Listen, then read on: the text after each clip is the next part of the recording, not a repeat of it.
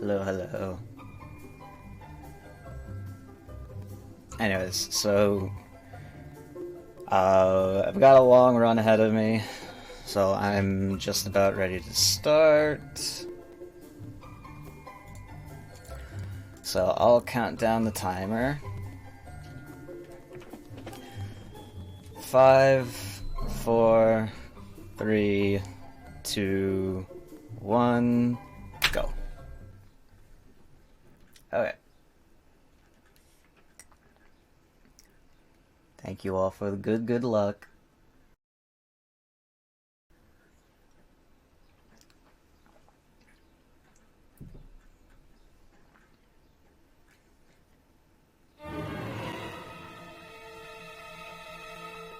Anyway, so 24-hour speedrun.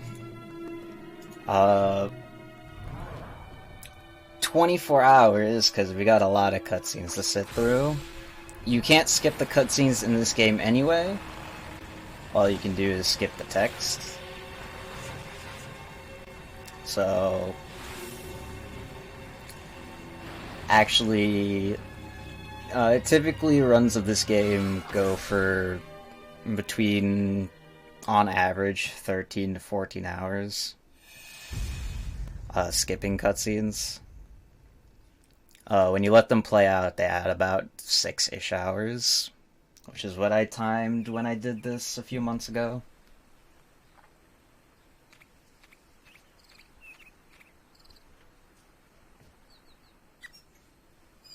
I'm glad to see so many of you today.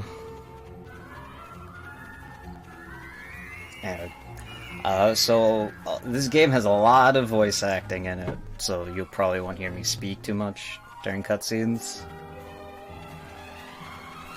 Like, right at the start.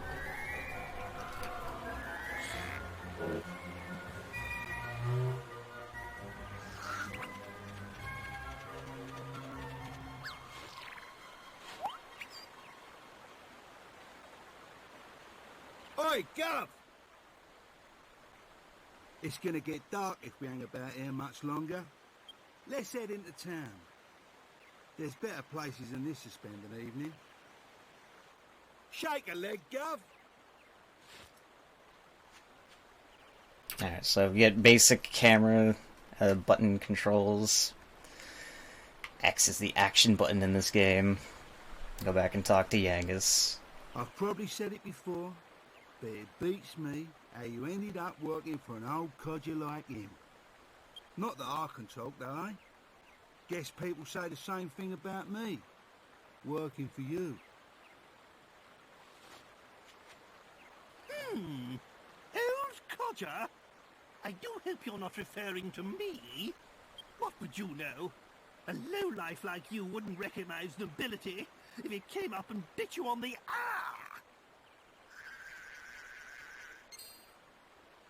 Enough dilly-dallying. Where's the princess? I can't see her anywhere.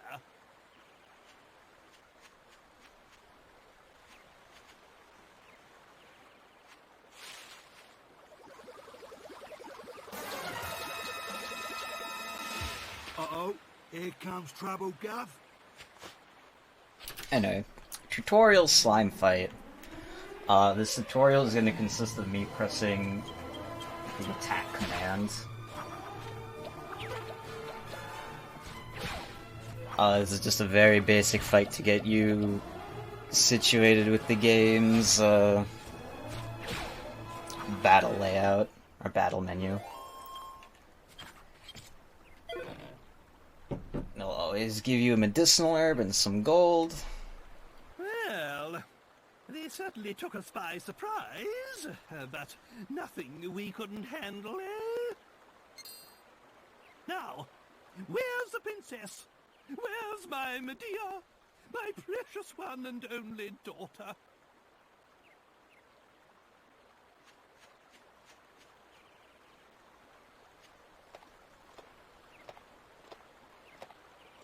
Ah!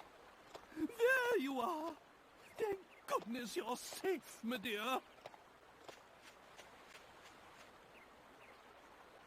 Hey, hey! The horse princess is back.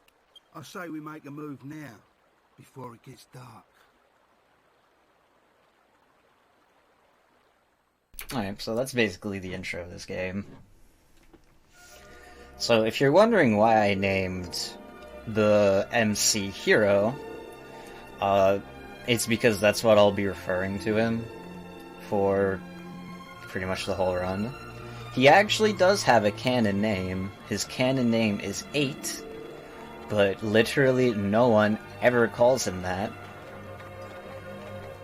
So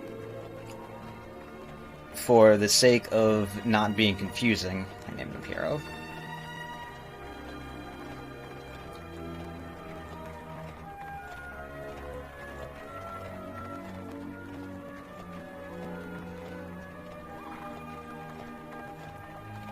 Also, if you thought that the characters look very similar to Dragon Ball characters, it's because, as the credits just stated, Akira Toriyama himself does do the art style for Dragon Quest games. So, you'll see a lot of it look like that. Oh wait, so this is Grand Blue.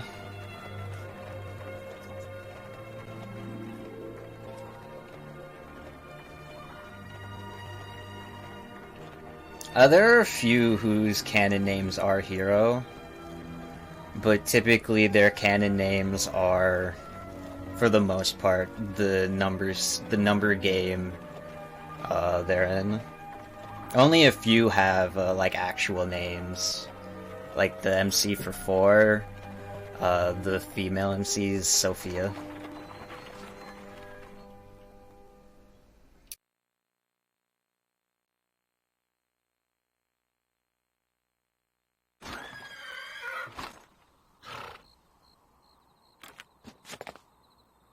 Yes! Yes! Here we are. If my memory serves me correctly, this is the place. This is the town where Master Rylus lives. Hold your horses, Grandad. I thought it was Dolmagus we was after. I am not your granddad. And of course Dolmagus is our man. He's the one who turned Medea and I into such laughing-stocks. But that dastardly magician can't hide from us forever. We must track him down and lift this confounded curse. Oh, just look at my poor Medea. And we'd only just settled on her engagement to the Prince of Argonia. Oh, that despicable Dolmagus. That's why it's imperative we locate Rylus. Will you go and find him? That's the spirit. I knew I could rely on you. I'll be waiting here. Alright, so we have our goal, and starting off is the first piece of unvoiced dialogue. Crikey, I don't know what the old cod is on about sometimes. Sounds to me like we have to find Rylus, Gezer, right? So what are we waiting for? There's not a lot of unvoiced dialogue in this game, so one of the few text boxes that I actually have to voice myself, which I don't mind. Anyway, so like most RPGs, that's not it. We need to find information, so the best place to do that is the local pub. Well, we'll meet the great Calderasha, or Mr. Satan.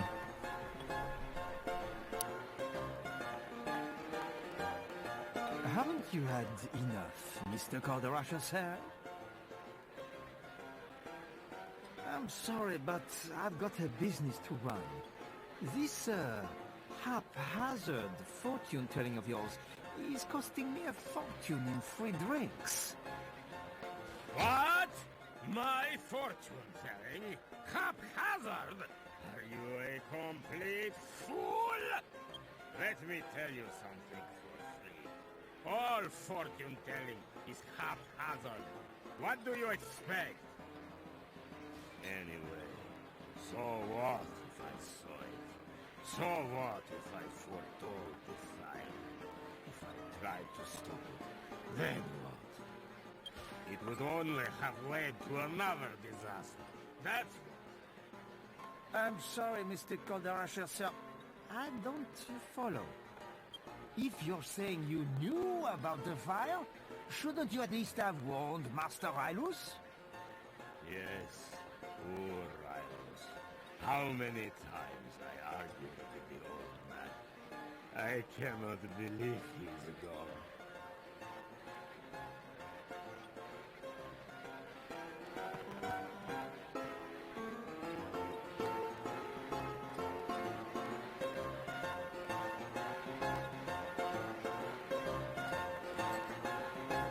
What? What is it? You! Come, show your face to the great Calderasha. Yes, yes.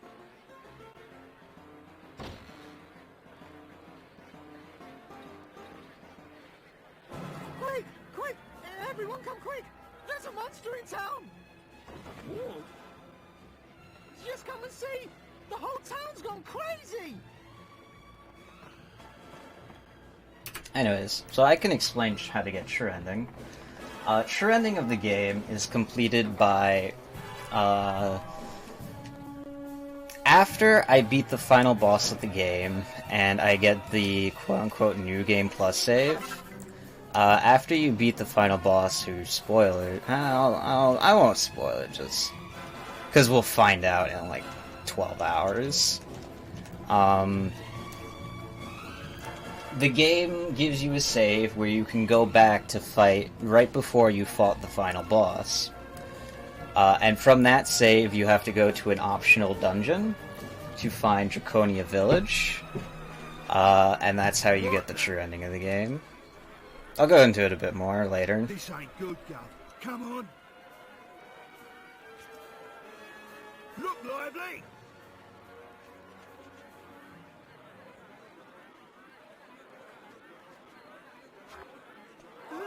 He looked at me.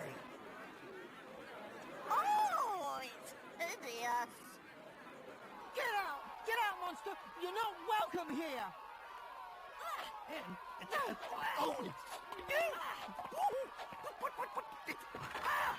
that was right on the... Oh, ah!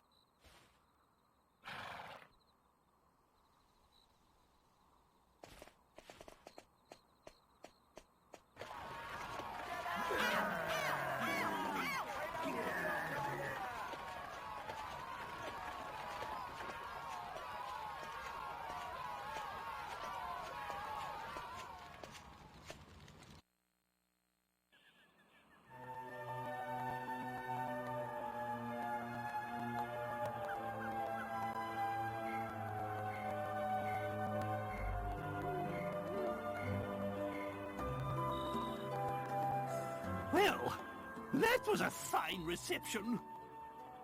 Don't they realize who I am? Judging a book by its cover, don't they know it's what's inside that counts? Yeah, you can say that again. So then, did you manage to find Master Rylus? What? He's dead? Oh, no, no, no!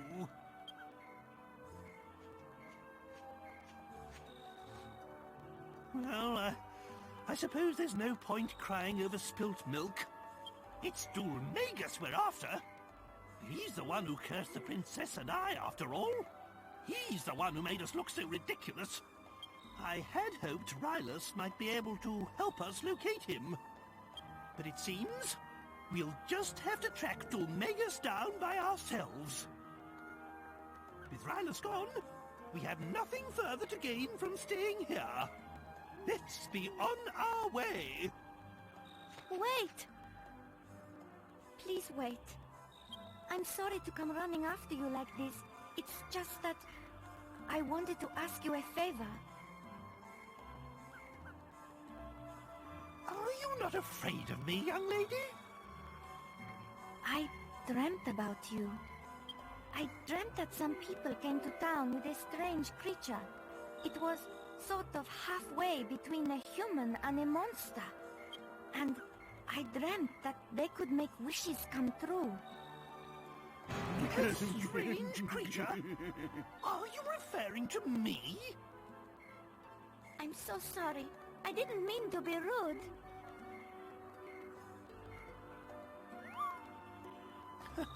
Not to worry. I've had worse things said to me today. You know, you remind me of my Medea. You're about the same age. Anyway, you say you had a dream about me. Most peculiar. I'm sorry. I haven't even introduced myself. I'm Valentina, daughter of the great fortune teller Caldarasha. If you could just come to my house, I'll explain everything there. It's by the well, at the far end of town. I'll be waiting for you.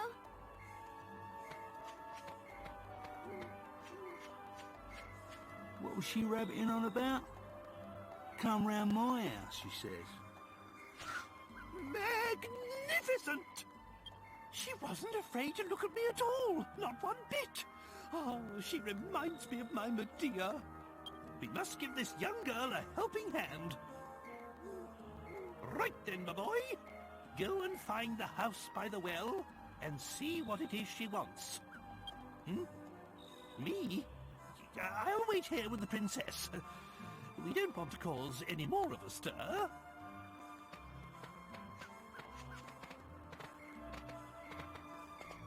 I love the English voice acting in this game.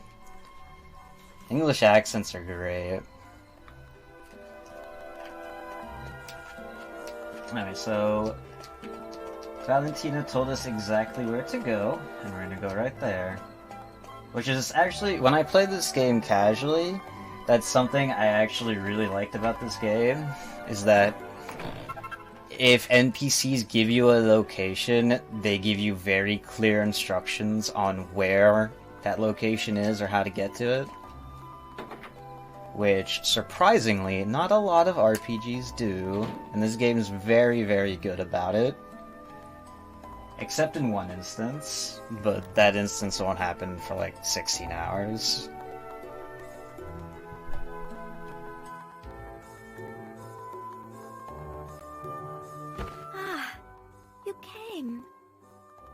I'm so sorry, I must have drifted off. How rude of me.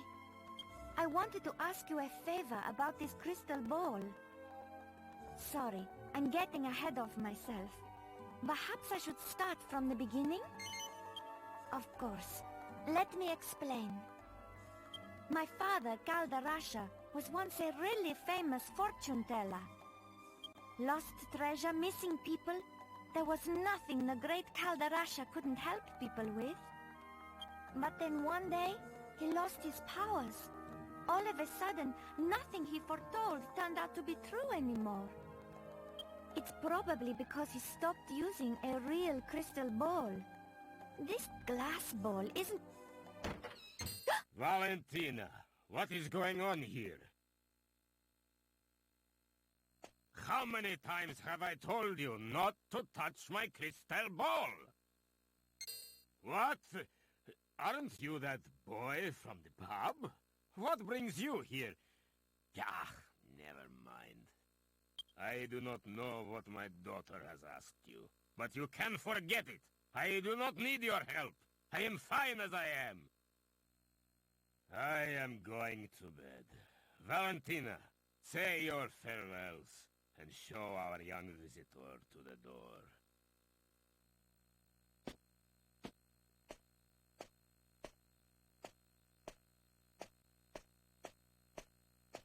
I'm sorry about my father.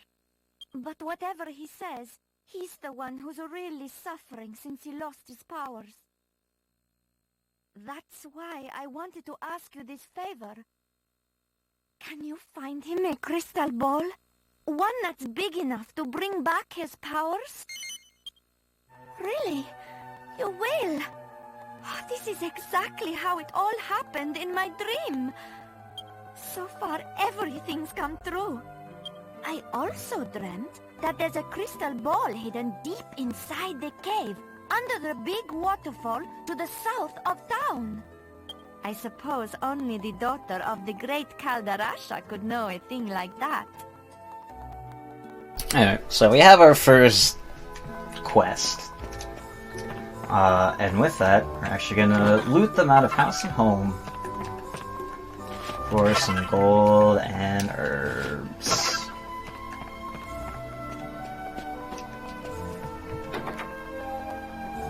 So thank you all for the good lucks. Missed a few.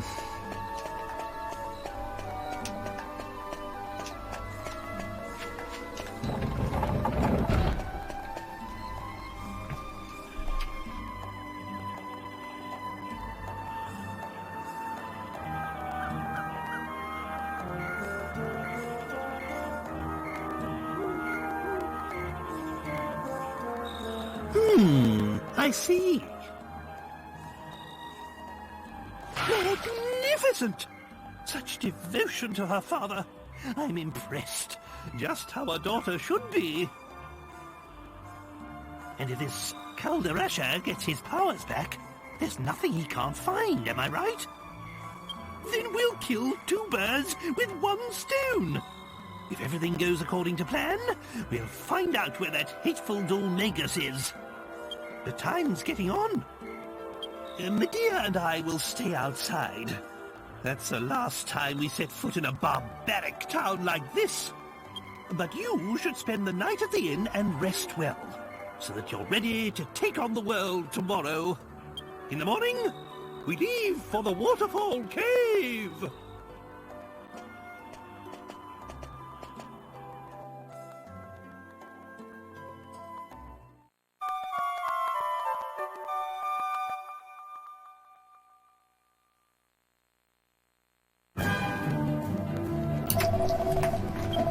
Anyways, so that's where we're supposed to head, but we're gonna make a quote-unquote detour before then. First, I'm gonna loot the inn.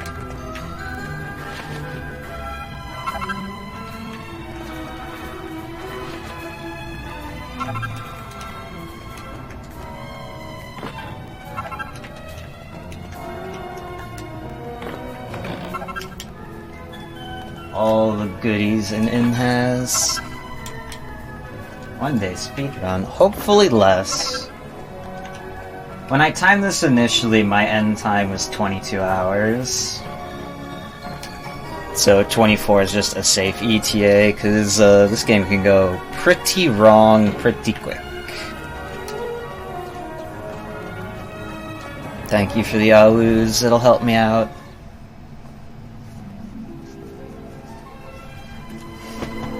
Alright, so before we actually go to the waterfall cave... I was starting to think you'd get lost. Right, let's go to the waterfall cave and see if we can find that crystal ball. Medea and I will be right behind you if you have any trouble. Feel free to consult us. I'm sure there's nothing we can't solve if we put our heads together. Away we go. Anyway, so... I'm going to... I need to... Already forgetting some menus...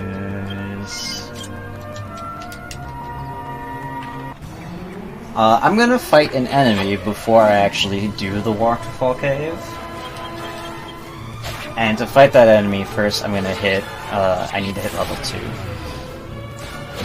So I'm gonna fight encounters on the way to... an enemy called the One Night Stand.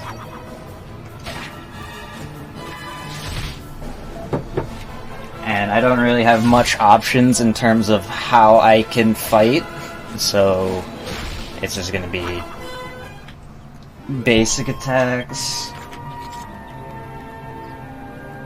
Yangus has a pointy hat. Alright, so something I haven't been able to talk about yet is... Am I not going anywhere? That's a great start. Is movement in this game. So, you'll see me walking, with the camera not positioned behind me.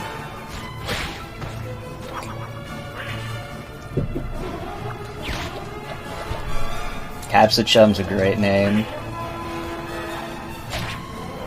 Because I'm trying to walk at a diagonal.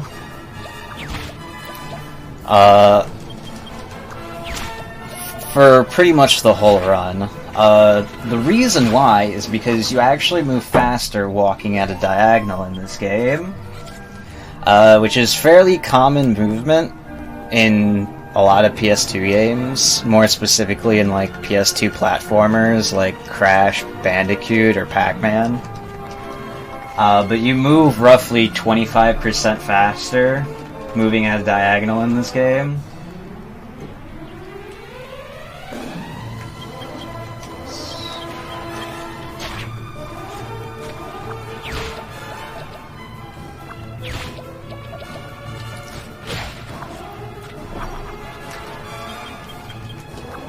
For the PS2 version, there's only two endings. There's good ending and then true ending, which good ending you'll get normally.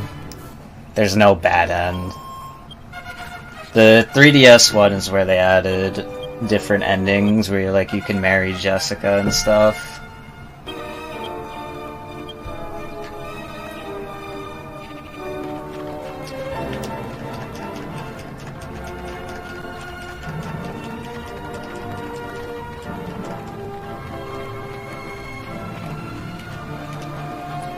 So here's the one night stand. I get into one more encounter. Which I don't really like. Oh, that's actually a fucking great crit.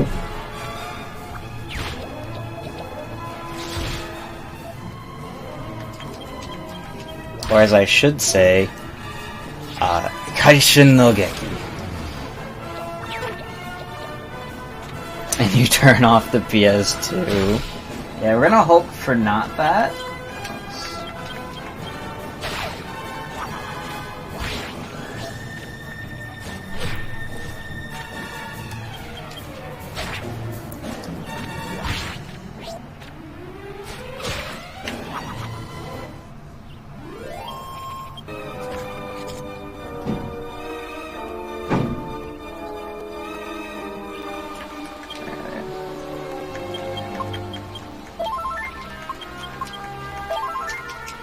So this one night stand fight is very simple.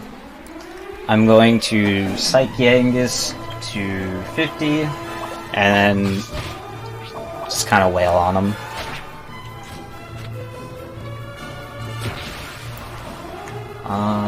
Hopefully he attacks Yangus here. Good.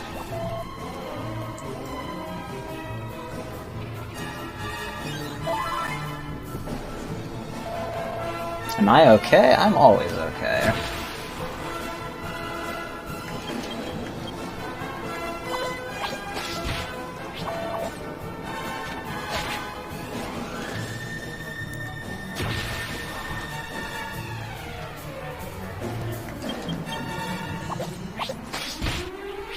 The Yangus focus.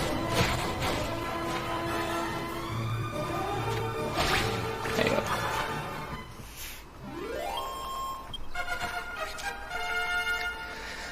Beating the one night stand will get us to an easy level 3. Alright,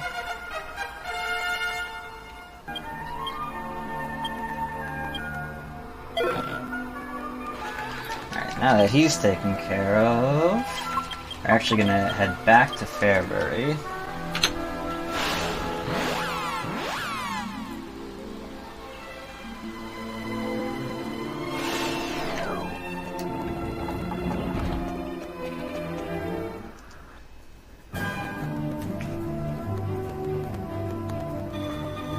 Gonna do some shopping, and most of it's gonna be, so I'm gonna sell a bunch of stuff that I have, and what it's gonna amount to is me buying the boomerang and then a bunch of herbs.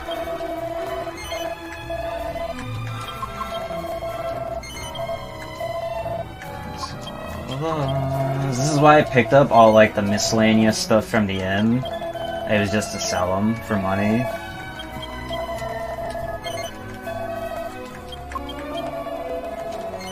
Because because the money route in this game is a little tight, especially early on.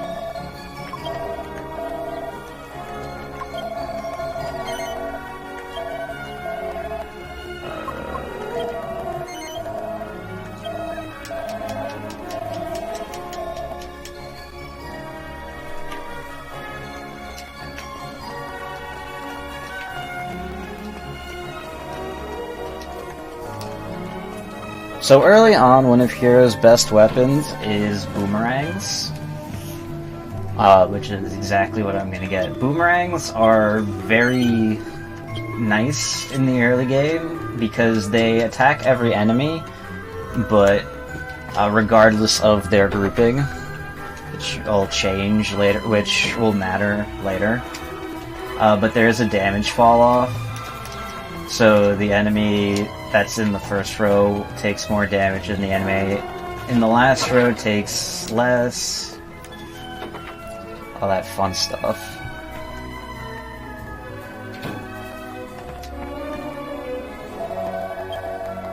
This won't be Hero's final weapon. Hero's endgame weapon will be a spear, but for the early portions of the game, boomerangs are pretty solid.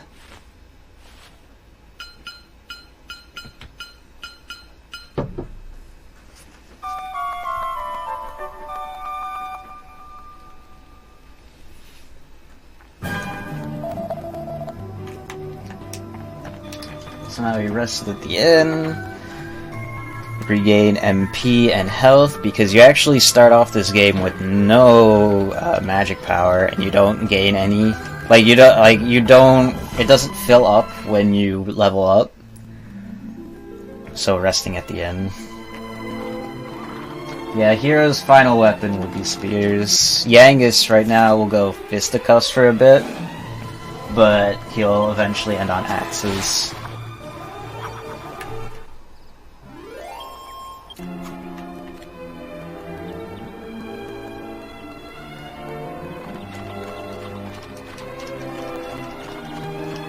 Have a solid return. That was a pretty good one.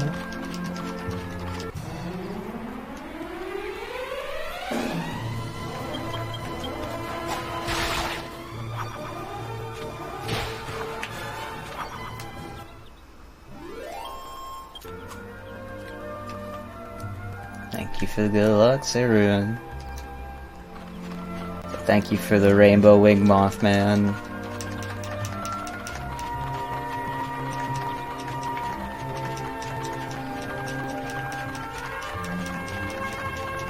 So yeah, my overall goal, the reason why I'm fighting these encounters, is A, they're fairly simple to deal with.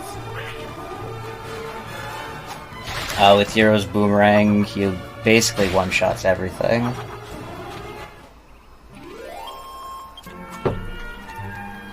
I want to get to level 5 before the boss in the waterfall cave. And to help me do that, I'm actually going to refight the one night stand. If I can actually get to him.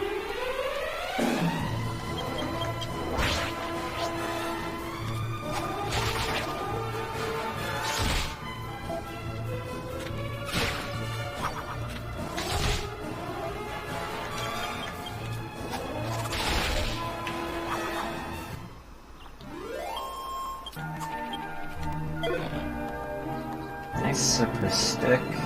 It's an easy 5 gold. Nope.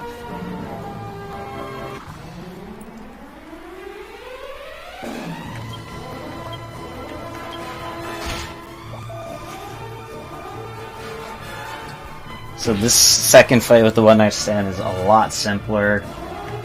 It's just going to be psyching Hero to 50 and healing when needed.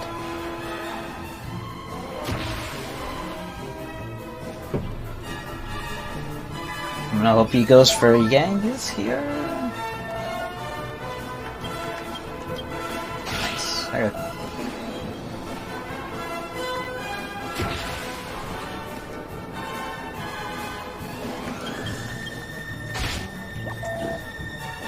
Not great targets, but he's down.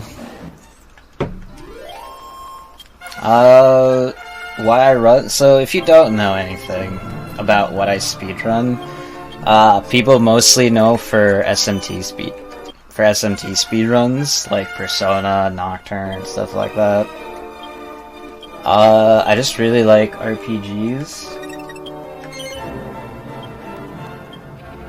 Like, JRPGs was my life growing up in middle and high school. It looks like we found it. Naturally, I'd love to come in with you, but I couldn't possibly put Medea in danger. I'm sure you'll do a fine job of finding the crystal ball without us. We'll be waiting here. You be careful in there. That's mostly it. I also like long speedruns, because it feels like I like speedruns where I can be invested in.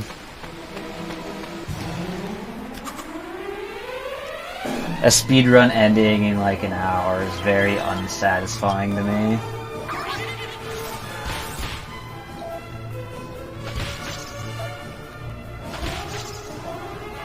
Oh, I really hope they don't kill Yangus. I don't know, that 7-meter Miyadaki is very hard to pass up.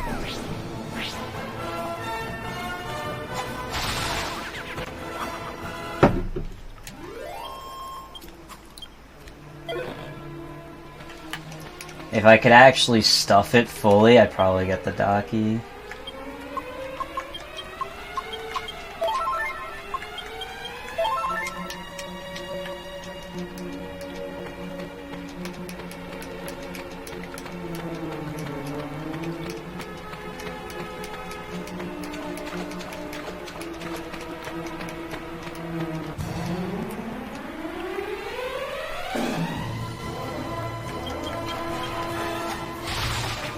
Most likely. Rest in peace. Alright, so like I've said, I'm fighting encounters because I'm trying to hit level 5, because I want to be level 5 to fight the boss, and then I want to, off the boss XP I get, hit level 6. Because even when I hit 5, I'll need a bit more XP to actually hit level 6 with the boss's XP, because the boss doesn't give quite enough XP to get you from 5 to 6. So I'm gonna rearrange some equipment here.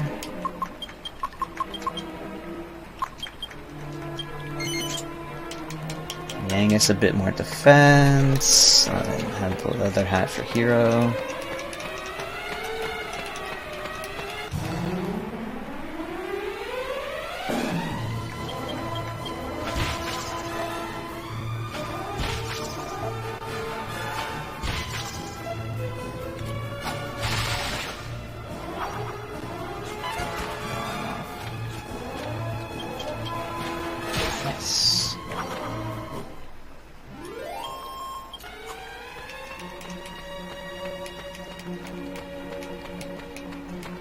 And in case you're curious where I would typically be in like an any percent or true ending run of this game, typically I would have actually beat the boss of the waterfall cave a few minutes ago.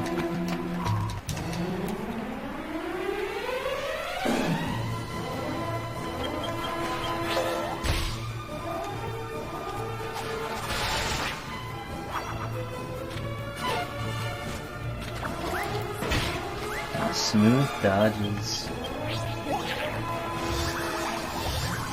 Yeah, not the final boss.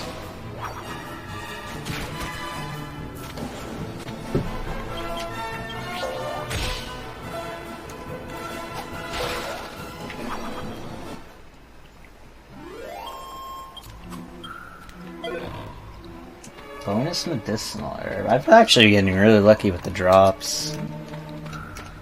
Chimera wing from the Dancing Devil, and a free medicinal herb. Not too much. Getting trend in this game is very simple.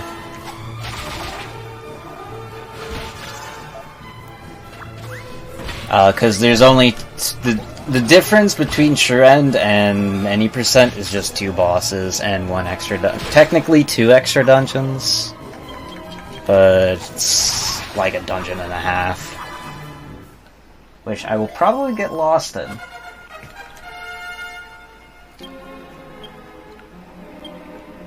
Because I'm gonna actually have to fight the final boss twice.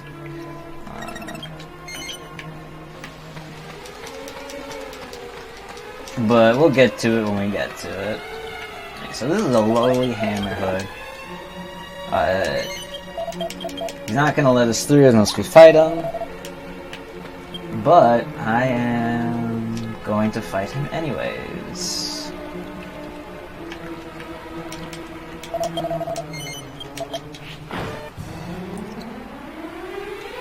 A lot. One of the first major differences is diagonal walking isn't a thing in the 3DS version. So you miss out on that extra... Oh, that wasn't very good.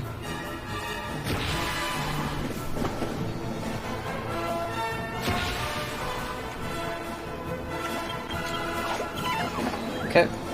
That was scary.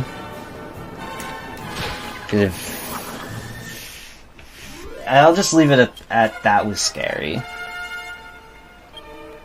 I'm not too familiar with the 3DS version myself, in terms of speedrunning it, but there's a lot of quality of life improvements in the 3DS version that just make it much faster. It's faster by like 3-4 hours.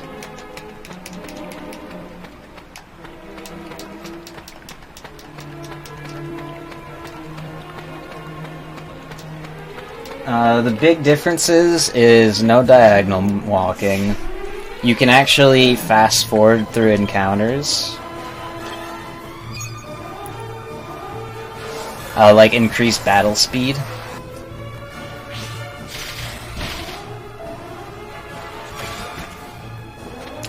Enemy encounters in that game aren't random. Every enemy can be fought on the overworld.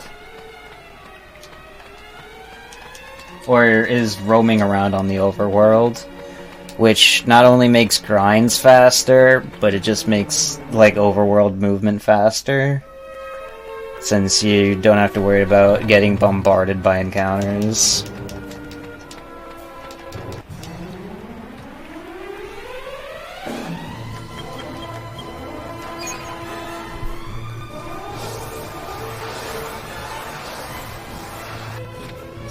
And the 3DS version can utilize different strats we can't do here.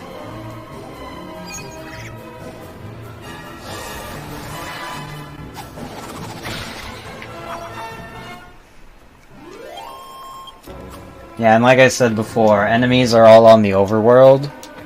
So, I'm gonna get an ability on Yangus called Whistle that instantly puts me into an encounter.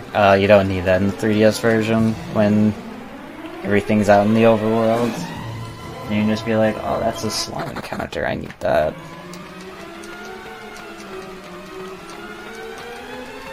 Anyway, so I'm gonna make sure I'm healed up.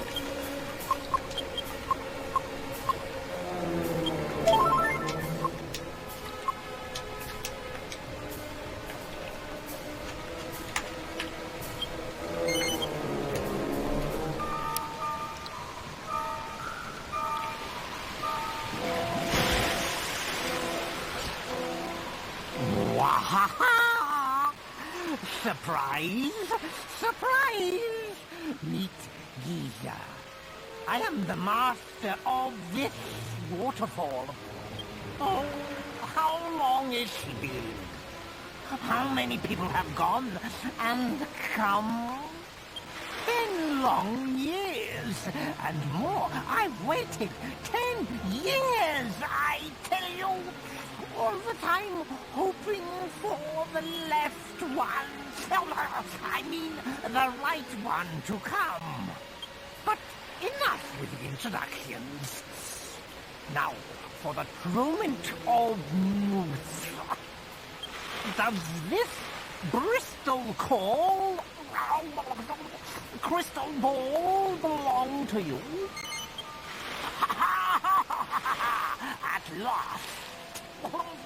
At last we fit mace to mace. You half-wit human. Now I'll teach you a moron. I mean, a lesson you won't forget. Alright, so Gezer, first boss. His attacks are scripted, meaning he does them in a specific order. So he's going to start off with a curse, which, due to plot reasons, a hero is actually immune to.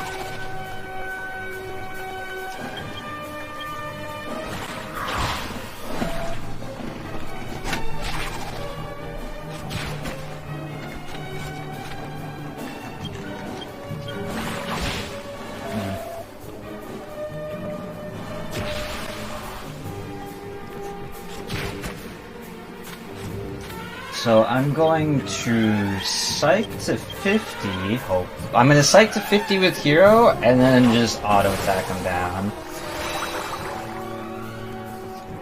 So his moves are Curse, Cool-Out Attack, a regular attack, another Curse attack, which he just did. His next move will be Fizz,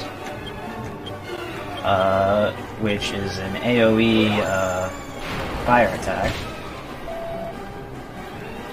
And then it's going to be another attack, regular attack, and then he'll repeat from there.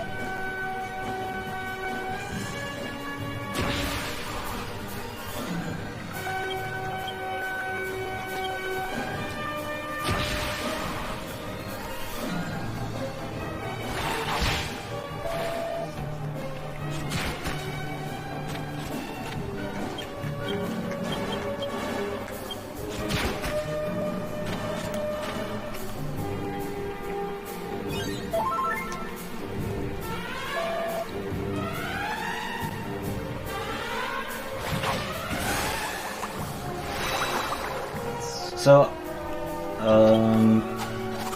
unlucky for Yangus, but when you get cursed, it either cancels out...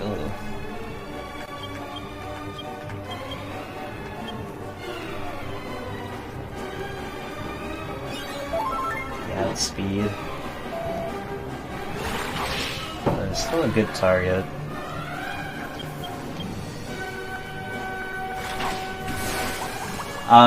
When you're cursed, it'll either cancel your queued up action, or if you've already taken your action, then it will cancel out your next attack. Then it'll skip your next turn.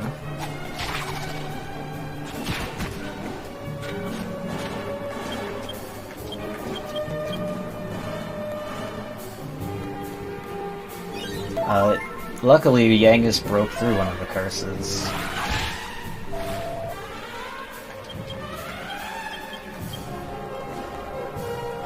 Alright, so Gezer has 173 HP. Ooh, and he broke through again. Nice. And that's the first boss. So something I should make clear with bosses in this game. Bosses in this game are extremely overtuned. Like, they went a little ridiculous with how strong the bosses are here.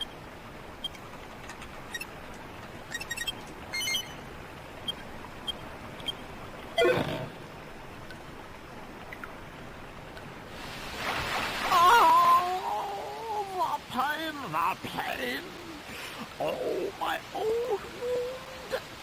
Ever since I got this, I've not been right quite. And it's all because of you. What? You don't know what I'm talking about? Then you're not the true owner of this crystal ball. No, The same. The same. So strong.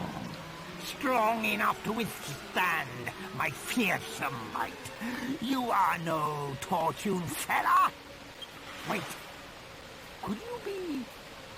The waterfall rears many humors, you know. I hear that a castle called Trodain has been cursed. That it was overrun by thorns. And that only one person inside survived. He set off on a journey, leading a course at heart with a lone driver.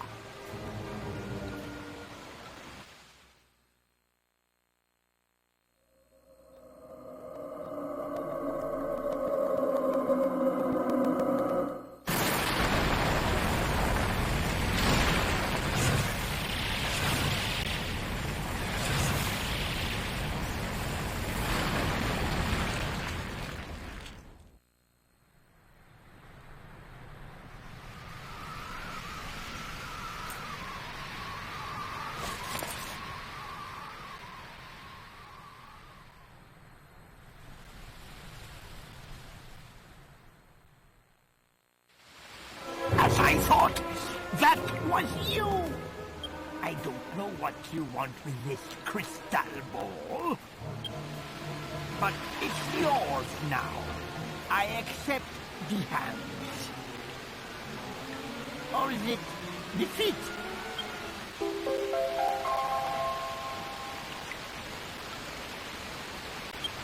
One last thing. Should you meet the true owner of this crystal ball, tell him this from me. Don't throw things in the forewater! So, where we fell. Oh, the pain, the pain of my own. Right. So I wanted to hit 6 off of Gezer. So Hero, because Hero learns evac at level 6, which means I can instantly escape from the dungeon, and I don't have to walk of shame out. So another route is gonna wing back to Fairbury after I use the Seed of Strength on Hero.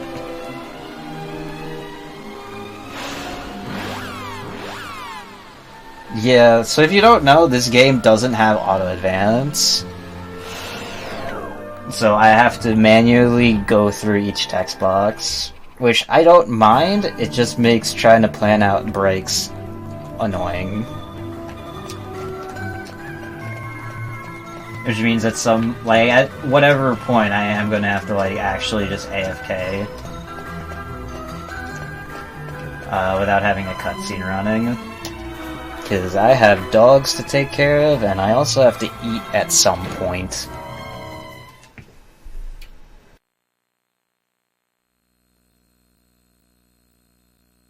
I knew you would return before long. And it seems you have done as Valentina asked. You see, even with a glass ball, the great Calderasha's eyes see further than you realize. But you are meddling in matters that do not concern you, and you are wasting your time. You can bring back my crystal ball as many times as you like. What? Don't throw things in the waterfall. It might open up an old wound. What on earth are you talking about? Enough. Listen to me. No one knows why I threw away my crystal ball. Even Valentina has no idea. I'm not about to confide in a stranger. Give it to me! This time I will smash it into 1,000,000 pieces, so it never finds its way back to me again! Stop! Please stop, Father. I know. I've known for ages. I know why you threw away your crystal ball. You know? So you know about your real parents? Yes.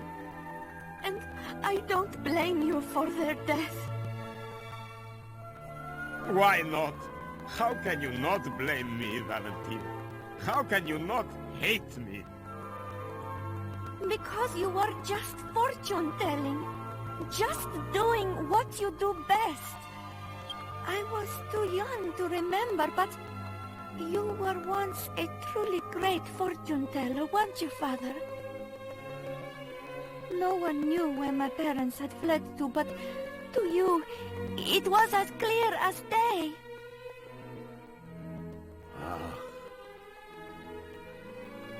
Back then, there was nothing I could not see. The great Caldarasha was known all over the world. I was walking on air. Fortune-telling was my life. It was my soul. I thought only of myself, be they good or bad. I cared not who asked me to use my crystal ball. I lived for the vision. It's all right, Father. You're a good man. You took me in and raised me, didn't you? When I was just a helpless baby. I want to see it for myself. I want to see the great Caldarasha in all his glory. I want to see your magnificent powers at work again, Father. Oh, my sweet Valentina. I have breaks planned. Alright, so, we actually had a free full heal. You actually have to manually get up out of bed. Something that stumped me casually when Hero was just laying down for 5 minutes, not doing anything. So, you are awake at last. It is already past midday. You must have been exhausted. I must thank you and your friend. Look, I have put my crystal ball back where it belongs. Many years have passed since I gazed into the crystal like this. I have to thank you for returning it to me. What is this? Yes, I see it.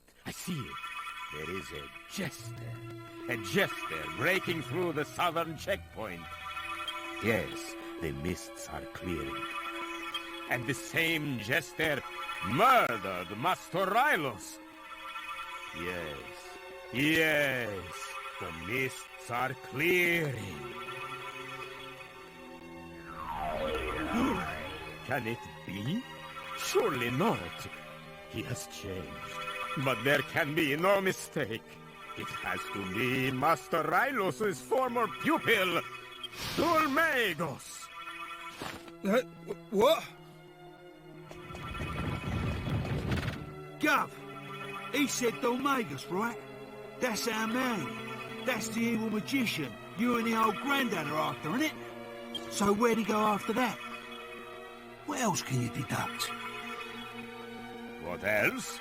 Let me look deeper. Huh? What's this? Yes, no question. This is definitely my old crystal ball, but look here. It has been chipped. Huh. It must have hit something very hard to do this damage. And look, someone has scratched some letters next to the chip. What? Half-wit? Who's the half-wit? What ignorant lowlife would do this to my crystal ball? You what? When I ask what else you could see, I didn't mean on the ball, I meant in the ball. Whatever. I'll come and Gov.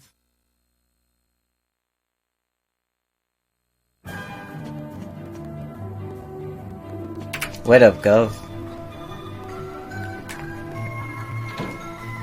Alright, so we have a lead onto where Dulmagos is headed next. The southern checkpoint. And we currently have nothing else to do in Fairbury. So we're gonna let Trode know what we know now.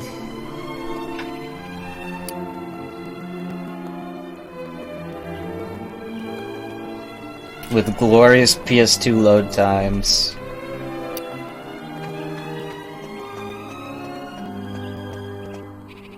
So, what happened? Did you do what the young girl asked? Well?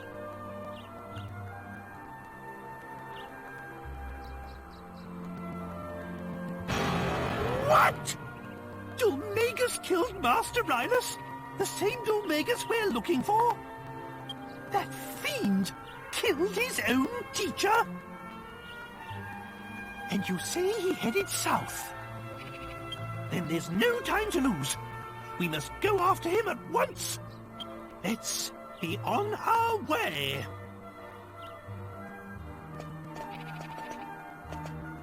Okay.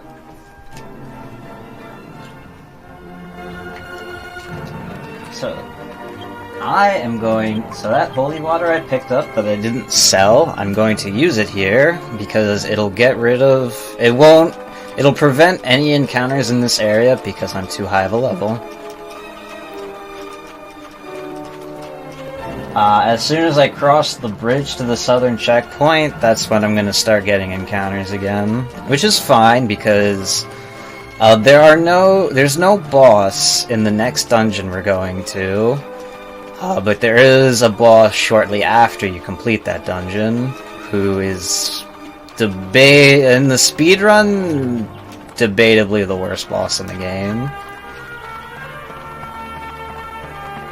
Like, when I mentioned how overtuned bosses in this game are, they went a little overboard with the next one. To put it in perspective, the next boss does more damage than the boss after him.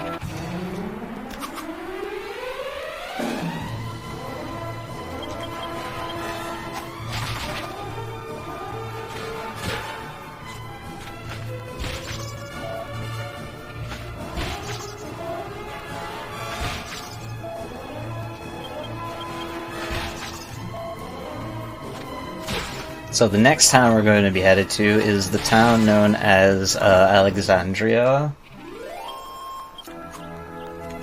where we're going to try and meet...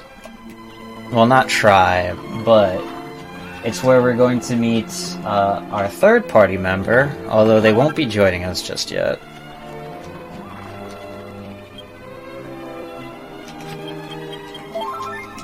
Making sure heroes healed full up, because the encounters here are a little scary.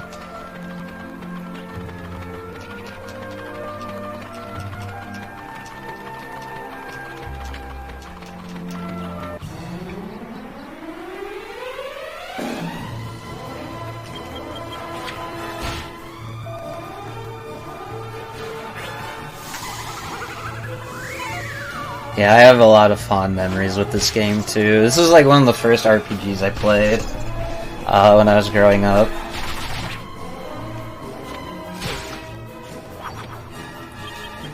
And I fell in love with it. Please stop hitting Hero. Oh, baby. Okay, so even though Hero died, it's fine. Because conveniently enough, we are going to get a story res with him in the very next, when we enter Alexandria. There's a few instances of this in the game, where the game will, due to plot reasons, revive people in your party.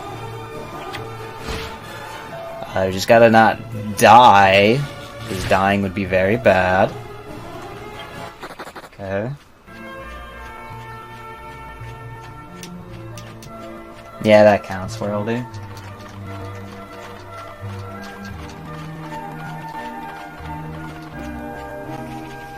We're gonna meet, two little youngins NPCs. We're gonna have to beat them up.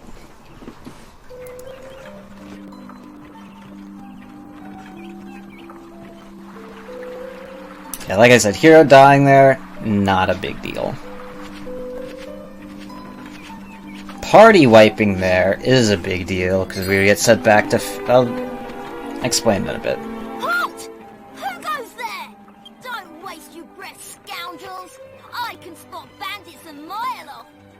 This is for Alistair! Come on, Mash! Let's get 'em! Yes, sir, bangers! Prepare to meet your maker!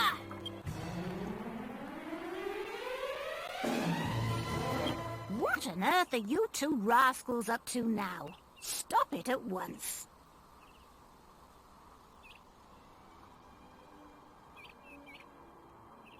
The speed tech for that fight is to hit flee. It saves a few seconds.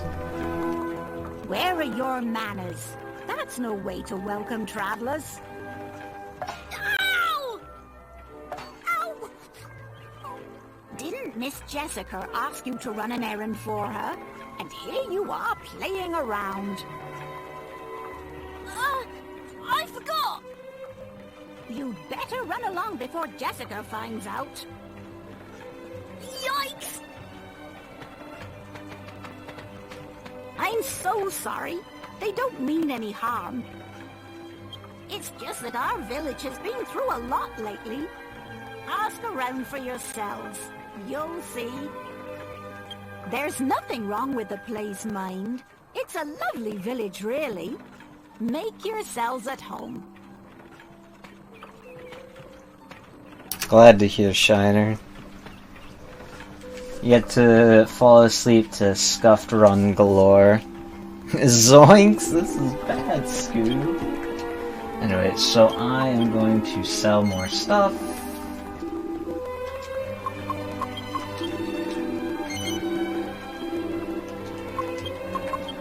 Sell the slime earrings.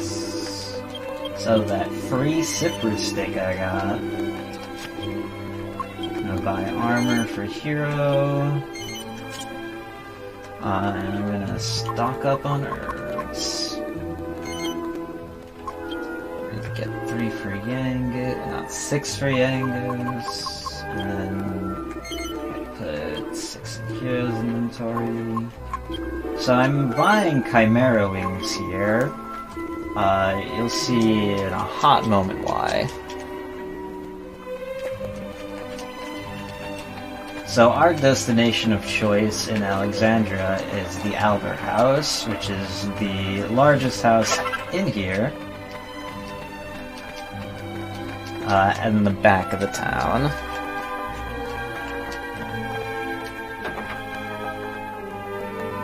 Those two really strong warriors. Where we're going to get our first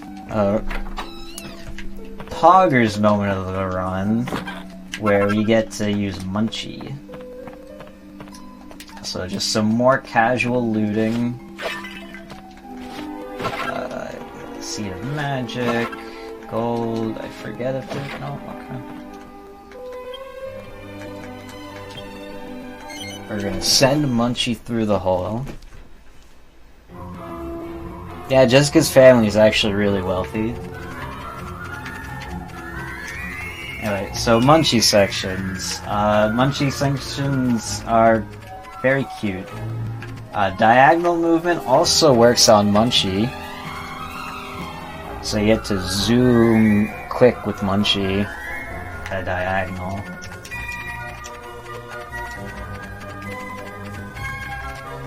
Pick up this letter. Say hi to Mr. Mouse.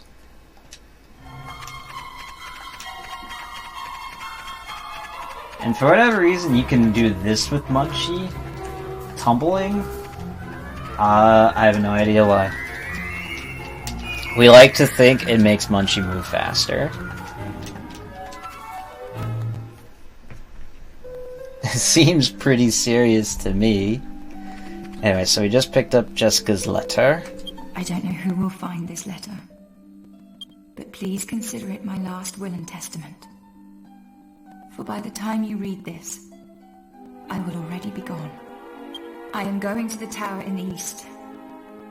I will not return until my brother's death is avenged. Mother, I'm sorry for the damage I've caused to our family's reputation.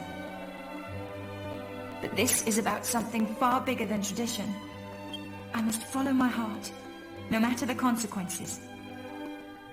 Please forgive me. And to Bangers and Mash, I'm sorry for lying to you. I hope you'll forgive me as well. Signed, Jessica.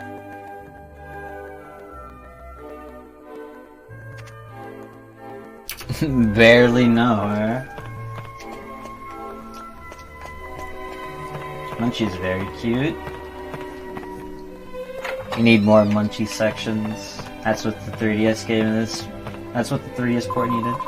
Oh, it's you. I'm sorry about before, but not sorry enough to let you through here. I'm under orders, see? Jessica said she didn't want to see anyone, so I can't let people through. What? She's not in her room? Ha! I knew you were dodgy from the first moment I saw you, so don't think you can put one over on me. There's no way she's not in her room. So prove it. You can't just say something like that without proof. Are you a complete thicko or what? So prove it. Thicko.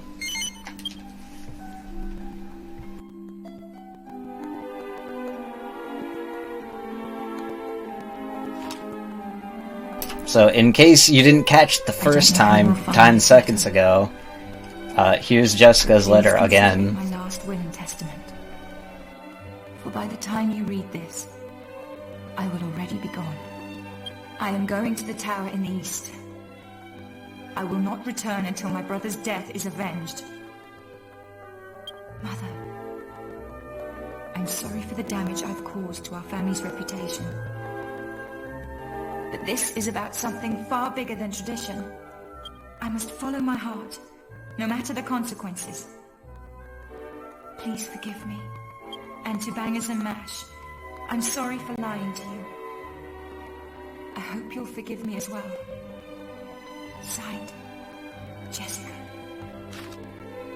What? A letter from Jessica? No way! You're lying!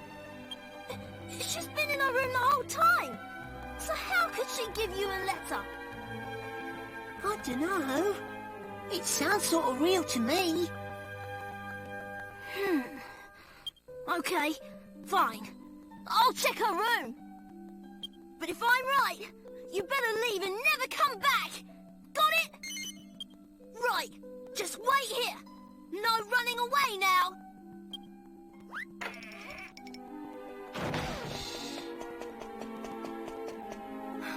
Hey! She is gone! Give me that letter!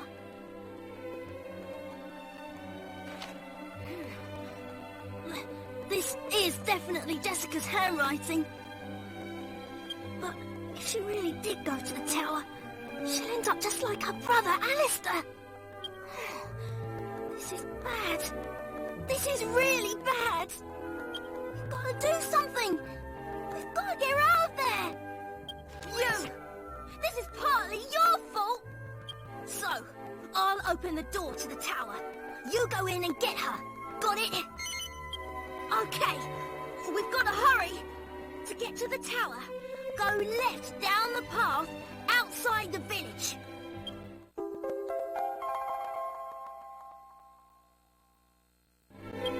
Oh, one more thing. I'll leave the monsters to you lot. Listen, Mash, whatever you do, don't let Jessica's mum find out where she went. Yes, sir, Bangers! Good. Come on, we've got to hurry!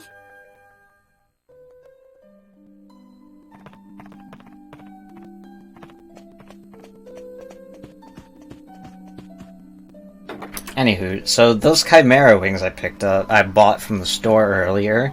I'm going to use one of them right now. To wing to Alexandria. Because it's faster to wing to the front of Alexandria than walk out.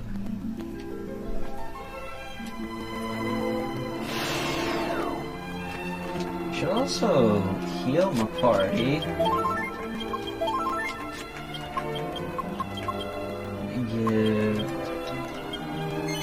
replace Yangus' armor. Seed of Magic on Hero. Continue to move on.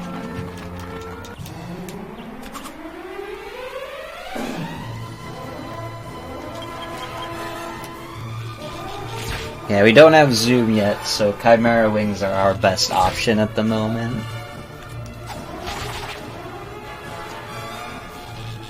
So I don't really like this encounter, mostly because their attack animation is really slow, but it's an easy encounter for easy experience, so just take it.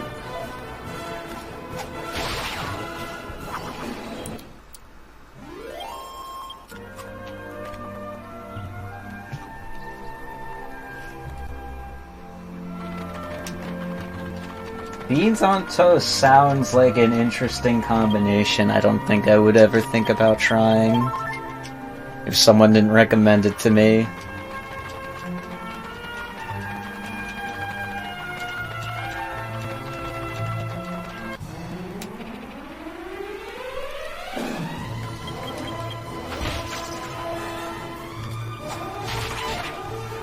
Bad dodge.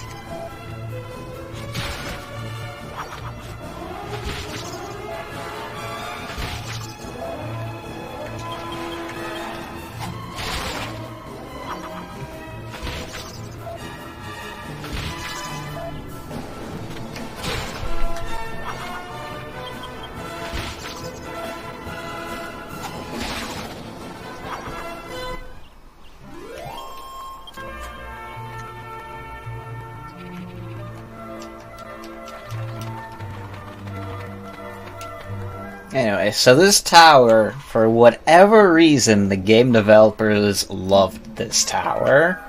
Because we're not going to climb this tower once. We're not going to climb it twice. We're going to climb it 3 different times. We made it! Jessica's in there! Now, let's get this door open. It's a special door, you know. Only the people of Alexandria know how to open it. Go on, give it a try if you don't believe me.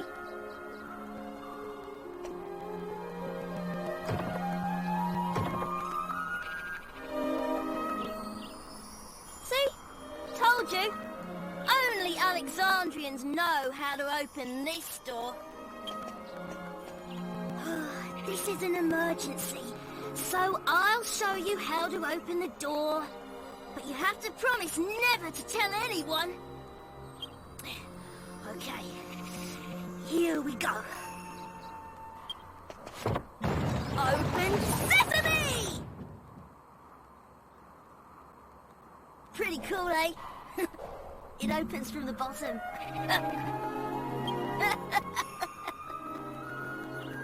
Well, this is as far as I'm going. I'll head back to the village now. You help Jessica.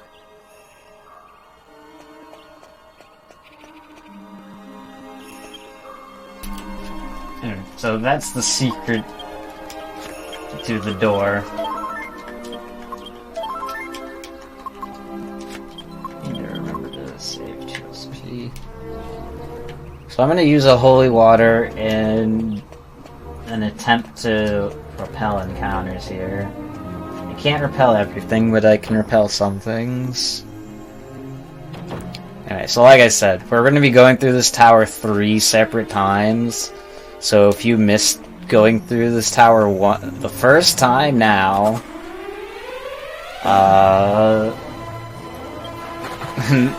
you still got 2 chances to see us go up. Although the first time's the most special.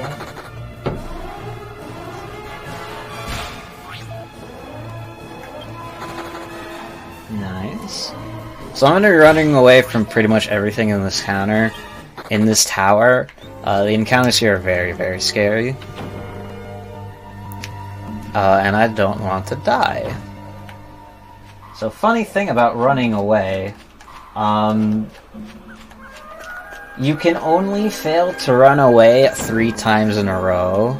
The 4th attempt to run away is guaranteed. And I entered and exited that door to reset my encounter timer. Because you can only get an encounter after you take a certain amount of steps. Which resets when you enter and exit a loading zone. Because I would 100% get an encounter if I didn't do that. So, more looting. I can remember where everything is.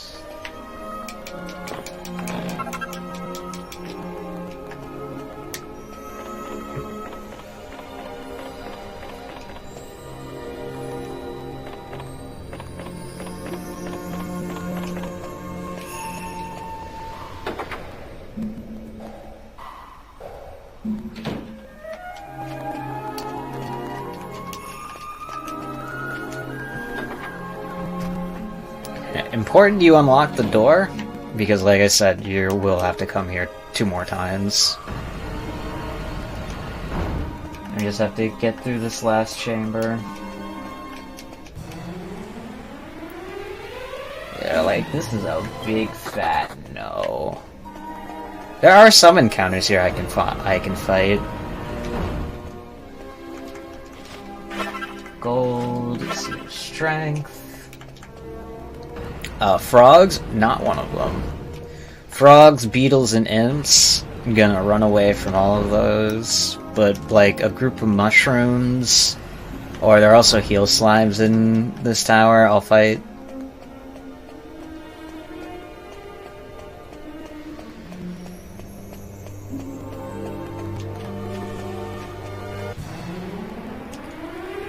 Yeah, like, imps new. Especially when they go first. So imps are kind of funny.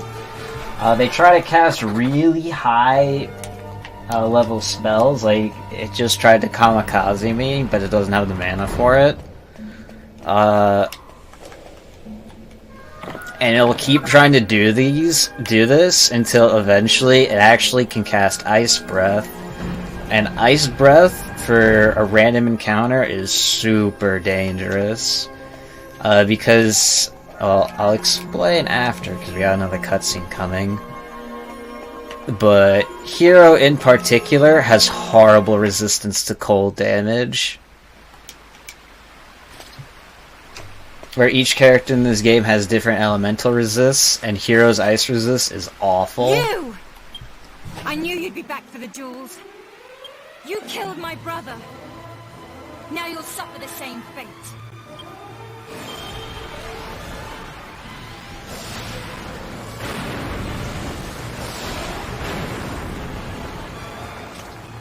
You're fast.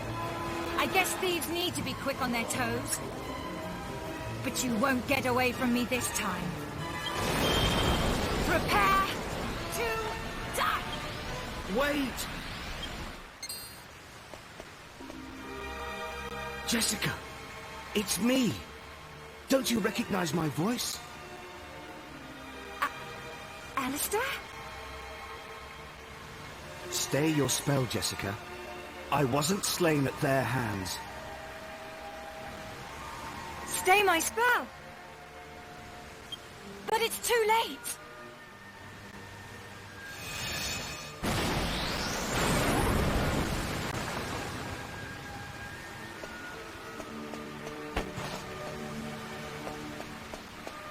Alistair? Alistair? Is that really you? It's me, Jess. You have to listen to me, as do you travelers. After I died, a part of my soul was allowed to linger in this statue. Even now as I speak to you, the power keeping me here begins to evaporate. Time is short. Look into the statue's eyes. The truth lies within. Hurry! The day I died, the door to the tower was already open. I thought it was strange, so I decided to look around and see for myself. That's when I saw him.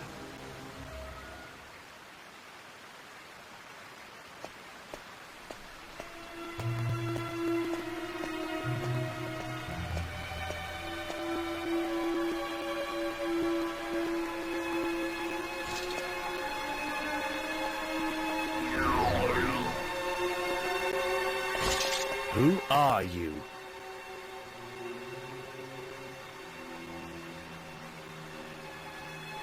Such a pity. Pity? What are you talking about? Who are you? Answer me! Me? I am Dulmagus, and I was referring to the fragility of human life.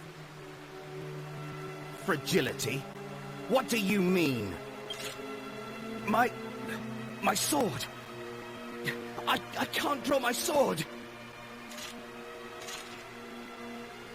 I said such a pity. A terrible pity that a shining young star like you should chance to encounter me.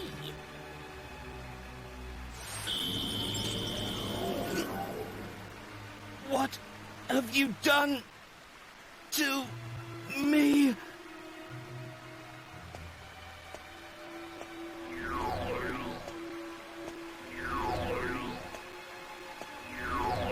Dulmagus, I won't forget this. What? You won't forget my name? You're too kind. I shall return the favor and remember yours as well. Now, let us finish this before I feel any more pity.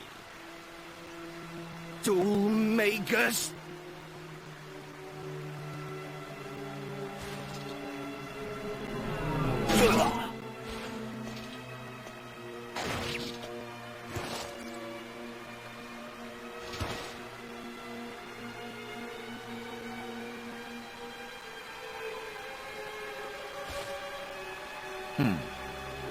It has been an honor making your acquaintance. You may rest assured, your death will not be in vain.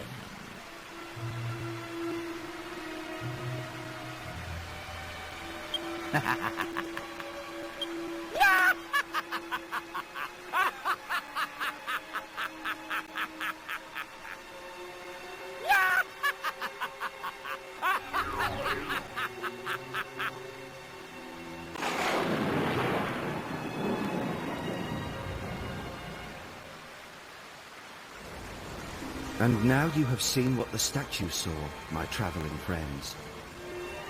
I don't understand it myself, but it seems the statue of Alexandria has been awaiting your arrival. If the memory of my tale can serve you on your quest, it would bring great relief to my soul. My stay here is coming to an end. It's time for us to part.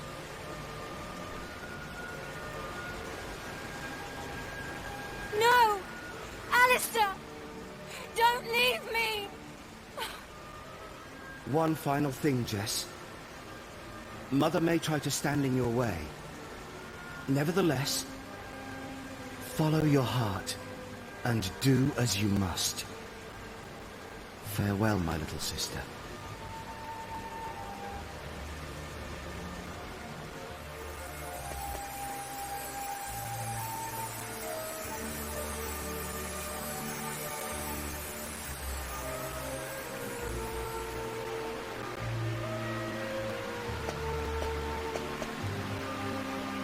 What a tragic affair. There can be no question. This is Dulmagus' treachery. God blimey! It would appear that Alistair also wishes us to bring Dulmagus to justice. His sacrifice shall not be in vain. Now, we have yet another reason to stop Dulmagus' foul reign of terror. I shall await you by the carriage. Cheerio!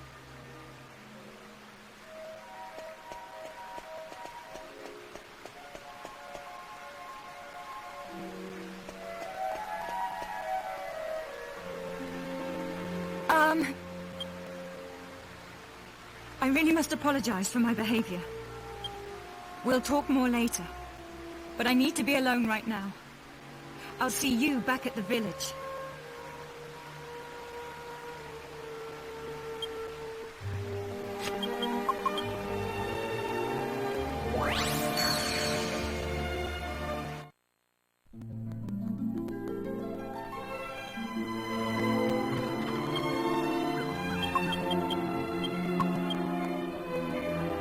Anyways, so using the second wing I bought to warp back to Alexandria.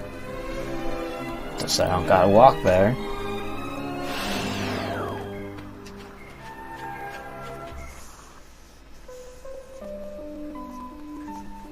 And the entire place? Not at all.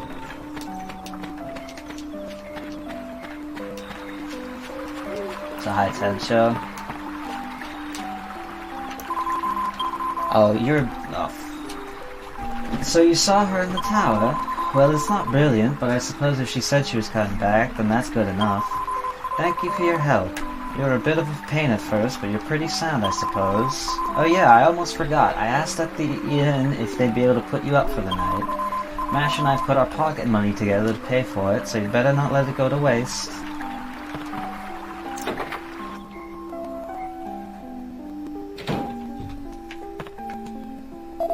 You're up late, you must be exhausted. Bangers told me you'd probably be wanting a bed. I assume you're ready to rest.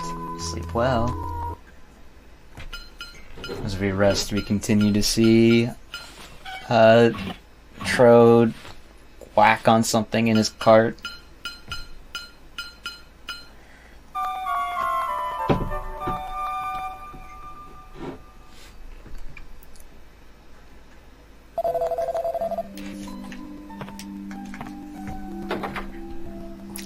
Another free full heal, thankfully, because it's running low on MP. Where we go back to the Albert house one last time.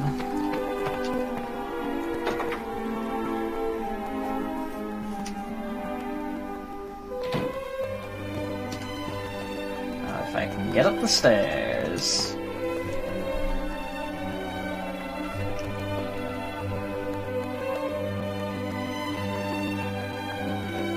This is PlayStation 2.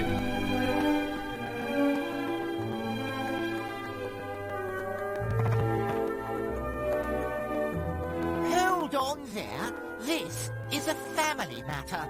The lady will attend to you shortly. I'm going to ask you again, Jessica.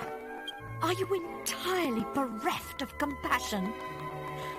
Will you not mourn your own brother's death? Not this again!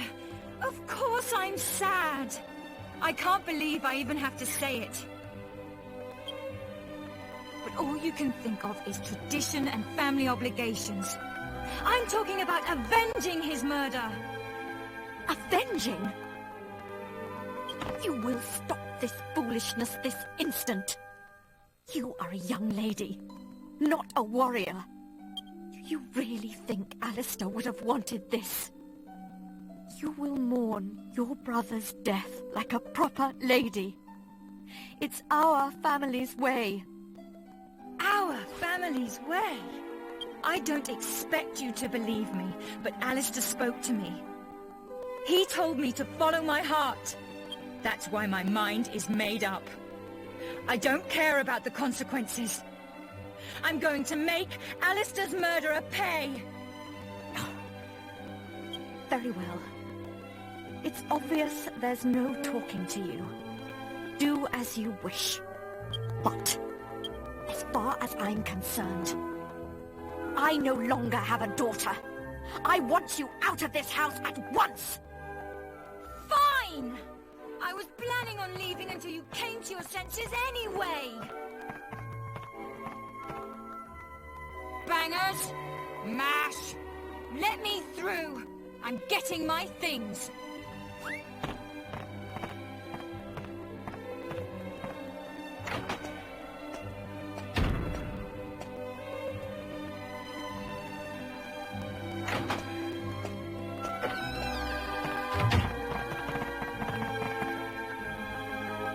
I'm sorry for not telling you the truth before. Forgive me. Are you really leaving, Jessica? Yeah, I am. And I want you two to watch over the village while I'm gone. Alistair told me this would happen. He said you two would protect the town and grow up to be famous warriors.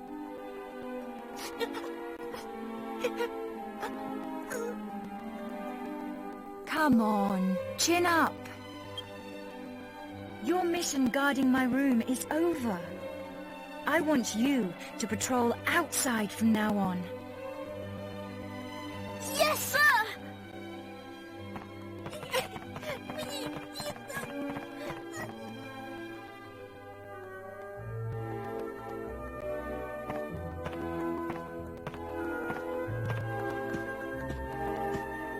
Well, I'm leaving.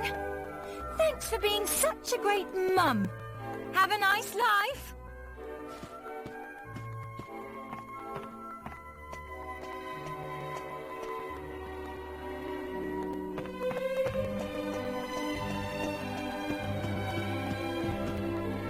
Alright. With that out of the way. You're new to DQ. Yeah, DQ does this all the time. I'm going to use the last wing. Well, first I'm going to give Hero the scale shield I picked up. Give him the Seed of Strength. And then use the final Chimera wing I bought to warp back to Alexandria.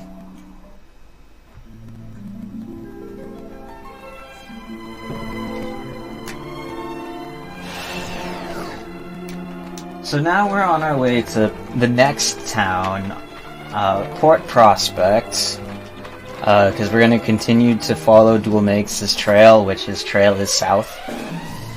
And Port Prospect is how we get south, because the eastern continent is split into two,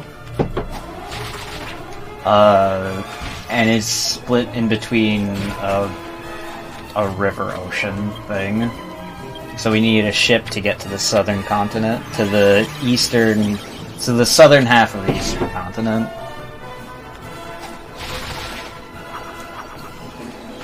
So I'm going to continue to fight encounters until ideally Yangus is level 12 and Hero's level 11.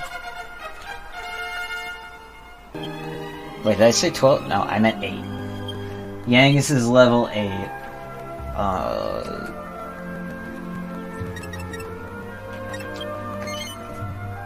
And Hero's level 7. But typically whenever I do this, they both hit level 7. I mean 8. Which is fine.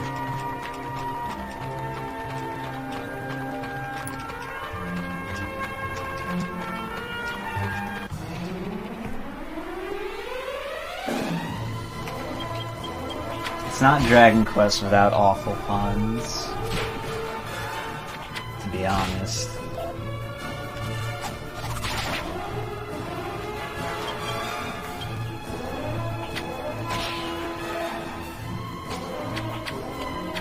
Oh, that's not very fun.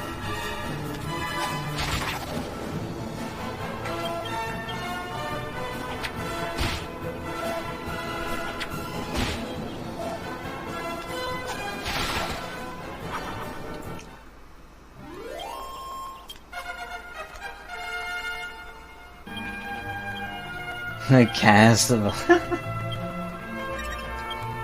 Anyway, so I haven't really talked about skill points. So for the two characters we have now, Yangus and Hero, I'm gonna focus everything I get on Hero's skill points in spears, which will be his late game, which will be the weapon he uses for basically the whole game whenever I get rid of this boomerang. And Yangus, I do, at the start, 12 into axes and 7 into fists. The 7 into fists is for some early agility.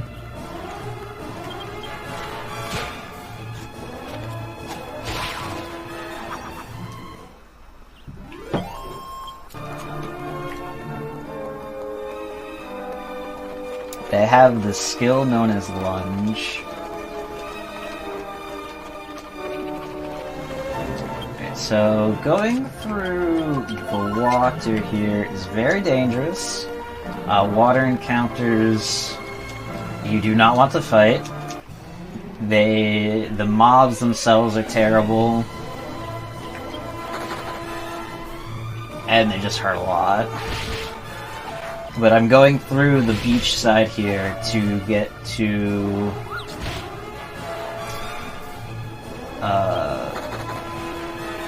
fight a monster called the Family Doctor. Hopefully I can actually get away before they kill me.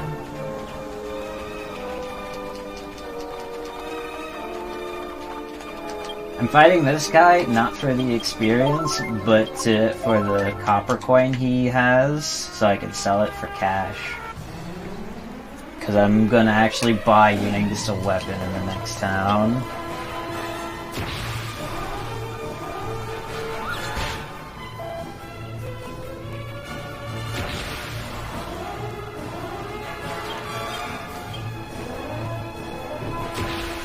Now, the annoying thing about the Family Doctor is he has very high evasion. So hopefully he doesn't dodge these attacks, or else it'll be very sad.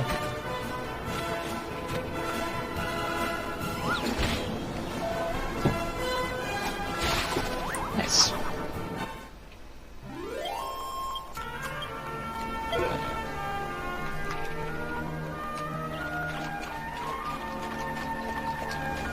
Right, so typically those monsters, you fight those monsters to recruit them for the monster team. I unfortunately will not be touching the monster arena stuff.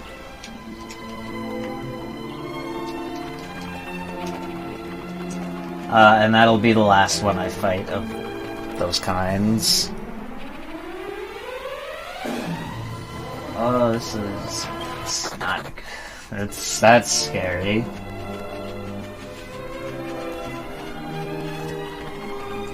Because I need XP, but I need to fight encounters that just won't straight up murder me, and then there's a chance that encounter just straight murders me. Because when you die in this game, you lose half your gold, which is a huge issue, especially for early on in the game. Money is very, very tight.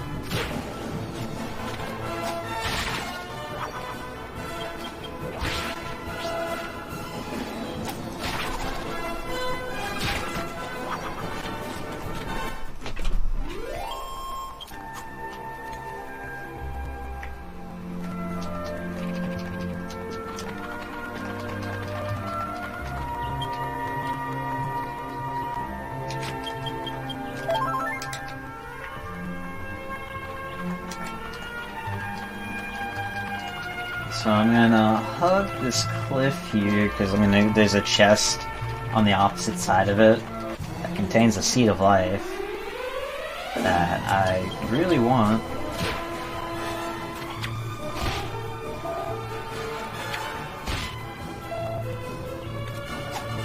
No, my headcanon is that monsters just explode into sacks of money that you pick up.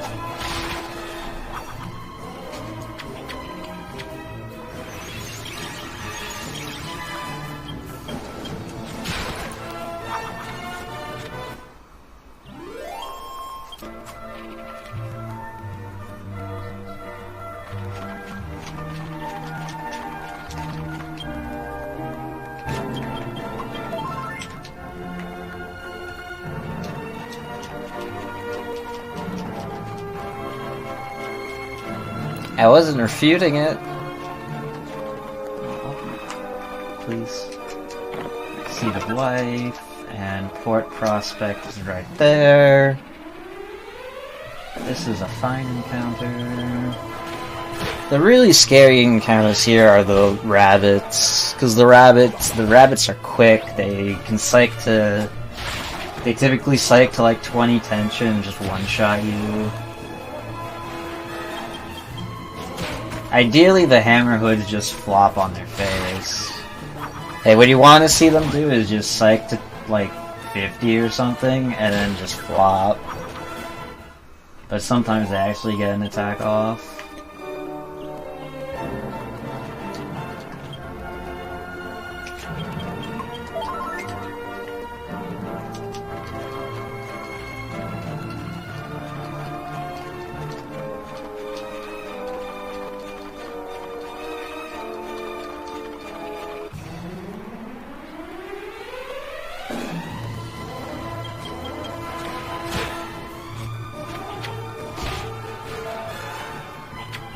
You know it, Keanu.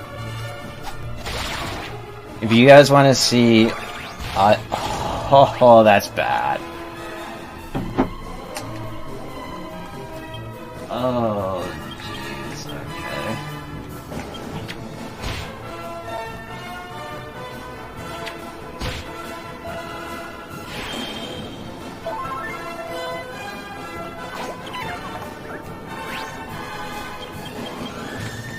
Bad Kaishin.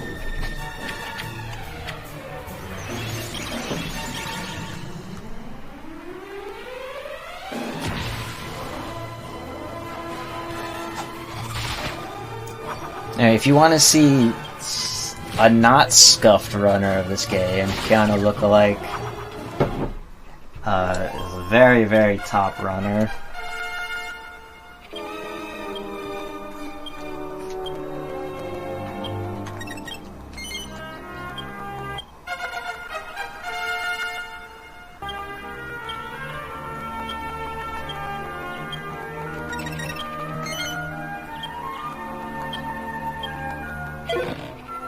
Oh, at least it gave me an oaken club after nearly giving me a heart attack.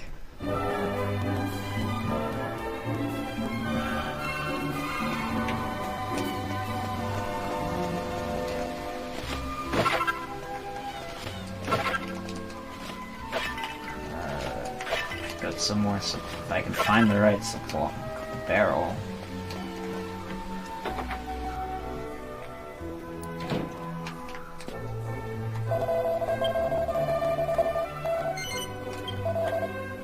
Do a quick snooze overnight. I have plenty of gold, which is nice.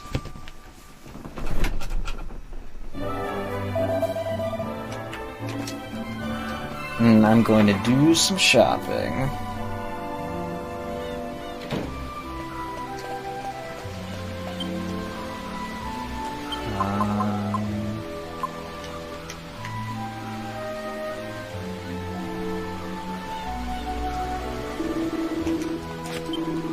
So I'm going to sell the copper coin and sell the oaken club too. I'm going to buy the stone axe and put that in the bag.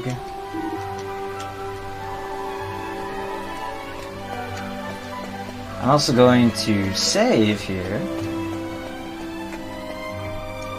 Just in case I get bodied by this next boss, which high chance I do.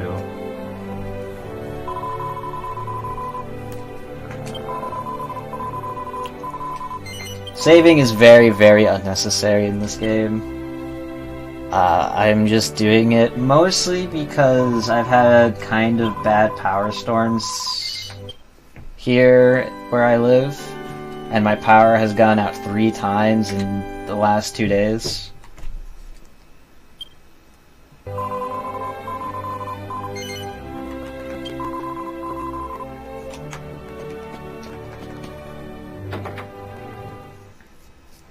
So just in case that happens, I can actually continue with the save. Probably do some very more unnecessary safety saving. What do you have for me? Free medicinal herb. Alright. So now we're gonna meet back up with Jessica and go fight the next boss of the game. I don't have time to argue. I want you to put out to sea now. My apologies, Miss Jessica, but the waters are simply too dangerous at the moment. Haven't you been listening? I told you I'd take care of that. Please forgive me, Lady Jessica. There'll be hell to pay from the Abbot family if we put you in danger. Is there anyone around here with half a brain? Ah, speak of the devil. You're the travellers from the tower. Didn't I tell you to wait for me in Alexandria? I wanted to properly apologize to you. Well, whatever. I'm glad you're here now. Actually, I have a favor to ask. Would you mind coming over here for a minute? I didn't forget. So, you're saying you won't let me fight the sea monster? Well, yes, but I mean... Fine, fine. Not to worry. I've asked these sturdy men to take care of it for me. Okay? Oh well. Actually, we've been looking for someone to take on that very job ourselves. Well, there you have it. Everyone's happy. Can I count on you guys? I knew I could count on you. I still can't get what we saw in the tower out of my mind. Who is this Dolmagus? And what does he want? And why did he murder my brother? I'll track him to the ends of the earth. But first, we've got to make the waters safe for ships to sail. The sea monster that's standing in our way is supposed to be pretty strong. You'd better be prepared. I'll be waiting here. Come back as soon as you're ready.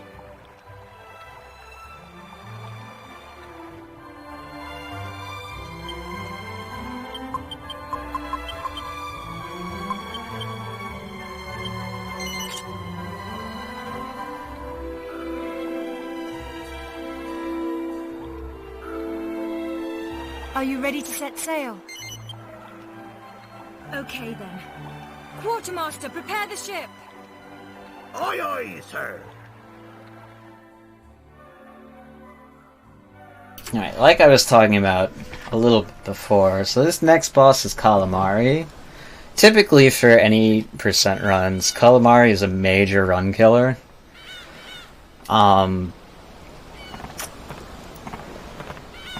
So, what's nice about this fight is, just like Gezer... Didn't mean to interrupt. His attacks are scripted, where his attacks go, he's gonna do a flame attack, he's gonna do a single hit, a sweep attack, another single hit, another sweep, and then another hit, and then he'll keep repeating that.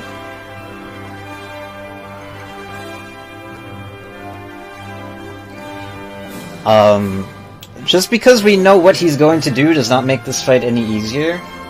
It's gonna come down to if his damage rolls my heal rolls, because heals can low and high roll, just like damages can low and high roll. Who he attacks, etc., etc. My decision making, but as I've established before, I'm kinda not too great. So hopefully he's nice. We'll find out, because I'm about to try and focus.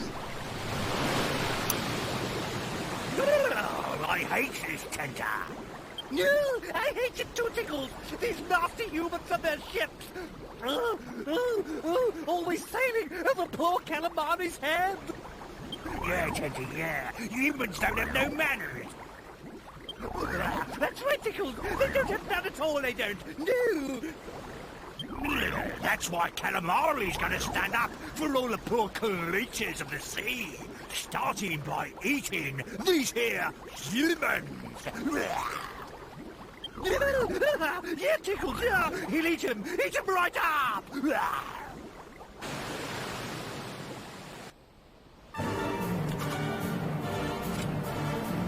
Okay, so starting off, I'm going to defend with Hero, and I'm going to throw an herb onto Yangus. He went first, which is really good.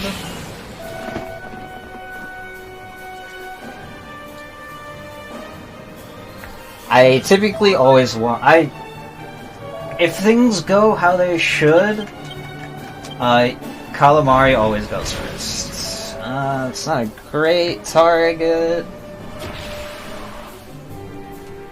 So ideally, I go through 3 cycles, quote-unquote, where he cycles through his attacks 3 times. That's not a great agility roll. Hero going first isn't good.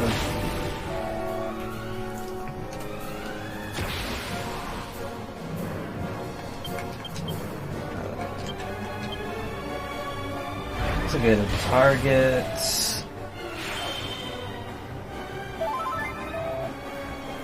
And go. So now Yangus is psyched to 50.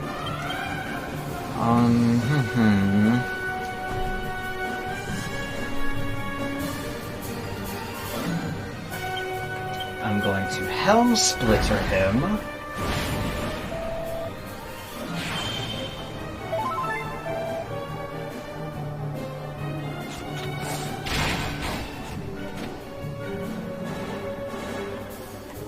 And figure out what I'm gonna do next.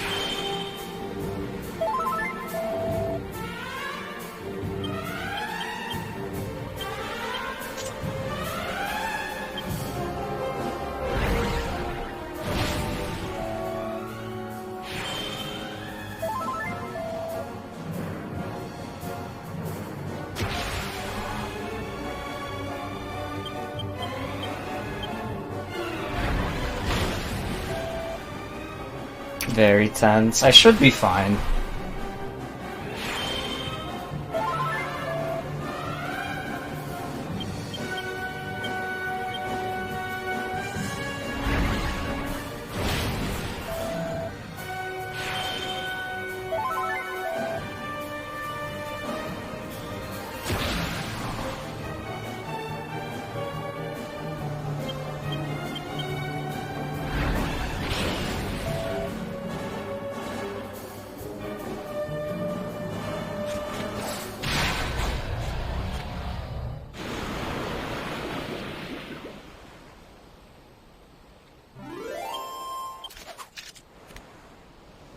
Okay. Scary, scary. They were stronger than we thought. We give up. We give up. Sure, it wasn't our fault, though. It was his. That's right, it was. That jester, he came walking on top of the water to us. Just walked over us. He did.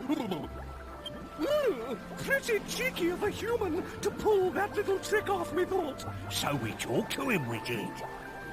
But when he talked, our head got all cloudy like, and we started attacking ships. We did. It wasn't us. It was that jester. It was. Is this my way of an apology, like? Oh. Well, we found it in the ocean. We did. Go on, take it, mate. It's the least we can do.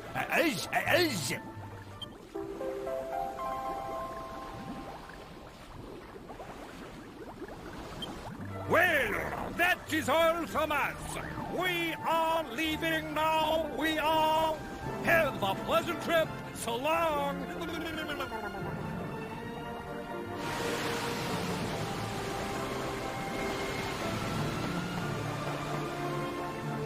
Not bad, guys. You're a lot stronger than you look. You know, we've never properly introduced ourselves. I'm Jessica. Jessica Albert. And who might you be?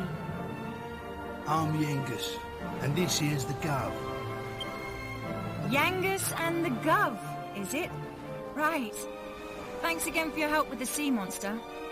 Now, let's find Dormagus. I'm sure you need to get ready first, so let's head back to Port Prospect. I'll tell the captain to weigh anchor.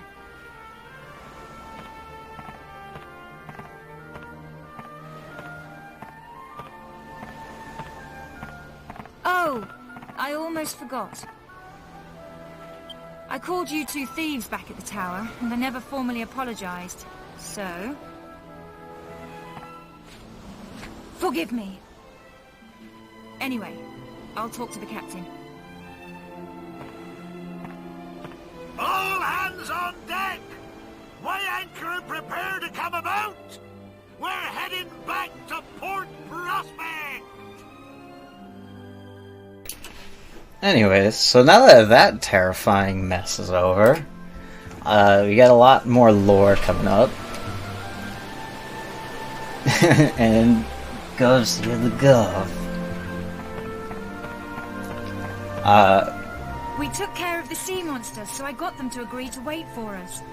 I figured you'd like to rest and buy provisions before we set sail again. I'll be waiting for you here. Don't take too long now. We've got work to do. Anyways, so now that Calamari is down, we get... Hey, that was quick. Are you ready to set sail? Come on then, let's get going. We have to hurry and catch up with Dormagus. Actually, before we go, I have a favor to ask. You're after Dormagus, just like I am, right? We're fighting for the same reasons. So I was thinking, why don't we do this together?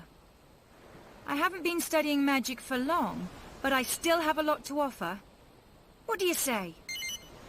I've got a great feeling about this. Thanks, guys.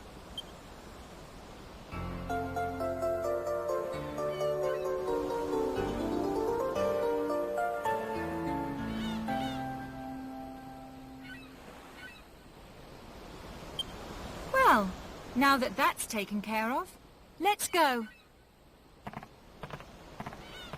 Honka TOS. Just where do you think you're going without me and my beautiful princess? Alright, so upcoming is like... All hands on deck! Weigh anchor! Prepare to set sail for Peregrine Key! Hey, you didn't fail, it's just the money was tight. Okay, so we got like 20 minutes of backstory between Yangus and Hero, so enjoy. I'm gonna try and bathroom. Ah, there you are. So what are you two up to? Up to? Me and the Gov was just talking, that's all. Gov, huh? I've been meaning to ask you about that. You know, he doesn't exactly look like your governor. If anything, it looks the other way around. What's the story? Well, I'm glad you asked. The story of how me and the Gov fell in together is an epic tale, full of laughter, thrills and tears. It is it? Well, why don't you just give me the highlights? All right, I will. It all started on a fine summer's day. The sound of insects was deafening. I just decided to make a clean break of it. I was well hacked off with the old bandithood. So I decided to leave the town that I lived in my whole life and start afresh like.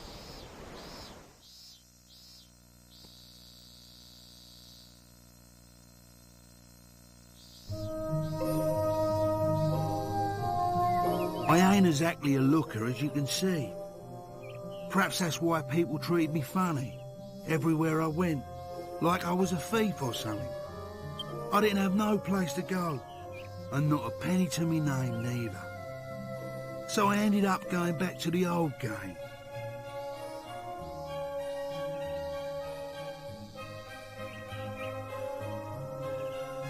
And that's when I run into the Gov here. Hold it right there. Who gave you permission to use my bridge then, eh?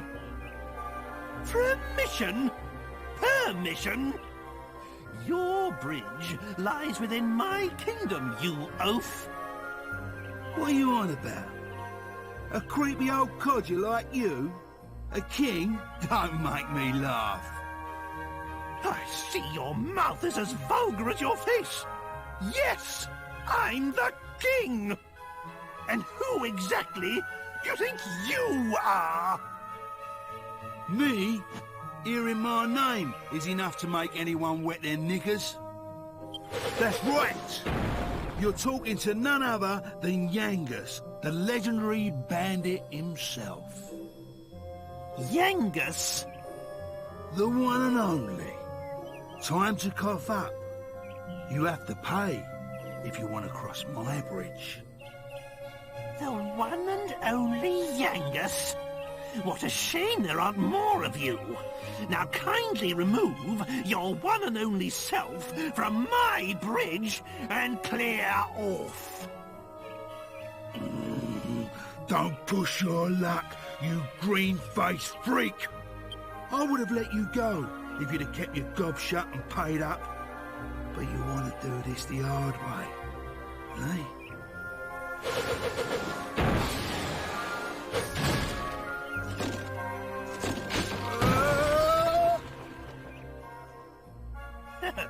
Now, my boy, now's our chance to cross.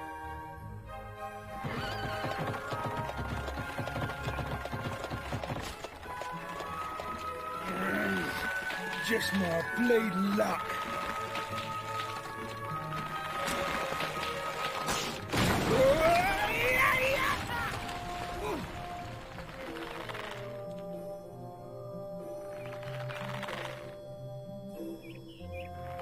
Now that's what I call just desserts. As the saying goes, crime doesn't pay. Let us carry on then, my boy. There, my precious Medea. Did the bad man scare you?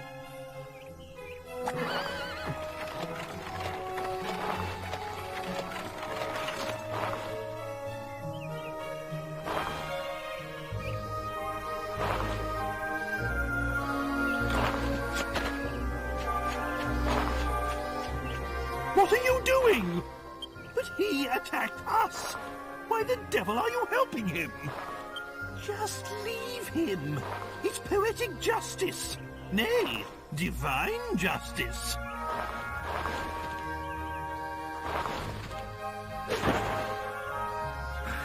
Thank you, Governor. I thought I was done for. What is the world coming to? Yangus, was it? You can show your gratitude by getting out of our sight. You're having a laugh. What? Still here? If you won't do us the favour of leaving, I'll be happy to provide some encouragement. Mister? No, Governor. I really owe you. You saved my life and everything. You're the bee's knees, Gov. Gov? What is this nonsense? Are you a complete imbecile? This boy is my retainer. If you're in anyone's service, it's mine. Put a sock in it. I ain't talking to you. He's the one who saved me. Put a sock in it? Who do you think you're speaking to, you good-for-nothing scoundrel?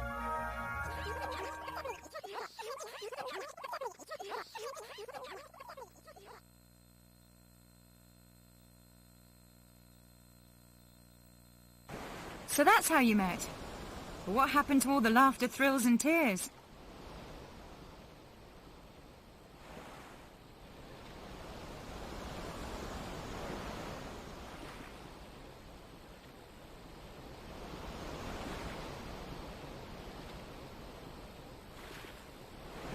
Well, I'm not finished yet. This is the best bit. I haven't told you about how the Gov helped me go straight. Whatever. You can tell me all about it later. Right now I need some fresh air. I should have known a bird wouldn't get a story like ours, Gov. Still, no skin off my nose. I really needed to pee, sorry. Yeah, that was the epic tale between Yangus and the Gov. Now we're gonna do some more looting. Strong pot. As you can see, Link would be very proud. Where we're just robbing the ship of everything it has. A bronze knife, and then talk to Trode for the Alchemy Pot. I did it! I did it! I finally did it! Ah, there you are. Perfect timing. I've got something to show you. Ta-da! Looks like a normal pot, doesn't it? But it's actually a legendary alchemy pot. I can see that doesn't mean much to you. Allow me to explain. The Alchemy Pot is an invaluable tool for making different kinds of items. It lets you mix different ingredients to create hard-to-find items, armor, and weapons. After my kingdom was cursed, I thought it might come in handy, and managed to spirit it out of the castle. But that's not all. I spent night after night trying to get it working again. No, you can thank me later. Right. Well, it's in my carriage, so why don't you give it a try? It's surprisingly easy to use.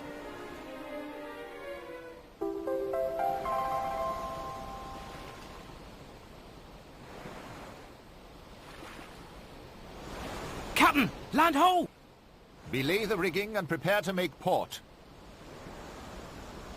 Aye, aye, sir.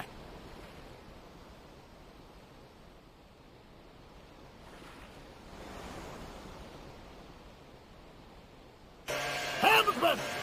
Bring us alongside Peregrine Key!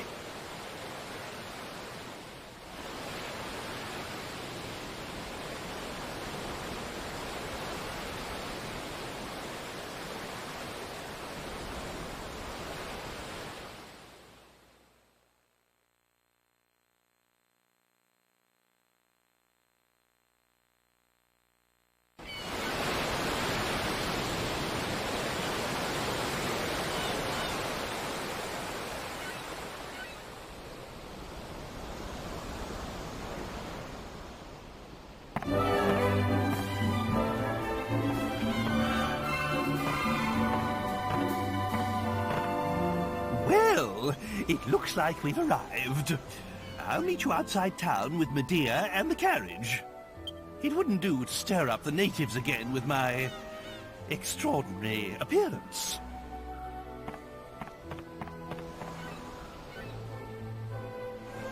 Okay, so now that we're in Peregrine Key, and do some more looting, believe it or not. And we're actually gonna also, believe it or not, actually buy stuff. And remember what to buy. A bunch of herbs for Jessica. Herbs for Yangus.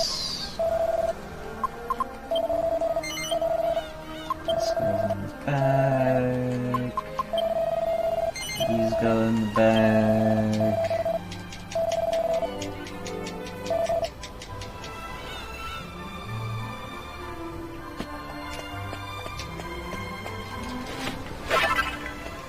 Leather kilts. Now I'm gonna buy armor for Yangus, which is a nice pointy hat, which Yangus will have on for the literal rest of the run. Actually, never gonna take that hat off.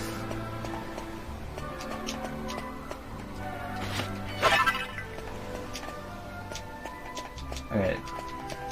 So what the game heavily wants you to do, and what most people do when they play this game casually, is you talk to this guy and he gives you iron nails. And what the game wants you to do is use the iron nail and make the thief's key. At least that's what they heavily imply, that hey, you should do this. But I'm gonna do something else instead. First, I'm gonna manage some inventory stuff. If I can find the right things. Seed of magic. Jessica gets seeds of life because she's very squishy. Hero gets seeds of agility to be faster. Put that on Yangus. I need each one person one holy water.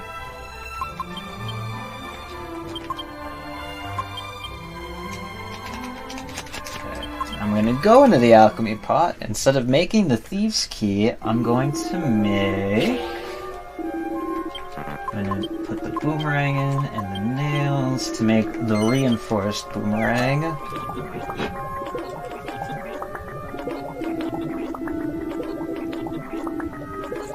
I'm also going to flavor this up by putting Jessica in the front row.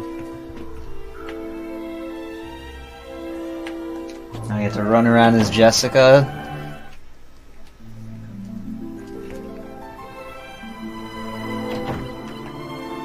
So if you don't know how the alchemy pot exactly works, it works based off of a step counter. Where there are different tiers of items. I think there's 3 tiers, if I remember correctly.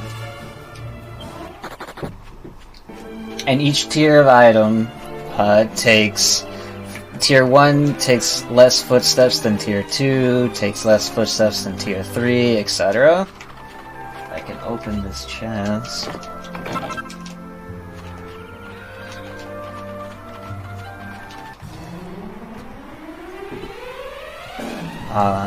So I'm gonna need to grind a bit before the next boss.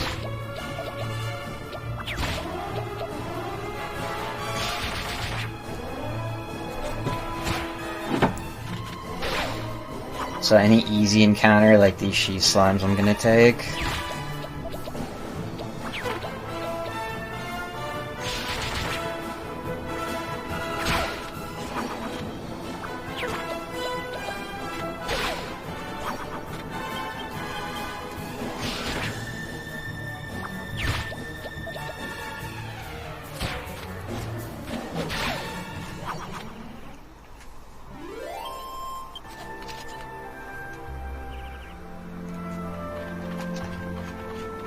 Simple enough encounter.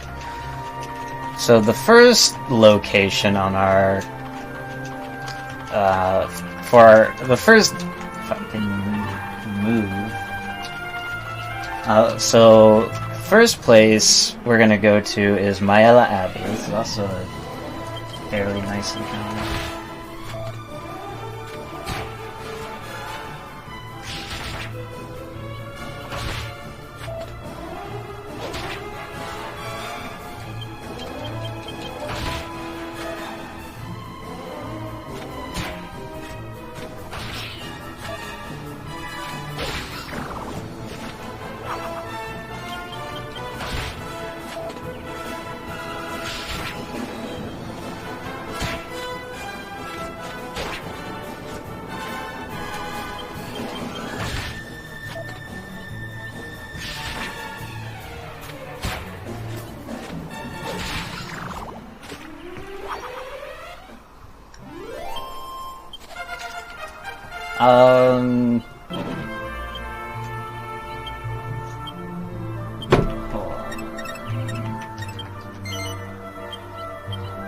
I didn't ask, because 24-hour ETA lol. And I didn't want to hog your time for a whole literal day plus. Alright, so we're gonna walk right through Maella Abbey, because we're gonna head straight to Simpleton.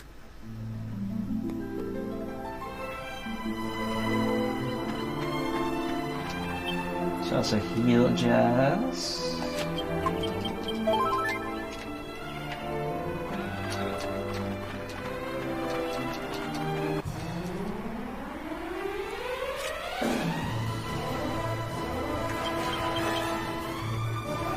Some interesting encounters.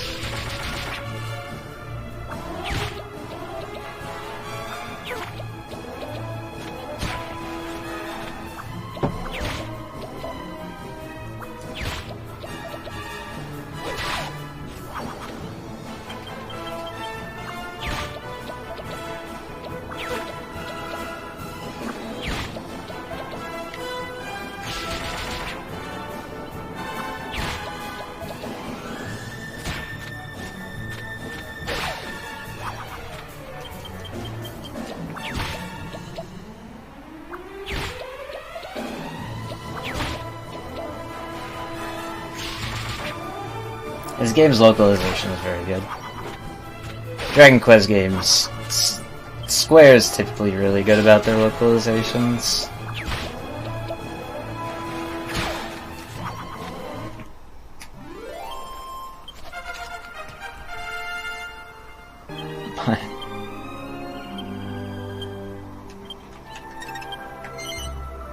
Bless.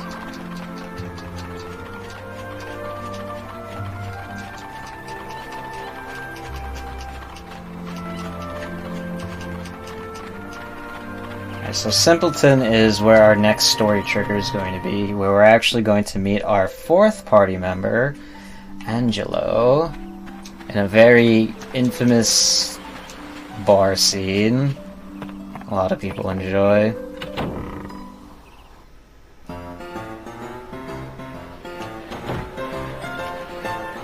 If you materialize.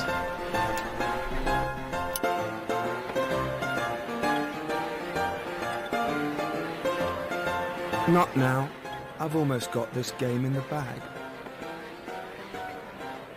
What? You little runt! You must be cheating! Take it easy. No need to get excited. I know it hurts when you lose and all, but... What? Oh, I get it.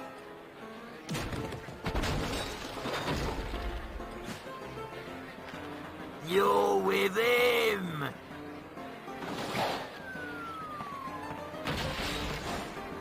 Oi! You want to watch it? Don't go throwing accusations about. You don't want to get on my wrong side. Take it easy, you guys. What are you, a couple of cavemen? Ah, what are you doing? Think you'll get away with that just 'cause you're a lady?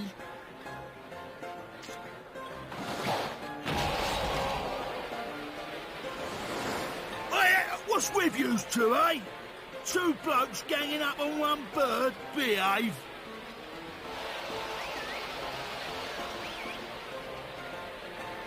That's it, you oaf. Those are my mates.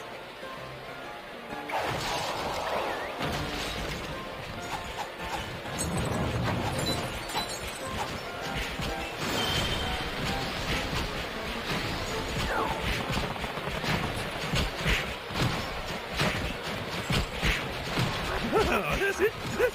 Come on, give him a good kiss.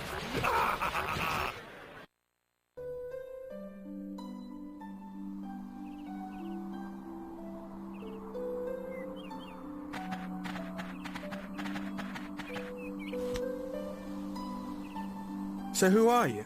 You don't look like simpletons to me. Anyway, I owe you one. Thanks to you, I managed to pull that little caper off without being caught. He was such an easy mark, I got a bit carried away. Still, can't hang around.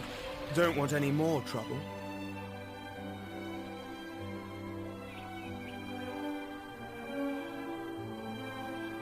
What? I hope you weren't hurt by my little jape. Are you alright? You're out of luck. I'm fine, apart from you leering at me. By way of thanks for helping me, and as a memento of our encounter. The name's Angelo. I live at Myella Abbey.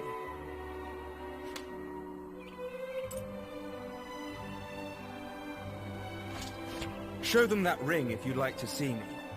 I'll be expecting you. Au revoir for now. Myella Abbey, all right? Just ask for Angelo. Don't forget.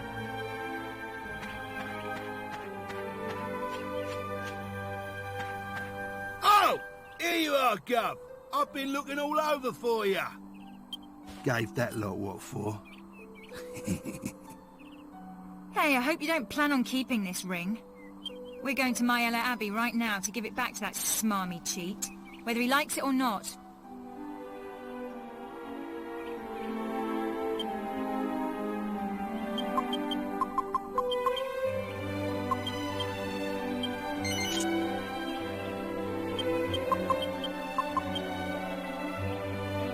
So we're gonna do exactly what Jessica just said.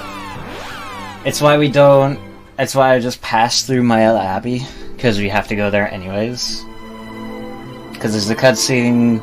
Because typically you would go to Myella Abbey, watch a cutscene, find out there's nothing really to do here, and then head to Simpleton and then see this.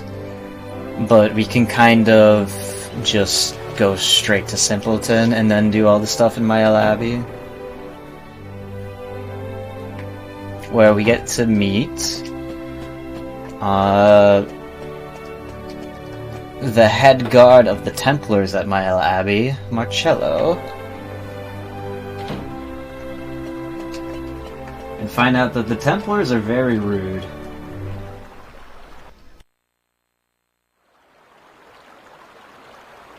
Halt! Who goes there? I don't know you. What are you doing in here?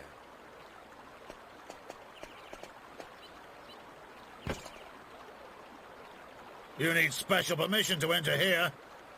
Leave now, unless you want to die by a Templar sword. I ordered you to keep strangers out, not to be rude. We have a reputation. Do you want to sully the name of the Templars? Marcello! I'm sorry, Captain. I apologize for the heavy-handedness of my men. We've had some trouble with strangers of late. Our duty is to protect the Abbey. We cannot permit nameless travelers to wander around at will. Matters within the Abbey are trouble enough. But that's no concern of yours. These are the Templars' quarters anyway. I trust you have no business here, so I would ask you to leave. I warn you, my men are ill at ease. I may not be able to stop them next time.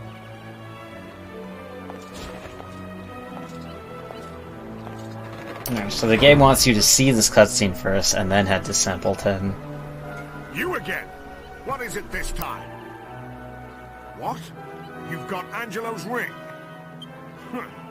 Put it up as credit at the pub again, did he?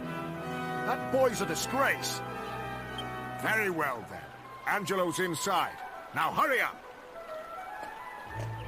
But we kind of just combine the two cutscenes instead of watching them coming here once and coming again to see it again.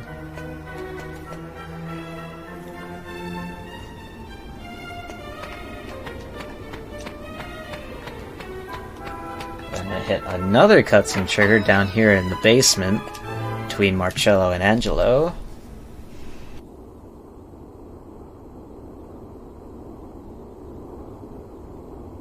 Well done. You managed to cause another brawl at the Simpleton pub. I hope you're proud of yourself. News travels fast. What a fine intelligence network the Templars have. How much more shame do you intend to bring to our Abbey? You're like a curse. Yes, a filthy curse. If you hadn't been born, we'd all have been spared a lot of misery.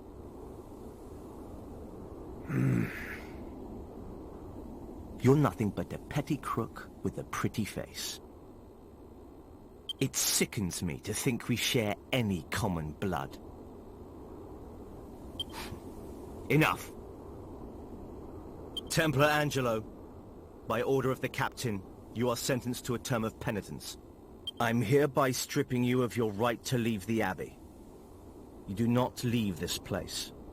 Not for anything. Understood? Cross me on this, and I'll see to it that you're expelled from the Order. And don't think the Abbot will be able to protect you this time.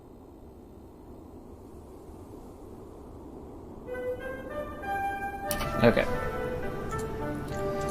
So, now that we've gotten that out of the way, I am actually going to bring Keanu in for a call because I am incapable of human speech.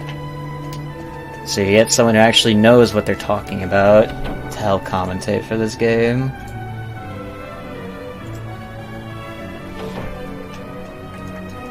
I need to turn up Discord though. I typically have Discord muted.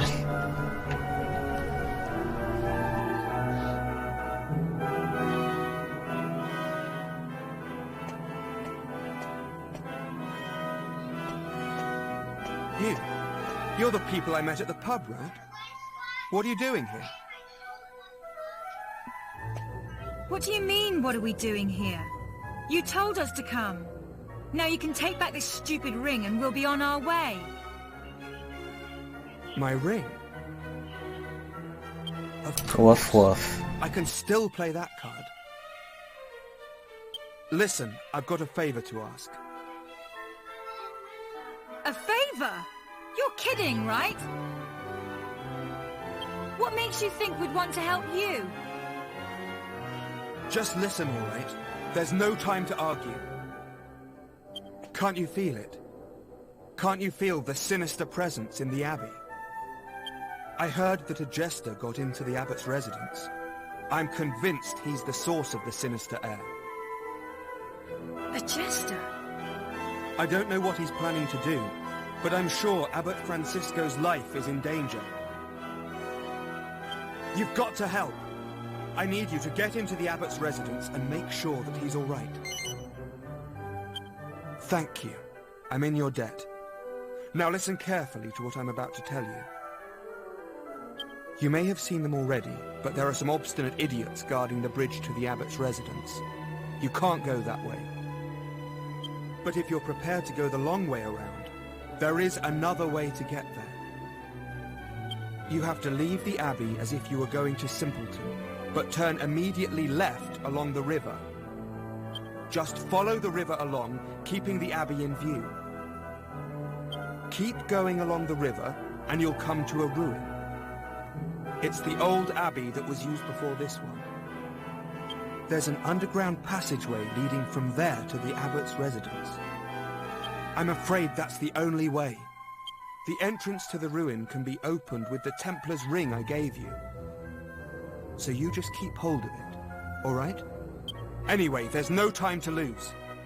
It's in your hands now. Please help the abbot. Okay, so we have our goal to head to the ruined abbey, which is the next dungeon of the game. So before I do all of that, so before I actually go do the stuff at the ruined abbey, I'm going to grind a bit for Jessica to hit level 10, because at level 10 Jessica will get Accelerate, which is very useful.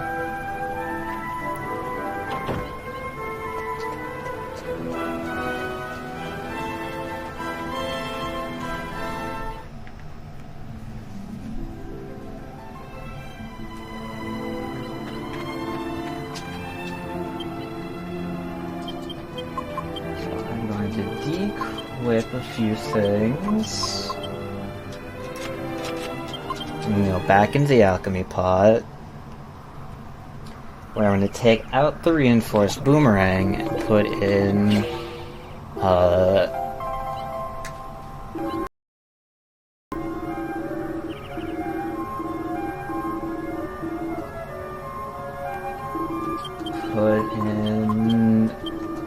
Jessica's whip and Hero's shield to make the snakeskin whip.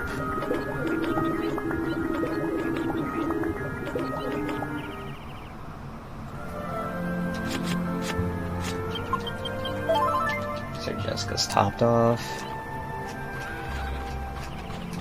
I didn't actually give Hero the boomerang before I forget it. Very important, he has his weapon. There you go.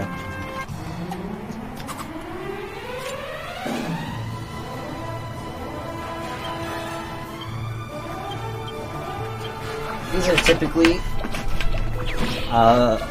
outside here in the overworld won't be my main grinding area.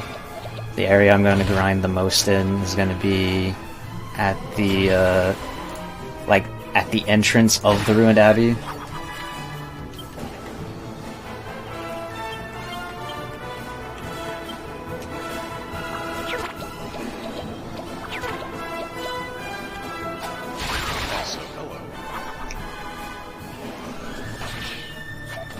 Hello.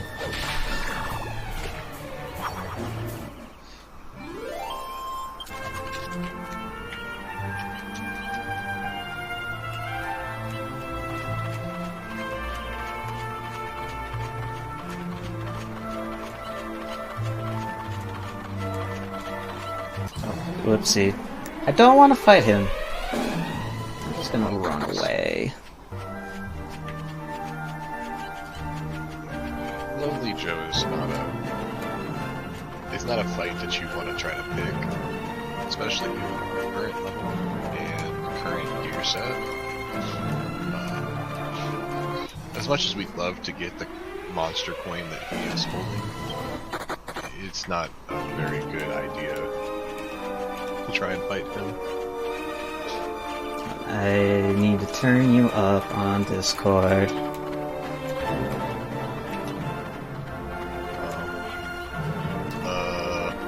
Maybe I can do something on my end too.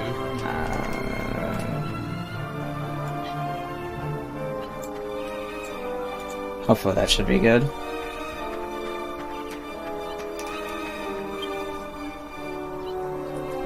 Am I loud enough now? Let's turn you up all the way, actually.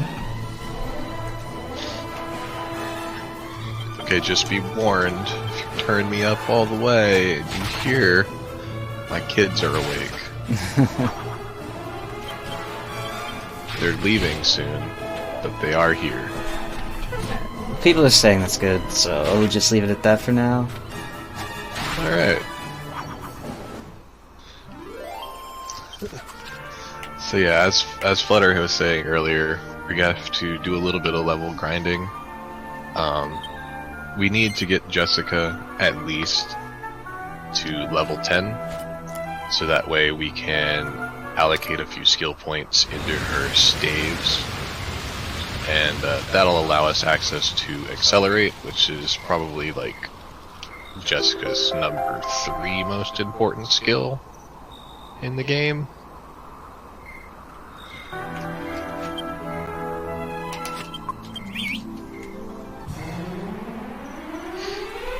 It's still very early. You don't need something to wake them up. Oh no, they're fully awake. They're in the bath right now, though.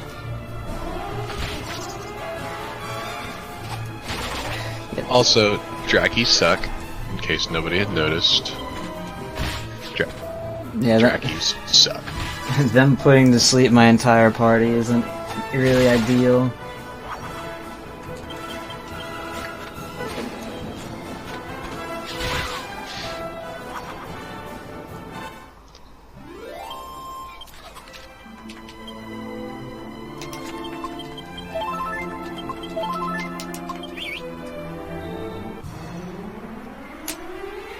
This is a nice encounter, though. That is a very nice encounter. These two enemies, even during the next couple of grinds that are coming up after the next boss, seeing the fly guys and seeing the laughing bags are actually really, really ideal. Fly guys, for as easy as they are to kill, give quite a bit of experience in this area. And then the laughing bags, while they're not the highest experience point valued enemy, they give 25 gold coins per kill, and money is an asset that we really, really need. More money means more resources, so the more money that we can get, the better. Oh boy, you dropped a cow pat. I love getting 3 gold drops. It's not the only use for cow pats. Mm-hmm. At least in the sense of the speedrun. Yeah, you can use. They're supposed to be used for like alchemy recipes, but they're not too useful for a speedrun. Plus, the alchemy route in this game is very tight. Yeah, for the route that Flutter is taking, alchemy is very, very tight. How does one do a 24-hour speedrun and not die? Typically good planning. Like how people plan for 24-hour streams, it's the same concept.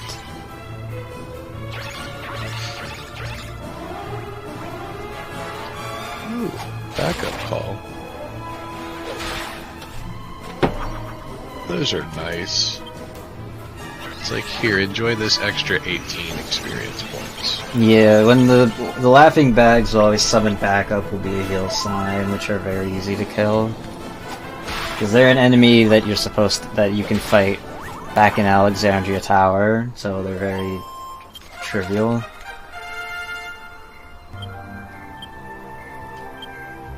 Hey look, Jessica's level 10. So, 3 in staves, 6 in whips. That will get Jessica Accelerate. Yangus will hit a nice level 10.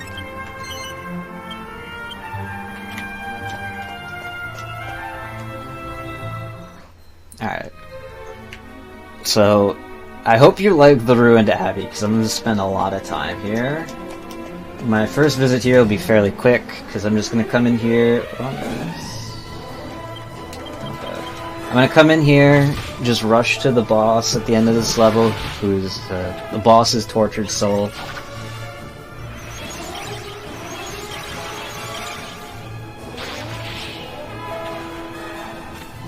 But the Ruined Abbey is going to be where a majority of my grinding takes place for this game. Because DQ8, as I said before, the bosses, as you progress through, are very powerful, and they'll just rock you if you don't, at some point, just don't grind. This is both casually and in a speedrun. Yeah. DQ8, or Dragon Quest games in general, casually are very, even casually, are very grind heavy. The game expects you, especially in DQ8, to be at certain recommended levels per area.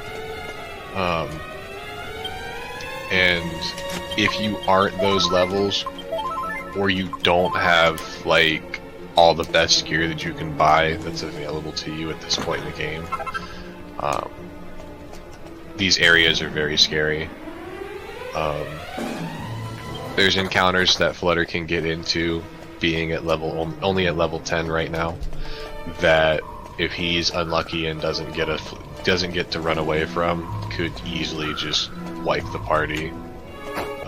Big groups of skeletons, big groups of zombies. Ooh, hello. No, baby. So, remember his face.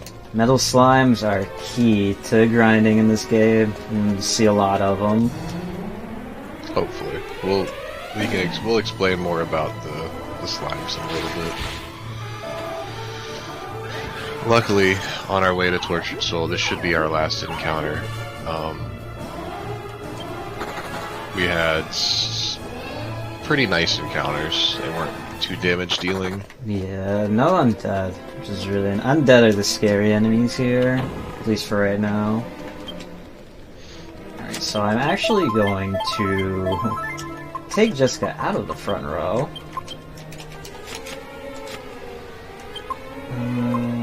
Where should we...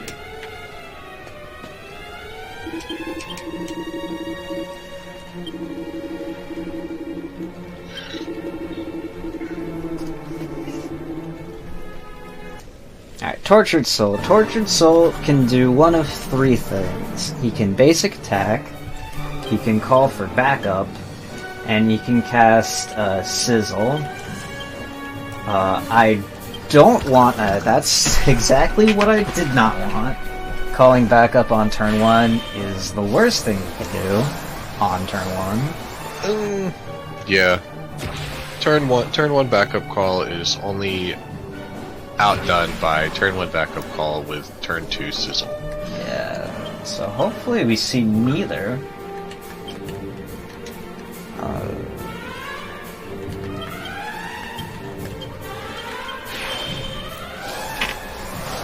Alright, so some cool little tech that you saw there. Turn 1 there with Yangus. You saw Flutter de-equipped, or unequip the stone axe, and right before Jessica casts Accelerate. Accelerate is a very important skill because it basically, whatever your character's current agility is, it adds that to itself. So whenever Flutter unequipped the stone axe, that gave Yangus, because of skill point allocation, a 10-point agility buff.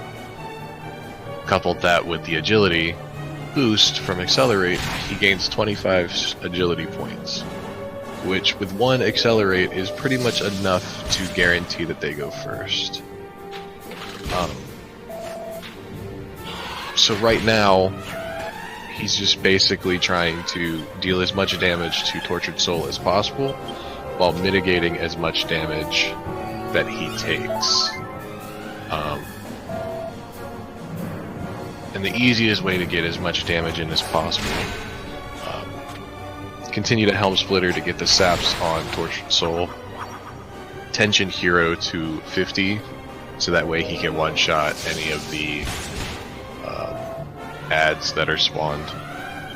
And now it's just basically pray for no more sizzles and no more backup calls.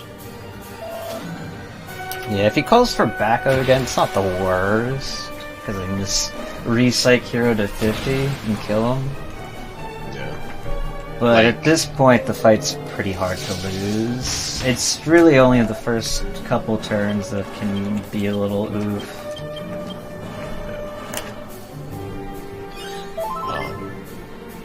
Like, what you really want to... Your best start to this fight is single target on Yangus, turn 1. Single target on either Yangus or Hero, turn 2. And then backup call. That's like your ideal turn orders. Because if you've done all of your setups right, he backup calls on the same turn that Hero turns tension 50. So it's a free turn, essentially.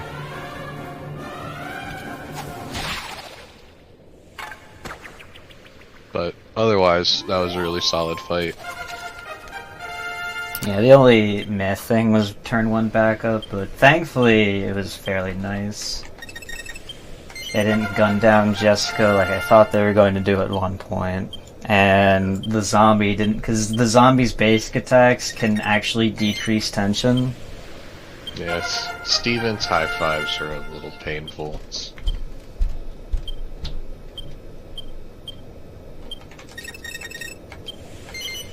His name is Steven.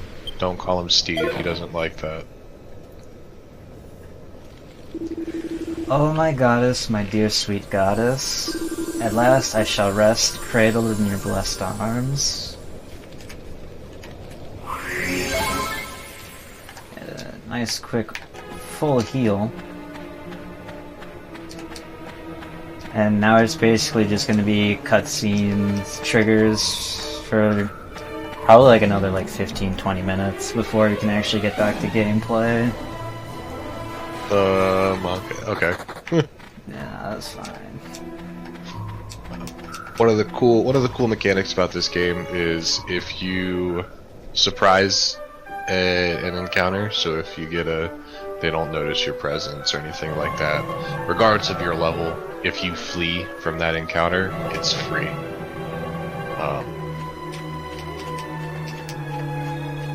Yeah, and you want a lot of those. At least until you get up over the recommended level. We'll talk more about that whenever we start grinding. Yeah. So we're going to come into Abbot Francisco's residence. We're going to see all the Templars unconscious on the floor. And a familiar man that isn't Abbot Francisco ominously looming around. Or I'm going to shut up for the next 15 minutes.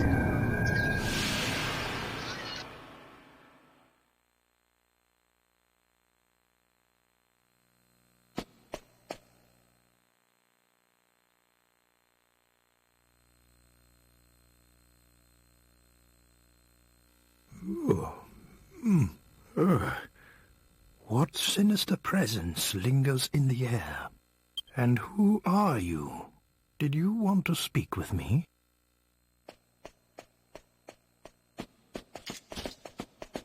There they are! It's them!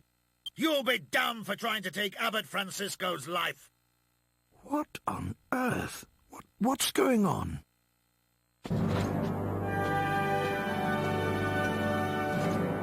Abbot Francisco, Captain Marcello, at your service, as always. Ah, Marcello. Tell me, what's happening? There has been a breach of security. Many of the guards have been seriously wounded. What? I feared you might be in danger, so I came immediately. And sure enough, we've caught these criminals. They've been loitering around the Abbey since midday. It seems we were just in time. I thank the goddess that you're safe. Wait, these people are no criminals. Please, Holy Father, they were caught red-handed. Look into their eyes. See their pure hearts. These people are guilty of nothing. But... Very good. But we must find out what they were doing here in your residence so late at night.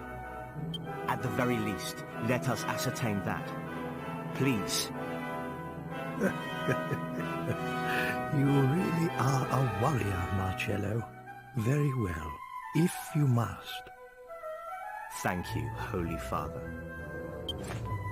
So, shall we go?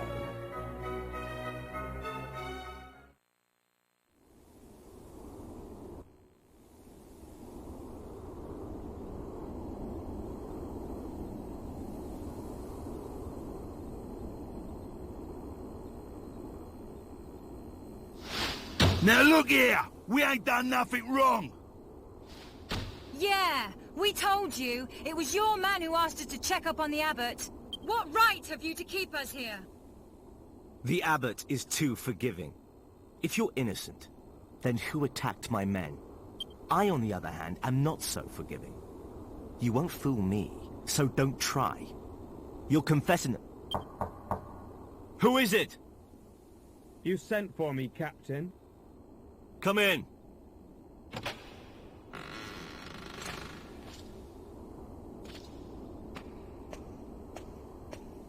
I have a question to ask you. But there's something else first. We've just arrested these intruders in the Abbot's residence. They were attempting to take his life. They wounded 6 of my men.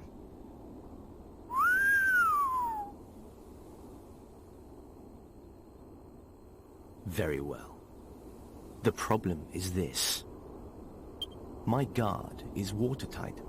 I make sure of that. There's no way for an outsider to get inside the Abbey. Unless, of course, they have inside help.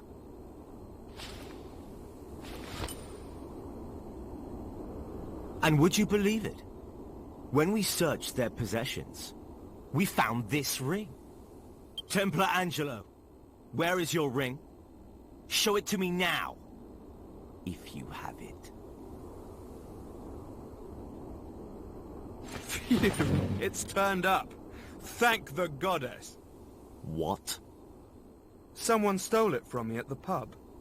And it looks like they're about to learn that crime doesn't pay. Stole it? What? You little fibber! We've no use for a ring like that. He set us up. I should have known better than to believe a single word from the mouth of a filthy cheat like you. I have nothing further to say. You can find me in my chambers. Wait! We're not done here. Fine. I'll deal with him later. First things first. You've wasted enough of my time. Don't try my patience. I want answers. What did you plan to do to the Abbot? Confess. How many times have we got to tell you, eh? We ain't got nothing to confess! What is it now? We found a suspicious monster loitering outside the Abbey. What? What kind of monster?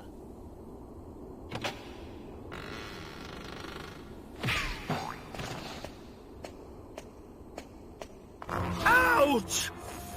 Look! What the devil do you think you're doing? You! Yangus, Jessica! What are you all doing in here? You were gone for such a long time. I was getting rather worried. So I just decided to come and look for you when this...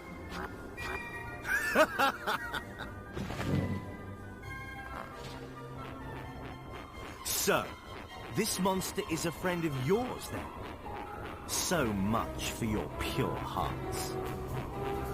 What's wrong with you? Unhand me at once, you insolent ruffian! Get him off me!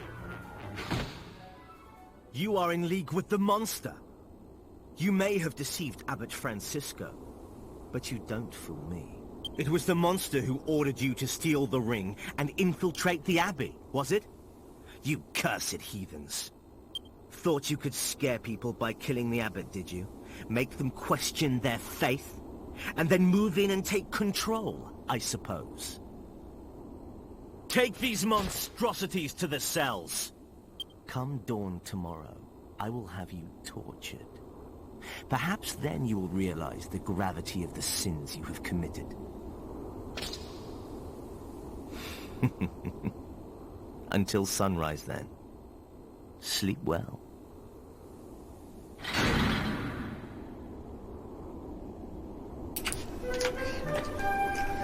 There's no point screaming, we've got to use our heads and get out of this cell. Can you think of anything? Yeah, run in circles. Easy. Shh! Someone's coming.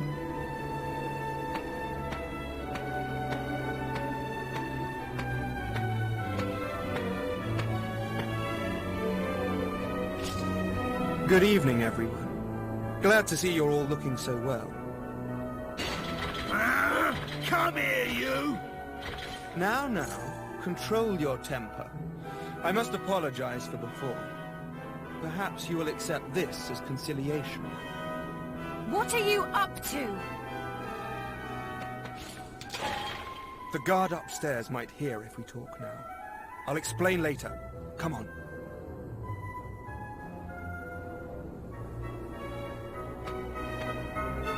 Follow me. The guard's up ahead. Right, no one make a sound, okay?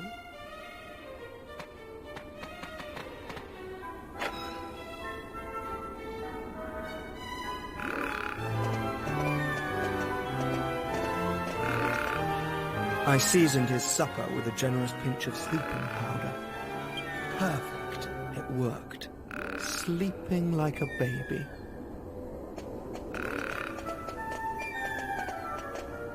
Okay, through here.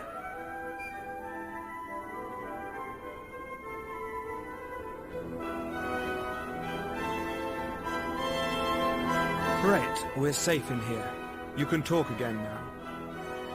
Good! Tell us what's going on. What ordeal do you intend to put us through next, hmm? Like I said, I'm sorry about before. If I hadn't lied about the ring, Marcello would have been onto me like a shot. And I haven't got anywhere else to go if I'm chucked out of here. But I came to get you out, didn't I? Come on, don't be angry. Anyway, let me show you something you won't have seen before. Well, what is it?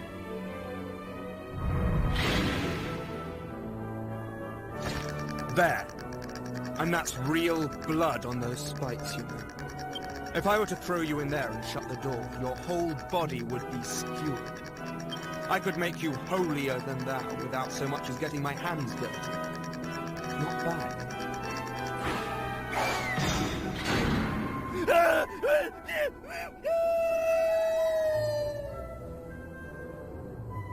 Eh? Ooh. Can you hear me out there? There's a secret passage in here! Like I said, not bad, eh?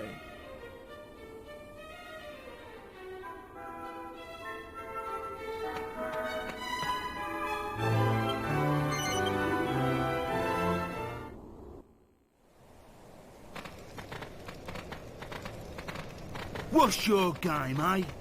First you grass on us for something we ain't done, and then you come and help us. Sorry if I've confused you. The people here have a bit of a trust issue with me. I couldn't stick up for you before. It would have backfired. The man who interrogated you, Marcello, he hates me. That's why I had to let him put you in the cells before I could help you. That's all well and good, but you still don't know us from Adam. Ain't you worried about us being friends with this old monster, eh? You're just happy to let us go, are ya? True, I don't know anything about you. And I wasn't there when you were caught. But I do know you saved the Abbot's life. Because just before you were brought to the interrogation room, the sinister feeling that's been lingering in the air went away. I must thank you for that. I'm not so ruthless that I'd hang you out to dry. And besides, I couldn't stand by while there was a lady in trouble. This leads outside.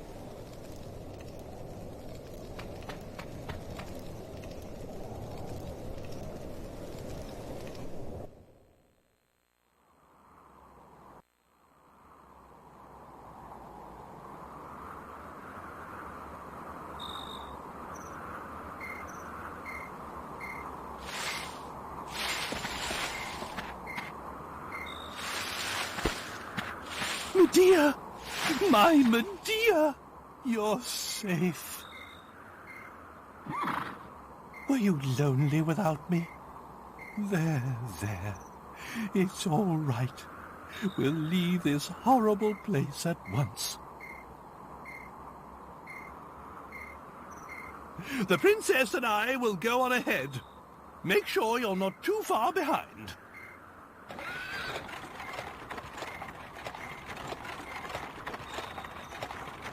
Princess? Whatever. Come on, let's go. You'd have to work pretty hard to mess up your escape from here. Anyway, I'm sorry for all the trouble. So, this is farewell. May the goddess watch over you on your journey.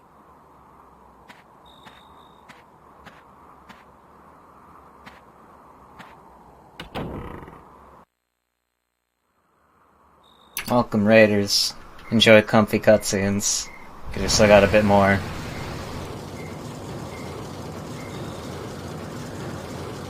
The bridge! Is the whole Abbey on fire? Surely that jester didn't come back again. Oh no! I've got to save the Abbot! Alright. So instead of walking all the way back to my Abbey, we're just gonna do a simple Chimera wing there. Because if you walk there, you will have to fight encounters. Or you will get into encounters. Don't want that. Now I have to figure out what's up with the Abbey.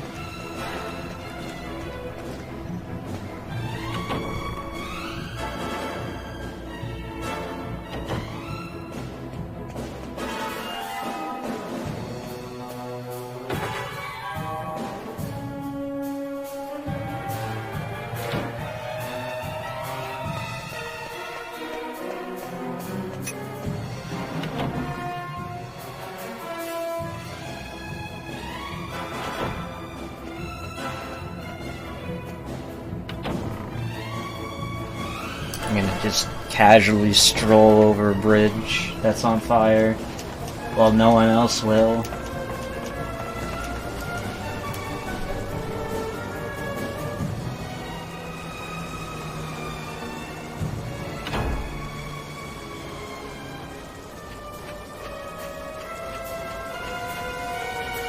Damn! Where's Marcello?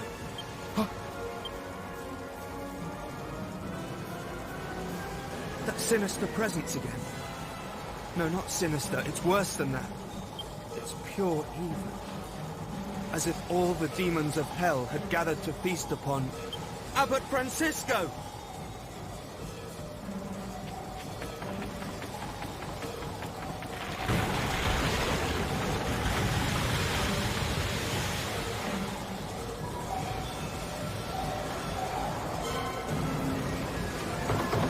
It's locked from the inside.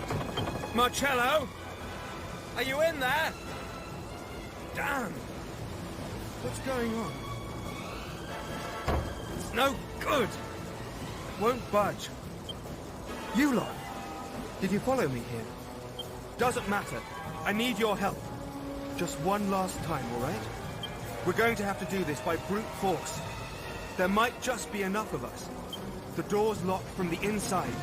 We've got to break it down. Come on, everyone together.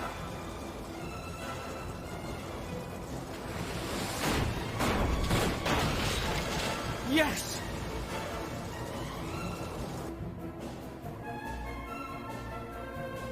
Typical viola player. My sister actually plays the viola.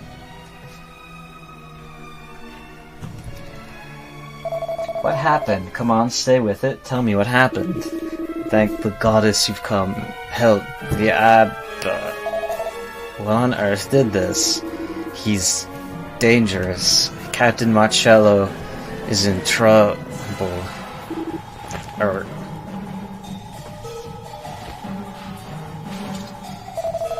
Upstairs, come on, let's go. You're with me, right? Thanks. So we watch the best actor in the game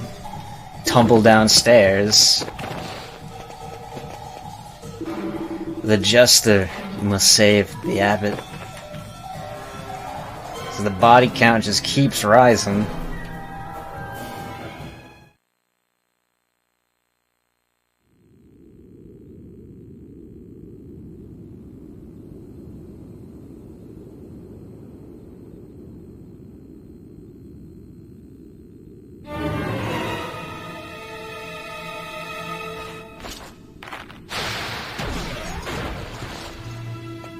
Marcello!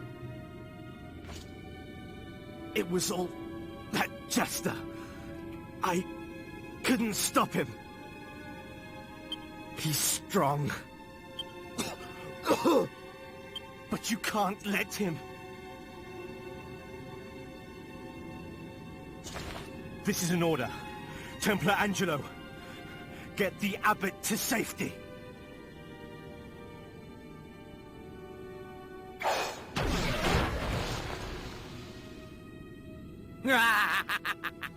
Now, nothing stands in my way. You dare lay a finger on Abbot Francisco? Don't worry, Marcello. I will be fine. I have given myself to the goddess. If it is her wish, I am prepared to die. But, wretched sinner, if that is not her wish, nothing you can do will ever harm me. The goddess will protect us all from whatever evil you can muster. Well, well, what faith you have. Let's put it to the test, shall we? Wait! God, blimey!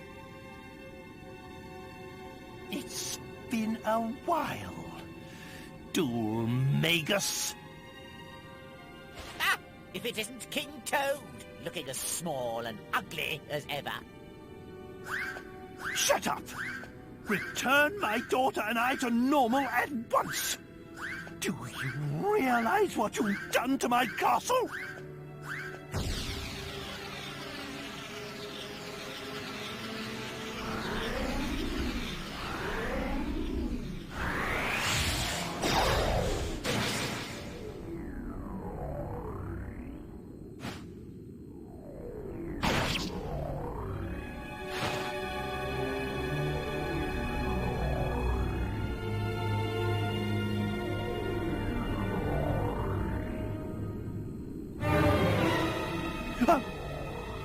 What?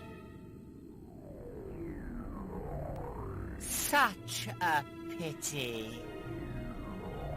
It seems fate and your benevolent goddess are both on my side. Yes, such a pity. Poor Francisco.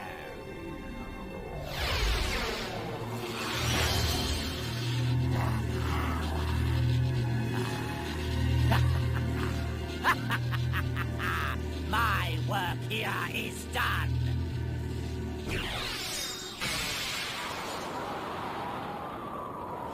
Parting is such sweet sorrow.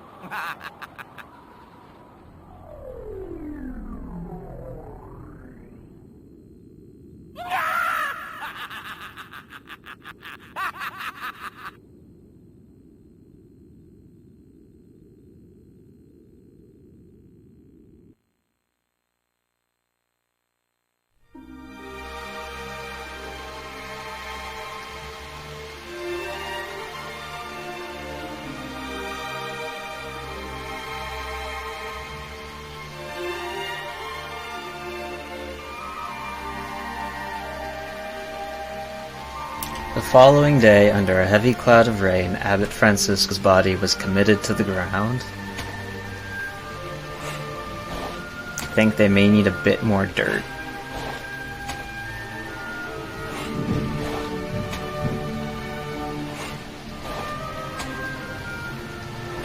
Meanwhile, Dulmagus slipped away into the darkness once again.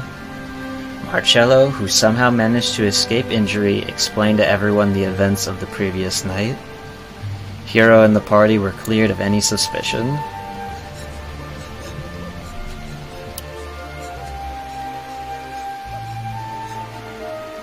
Everyone at the funeral felt a terrible sorrow at the loss of the abbot, and the heavens, too, wept tears of grief.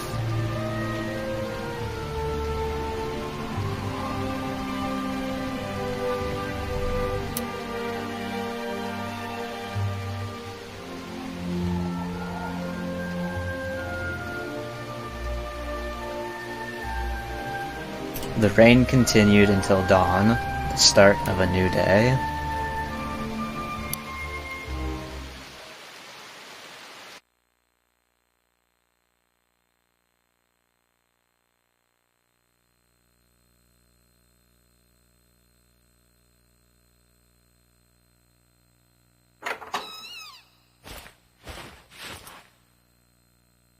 Ah, you're awake.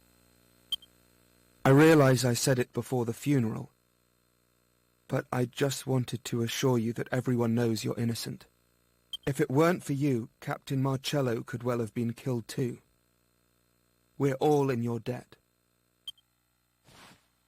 Anyway, the Templar captain has summoned you to his office. See you later then. Don't forget.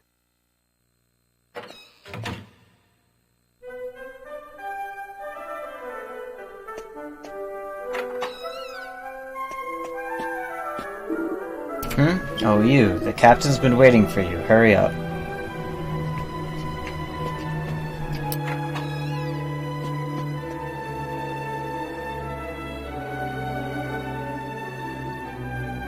PlayStation 2. This game's not on PS3. Ah, there you are. I trust you slept well. Well, there's no PS3 port. You could play this on PS3 if you had a first edition, one of the few first editions of the PS3, but I don't got that. King Trode has explained everything. I apologize for having doubted you. Dual Magus is the true culprit.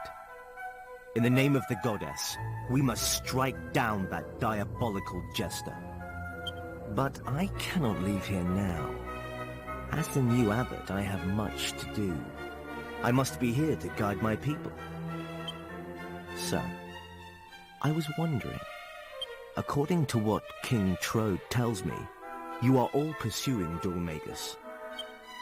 So I have a proposal. I would like my brother Angelo to accompany you on your quest. Brother? I thought you said you wouldn't have a rule breaker as a brother. Quiet! I wasn't talking to you.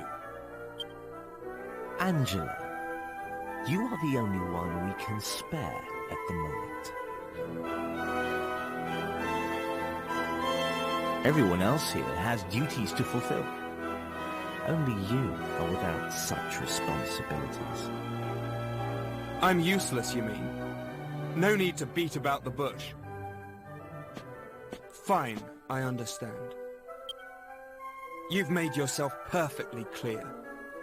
I will leave the Abbey. I will travel with these people. And I will avenge the Abbot's murder.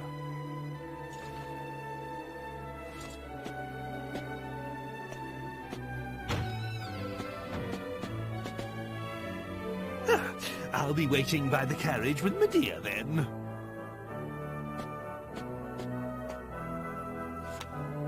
This is a map of the world. If you're going to catch Dual Magus, I'm sure you'll find it indispensable.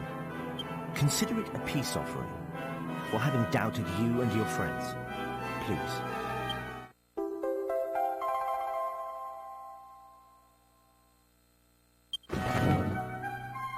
Very well then.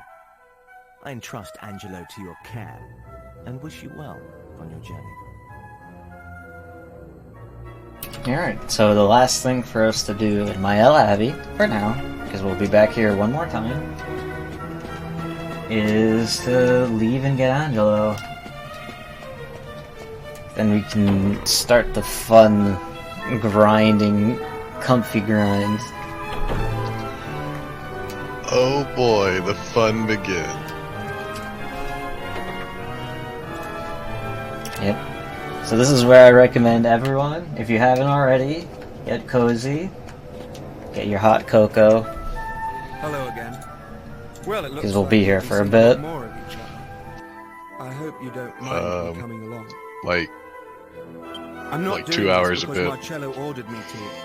I'm doing it for Abbot With a small Francisco. break in between.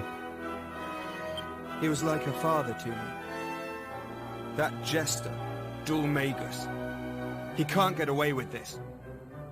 And this place. I'll be glad to escape.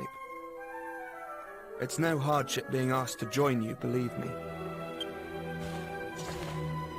And anyway, I promised you, didn't I? I said I'd reward you for helping me. So, Jessica, from now on, I'll protect you. I won't leave your side. Consider me your personal bodyguard. Sure, Romeo, in your dreams.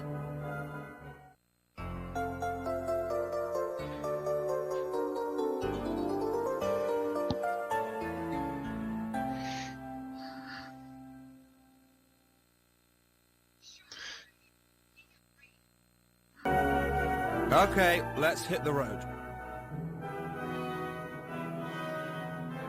I actually really like Angelo. As a part to lore percent, you'll actually, I'll actually play the cutscene that gives background on him and Marcello, because normally you just not even bothered. So get ready for that. Anyway, so I'm gonna organize my inventory. I'm gonna put all the I'm gonna put all the miscellaneous stuff in my bag, and I'm gonna put all the items I'm gonna keep equipped. We get to have some fun now. And I'm gonna put all the items I need to stay equipped at the back end of everyone's inventory.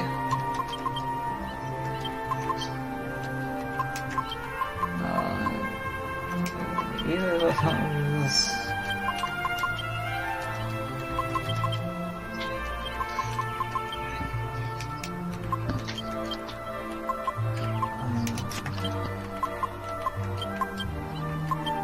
Go to Alexandria, and we're gonna buy a lot of holy waters, because this is how we're going to grind.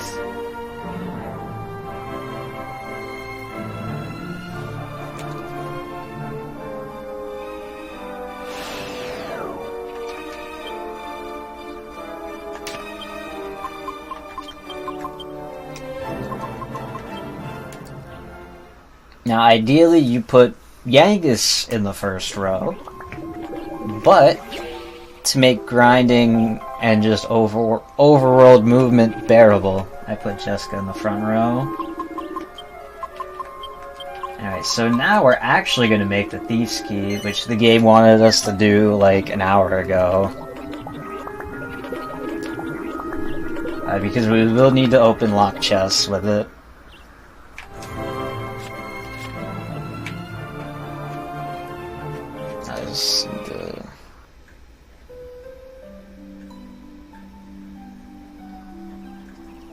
So yeah, this is a very cozy part of the run. And this isn't the only coz we have. Wait, please. Right, so I'm gonna sell a bunch of stuff. You sell Jessica's art.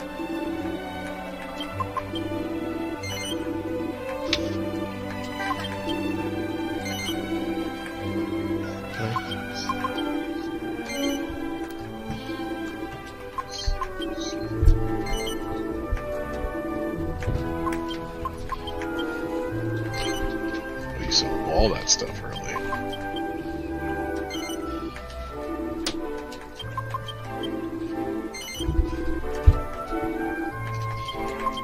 Sell the gold rosary and the 2 cow pets we got from RNG drops.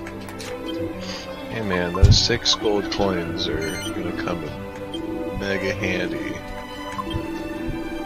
And buy holy waters for everyone. Everyone's inventories will be filled with them. I'm gonna buy a bunch of holy water for the bag too. I'm basically spending all my money on holy water, because this is how we kill metal slimes. Every coin we have that could go to a purchase of a holy water will go to the purchase of a holy water.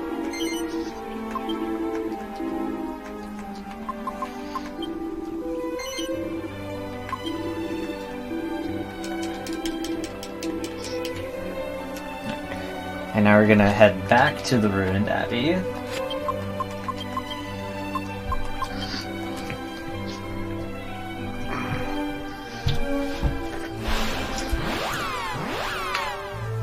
Do we have comfy in this chat? I don't think comfy's a thing. Oh no. But if you have any comfy emotes, now's the time you spam them. Man, that is a shame.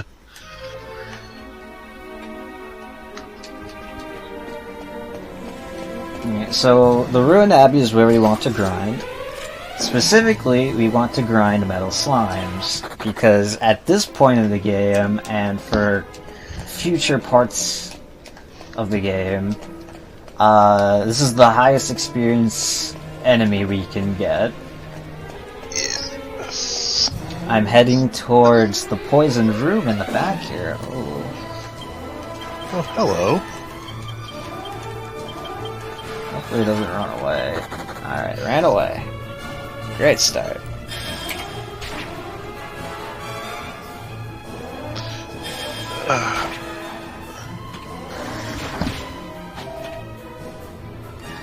So I'm headed to the poisoned room in the ruined abbey because that has the highest spawn rate of metal slimes. For this dungeon. Yeah. Why the poison pool has a higher metal slime spawn rate than anywhere else? Good question. We don't know. We would love to have it answered. So I just sit in this corner and start whistling. So the goals for this grind is the end-all be-all is I get a hero to level 23 and Jessica hits level 22. Yes, so to put in perspective on how much experience point Metal Boys decide to give you, this encounter in particular, these 2 mummies, if you were to kill both of these mummies, you would get a whopping 110 experience points. If you were to kill one Metal Boy, that one Metal Boy will give you 1,350 experience points. So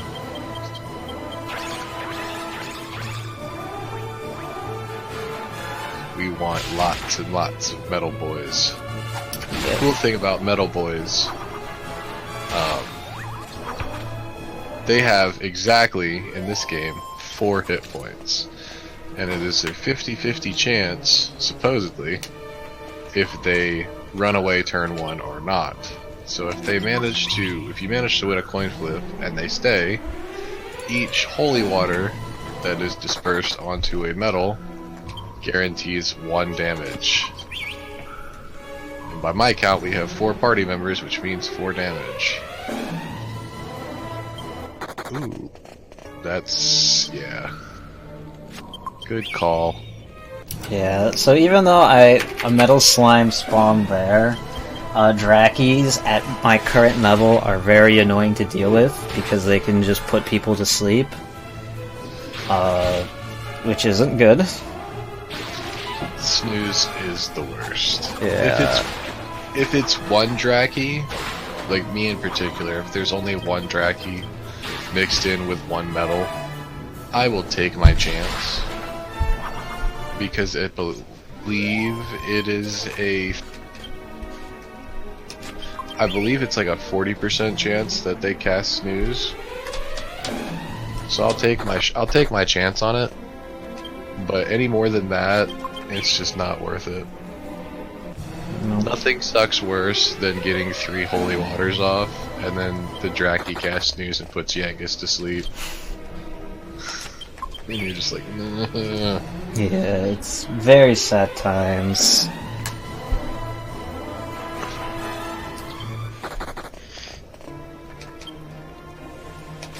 So I'm gonna try and be a little bit picky about what metal slime encounter I take.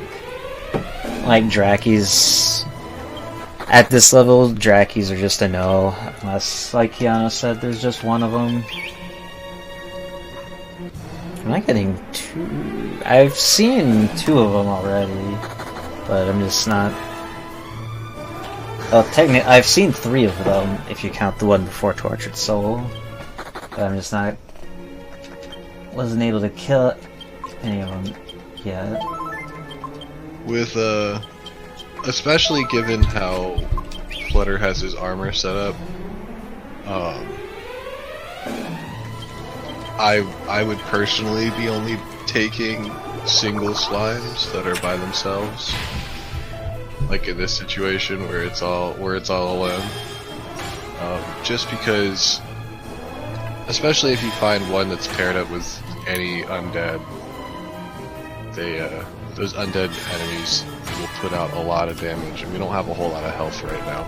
Yeah, like there's a metal slime encounter that's like 1 metal slime and then 4 skeletons. There's a chance that those 4 skeletons just focus down someone like Jessica or Angelo and just one-shot them all. Especially with how I have my party set up, because if you did not know this, party your party lineup actually determines who gets hit more often. So you want Yangus and Hero in the first 2 slots, because once you have 4 party members, there's a 35% chance they hit the first slot or the second slot.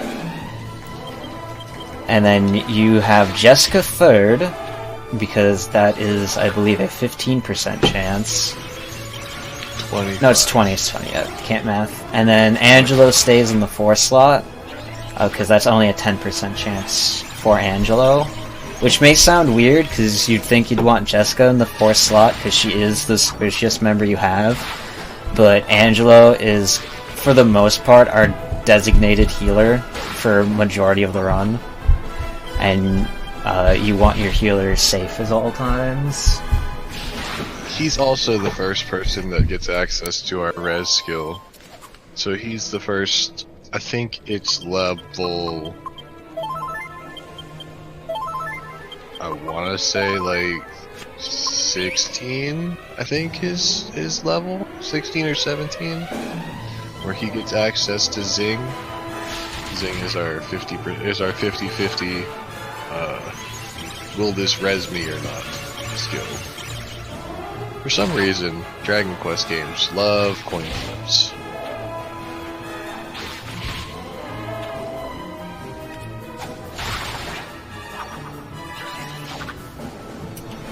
I'm just taking a bunch of, like, these 4 fly encounters are fine to take, because at some point I will have to leave to get more holy water. Especially since I don't have a whole bunch right now. And those flies drop, give me a little over 100 gold, which is very helpful. Yeah, I think each fly guy drops 44, yeah, it's 44 experience and 1 gold each, which is pretty good. Yeah.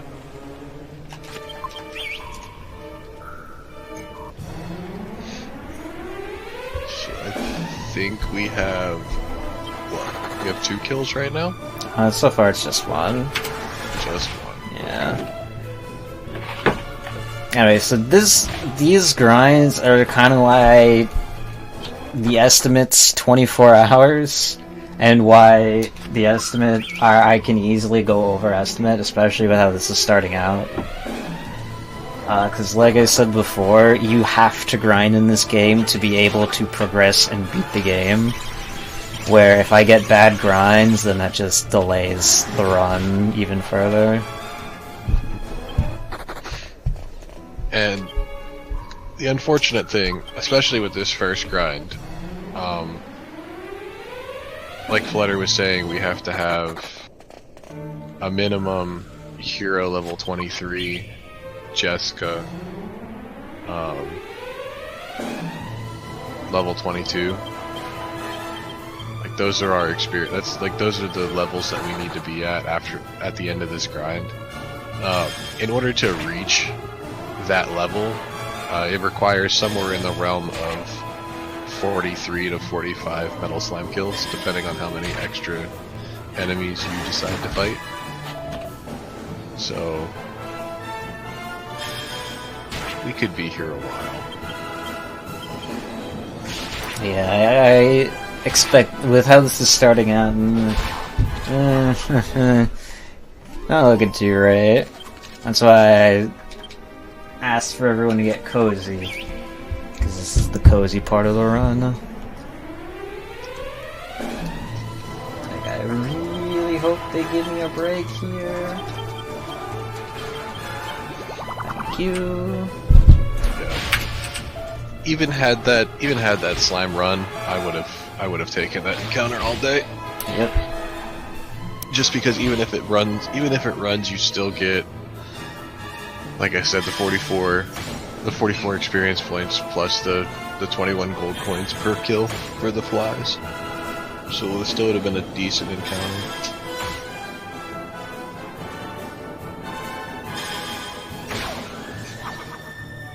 We need a slime counter.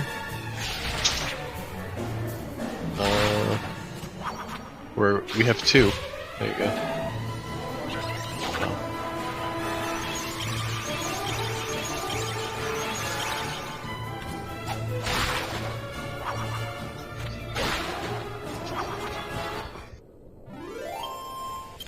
Hey, Corey. I'm doing fine. Bringing everyone some cozy DQ8 for the day. Into tomorrow.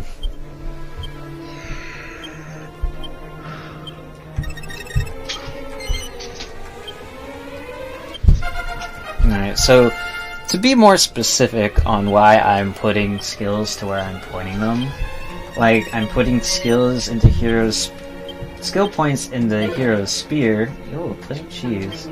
Even though hero currently isn't using a spear, which may seem weird. But like I said, I'm setting up for, because Hero's endgame weapon, from this grind onward will be spears. I put points into spears for Hero because Hero and Yangus have crit skills that have a high chance of critting. In Hero's spear tree and Yang's axe tree, respectively.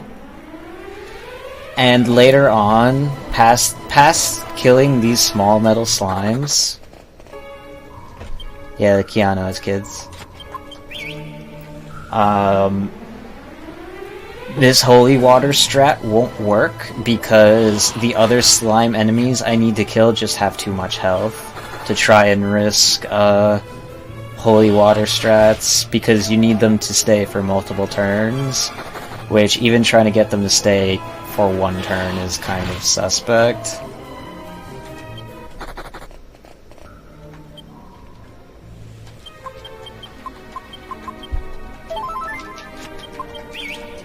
Right now here, Yangus has his axe, which he'll be hanging on this axe for a while. Until roughly we do the Royal Hunting Grounds,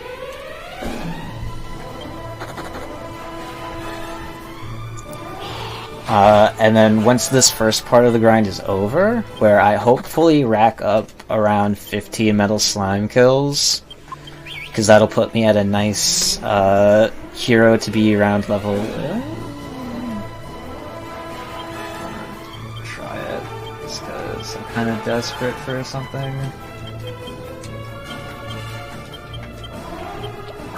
Alright, well, let's stay. Let's see if it dies.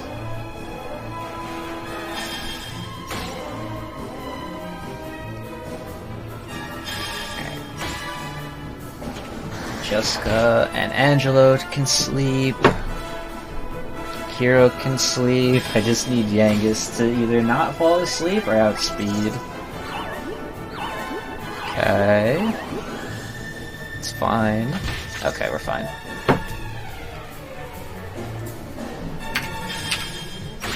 Nice.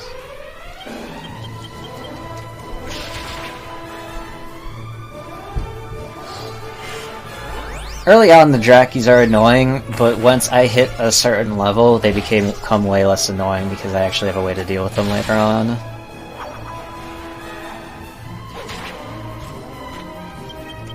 Yeah, ideally I grind until I kill about 15 of these boys, so Hero hits around level 19, and Jessica hits level 17. Hero hits level 18, Jessica hits level 17. Yeah. The first really important level that you wanna see is level 17. Level 17 hero is this area is recommended level 17. So being over level 17 allows you to have 100% fleet rate. Ooh, a double. Welcome, Raiders. Hope you enjoy the comfy DQ8. Ducks in chat.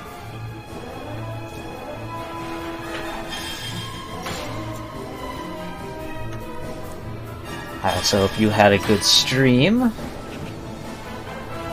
And enjoy the rest of the day / marathon, because I'm going to be entertaining you guys for the whole day. Or at least I'm going to try to.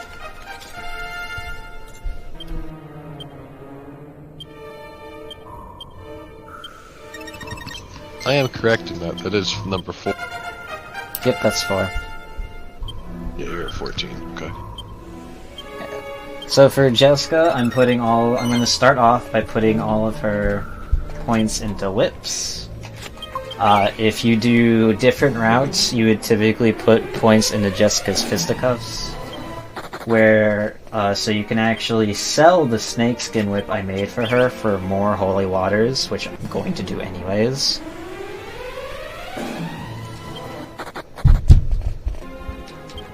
But for me, with the strats, I put in quotes that I'm using. Because they're kind of silly strats.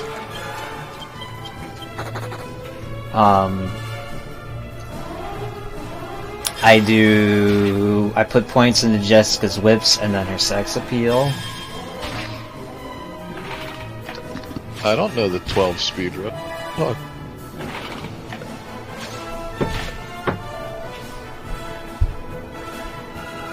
I can only count to 4. If you had said to 10, then it would have worked out. I don't know the 12.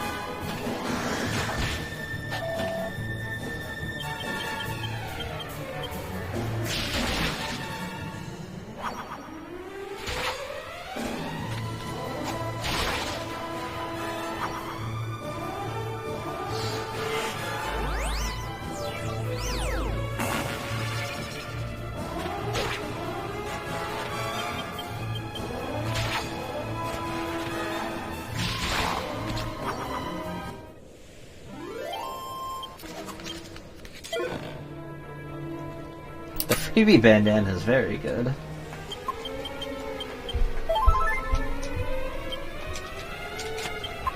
not only will it save me a bit of time, but also save me a bit of money. Because I need a bandana eventually, because it's in my alchemy route. And you ideally get it from a mummy drop. If you don't, then you'd have to buy one, which wastes a bit of time. And more importantly, money. It also screws with your pick up the one mini medal that you and yeah, it's just a time waste.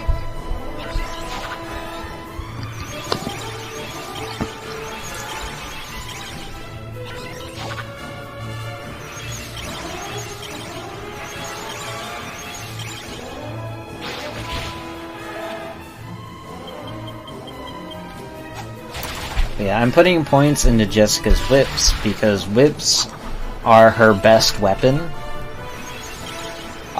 She's gonna get a very important ability called Twin Dragon Lash, which endgame is my best source of damage. I didn't talk about this earlier, when I should have when I was fighting Calamari, but Yangus got a move called Helm Splitter from Axes, which is a very OP ability. What Helm Splitter does is it's a damaging ability that has a chance to lower the enemy's defense. What makes it good is because this ability also bypasses... Typically there are some bosses that you can't use sap on, which in this game sap is how you lower defense. Some bosses are just straight immune to that ability. Yangus' Helm Splitter just goes through that immunity, which makes it very, very powerful. Yangus don't care. There's only one enemy that... and we'll get to that later.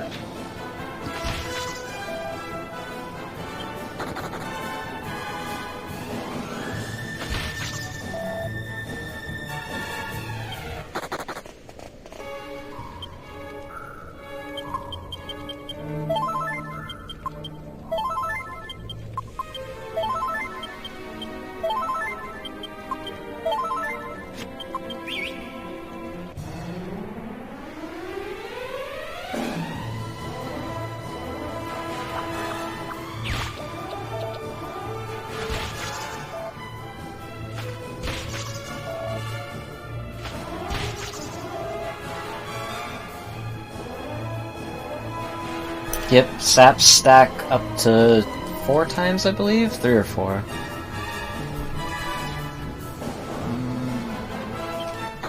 I'll still be a bit picky. That's like I might be cutting out in and out because I'm constantly muting back and... Yeah, Discord doesn't really like it if you constantly mute and unmute. If you disconnect and rejoin, that should help. At least it's helped for me.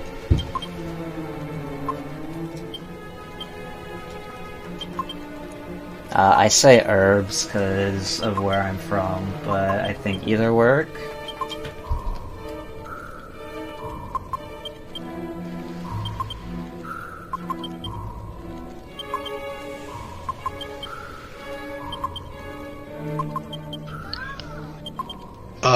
And yeah, it's sap.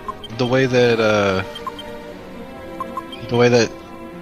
saps and stuff work is you lose whatever your current defense rating is. Whenever a sap lands, you lose exactly half, and then you lose on the second one exactly half again. So those enemies that have odd number defense points, it doesn't round up, it always rounds down. So like let's say 37 or a 37 sap would equal an enemy with 37 defense, their sap would be 18, and then the next would be 18, and then if you landed a third one it would be the 1, reducing back to 0. But, yeah.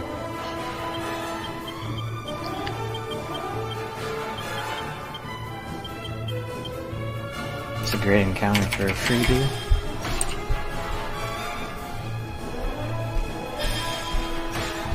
Hey, that one matters. Probably. Alright, so this is something that's important.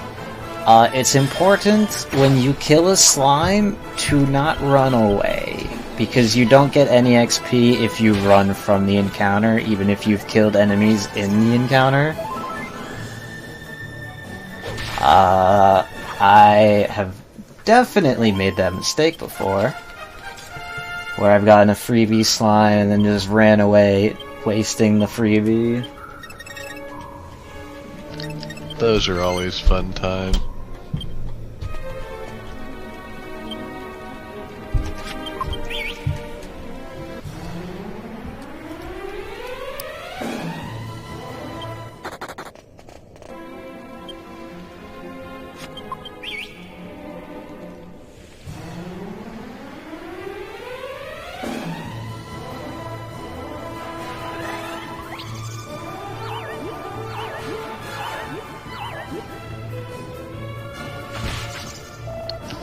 It's definitely a tilting moment whenever you accidentally run away from a free encounter. Not really. Because past the grind segments, you really don't hear the random battle theme too often.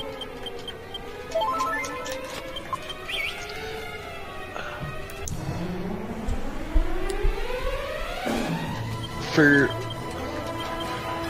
Maybe it's different because I run this game like a lot more often. Whenever I'm in some of these grinds, I will take my headset off, or I'll pop some headphones in and start listening to music on Spotify or something. Yeah, for me, I typically only take off my headset when I'm speedrunning Persona 5 and I'm going through Mementos and I just can't stand that song. Or my ears start to hurt.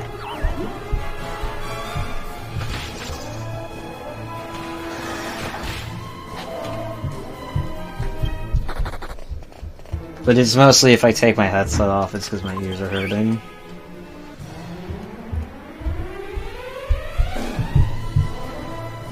Nice. Bewilders are very good with metal slime. They're good in general, but they're just even better with metal slimes in the mix.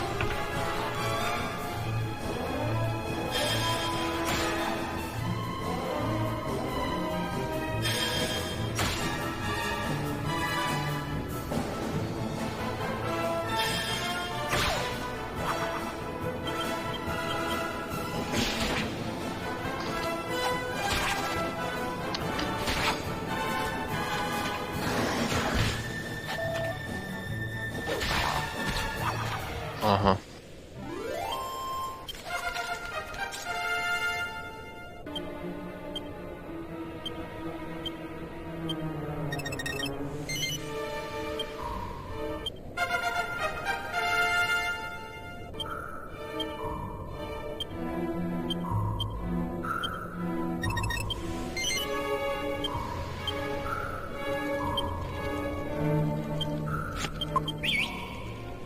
So I completely forgot to talk about Angelo. Angelo, as you see me do, I'm putting points into staves. He's gonna get points into staves until he gets a very important spell called Oomph. Let's see what happens. After that, I'm gonna put a bit of points in his charisma tree.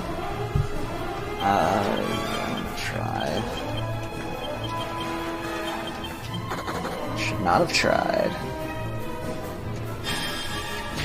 I'm gonna put a bit of points into Angelo's skill tree, into charisma,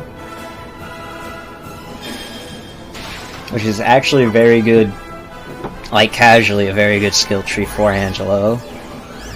Because like Yanks' Helm Splitter, Angelo gets a skill that decreases defense that bypasses sap immunity. And then after that, I'm gonna put points into swords for Angelo, because that's his best weapon. Never try, never fail. We literally will put, I think it's like 30 levels. Well, we get Angelo at level 12. So it would technically only be like 20 levels. We put 20 levels worth of skill points into 2 of his trees so that we get 2 skills that are used in the run. And that's it. Everything else is just kind of, alright, we're gonna put some stuff into swords just so he gets a little bit of extra damage.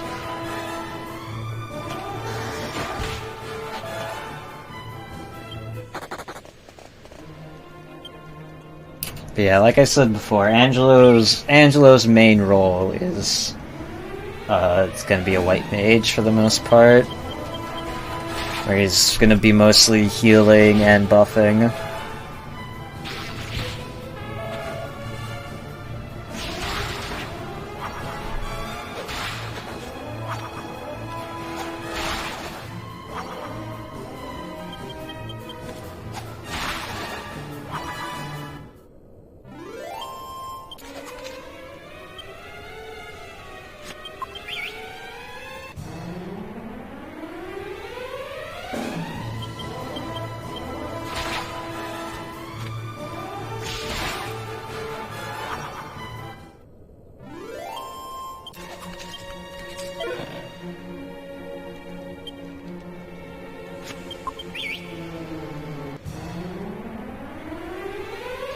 Yeah, unfortunately Discord calls are not very good sometimes, so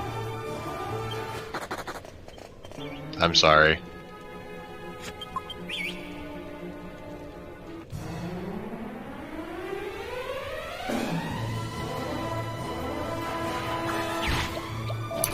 The metal slimes getting the first strike is kind of whatever. They don't do a lot of damage, and they can't run away if they get the preemptive. Thankfully, one of them stayed.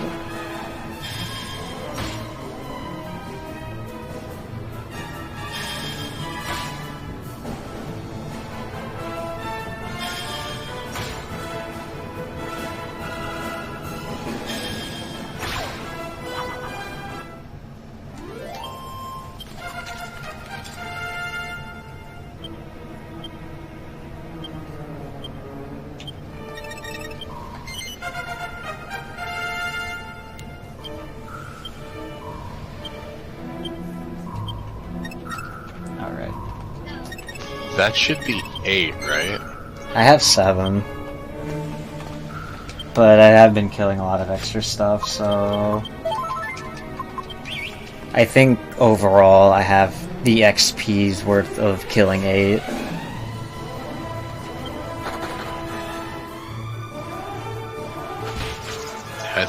I think you're close to being on pace to only needing 15 for the first half, which is good. Any less metal slimes you have to kill is always nice.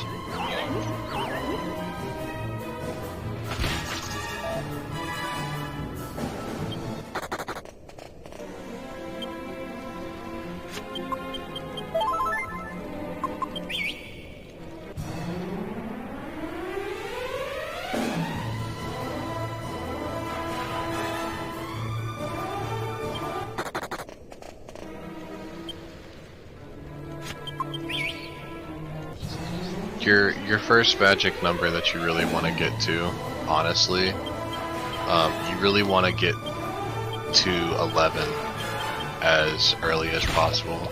Like I was alluding to earlier, each area of the game has a recommended level that you should be at, and if you happen to be over, if Hero himself happens to be over that recommended level, then you get guaranteed fleas. In this situation, the Ruined Abbey's recommended level is level 17. So once Hero gets level 17, 100% flea chances. You get to see a lot more encounters being cycled. You get to see a lot less healing having to be done, because the only way that you'll take damage is if you kill a slime that has adds with it, or you get ambushed. So that's why generally speaking the second half of the grind, even though you're killing twice as many slimes as you are in the first, those two halves of the grind take about the same amount of time. Yeah, typically, like, whenever, we really... How do I phrase this? In terms of recommended level, the game only looks at what level hero is.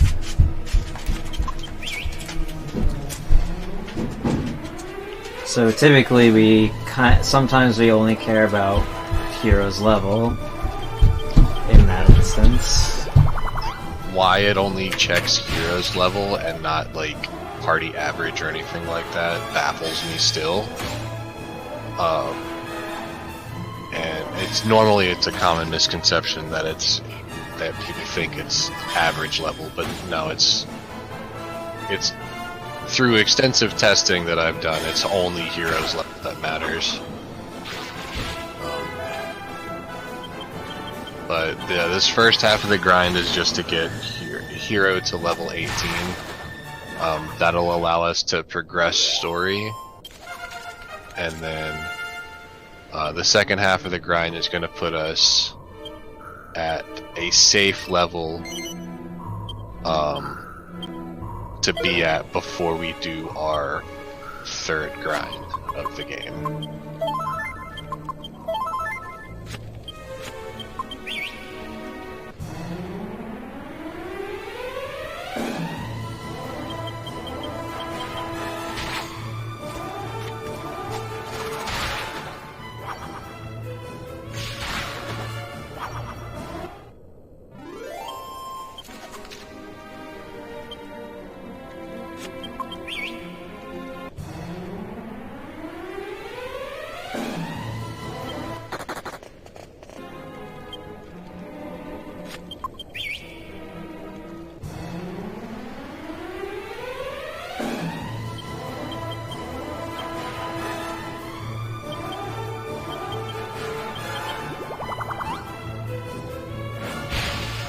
This is number 10, which is really nice.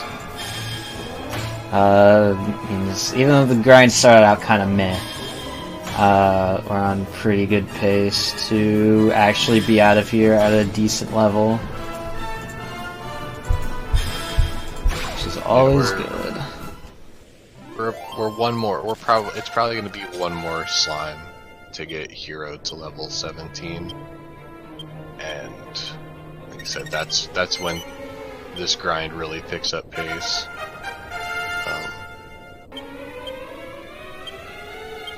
Yeah, with Yangus hitting 17, it's probably just one more.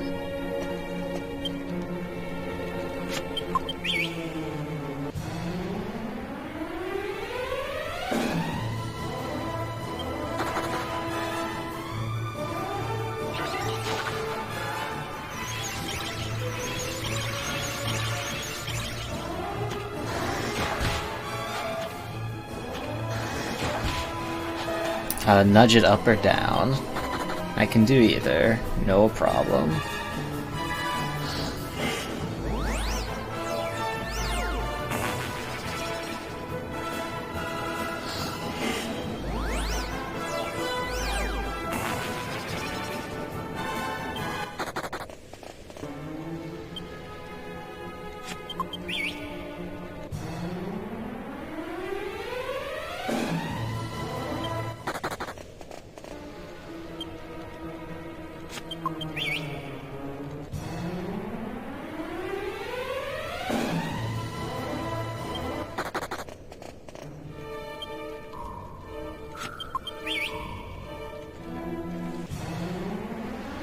Yeah, I got it. Thank you for letting me know.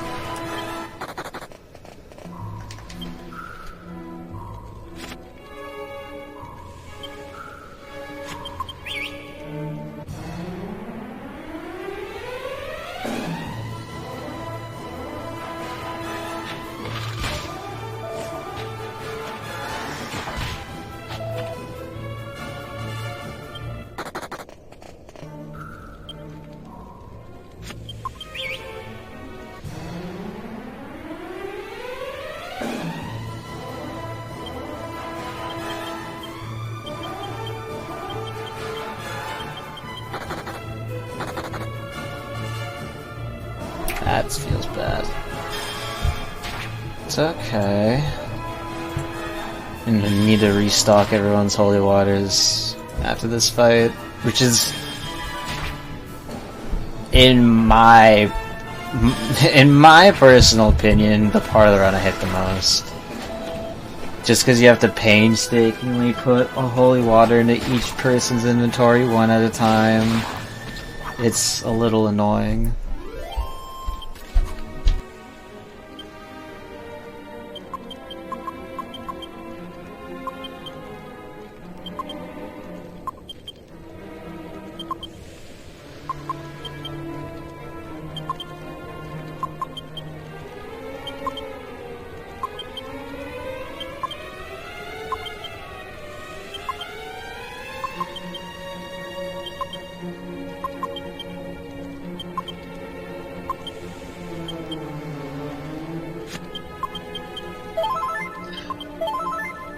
Honestly, having both of those flee from you is a real feels bad.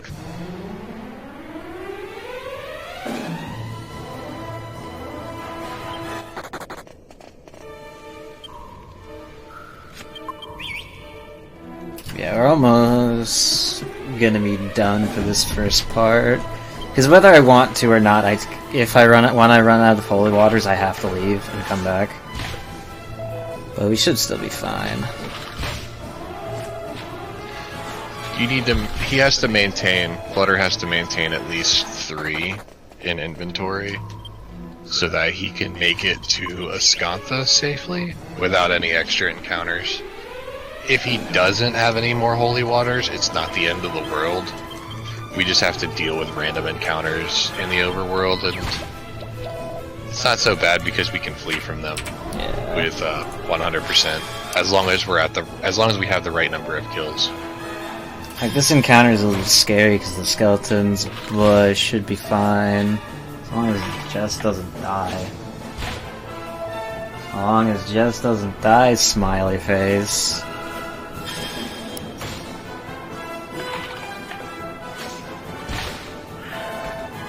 Alright. Good talk. At least she already went. Doesn't Angelo have access to Zing yet? Not yet, no. Oh, that sucks. Yeah. It just means that we're gonna have to kill an extra slime in the next grind. Yeah, it's no big deal, really.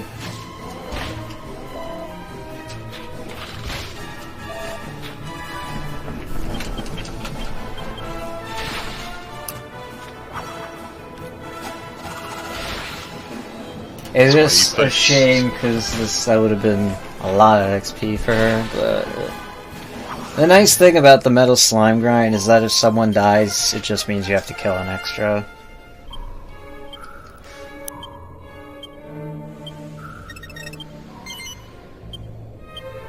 Yeah, and it's gonna be a little bit of time before we get access to Zing, so it's probably in best interest to just go ahead and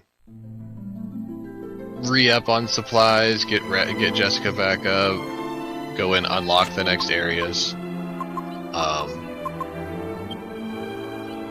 lot of the things that we're going to be doing now in between the first half and the second half of the grind is we're going to be getting some zoom points, we're going to be cooking the Alchemy Pot, and like I said, we're going to be re-upping on some supplies.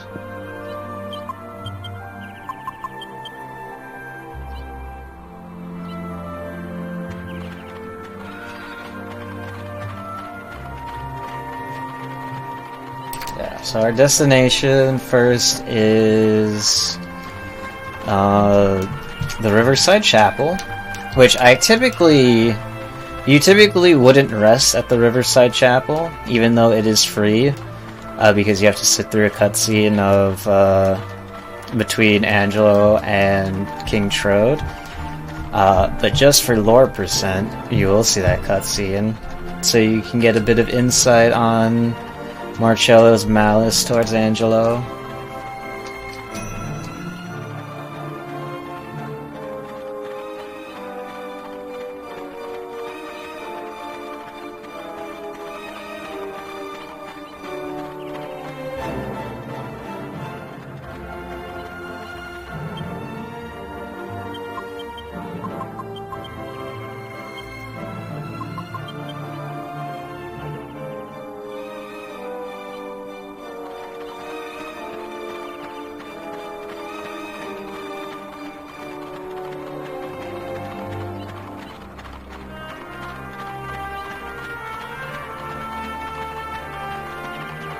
I don't actually recall.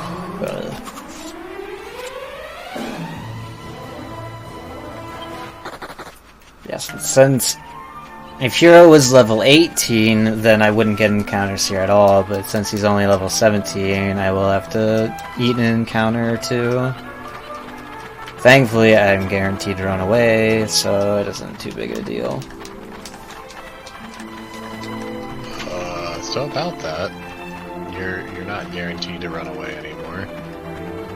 The recommended level for this area is 18, so because of that, holy water stops working, and then you don't get guaranteed fleas.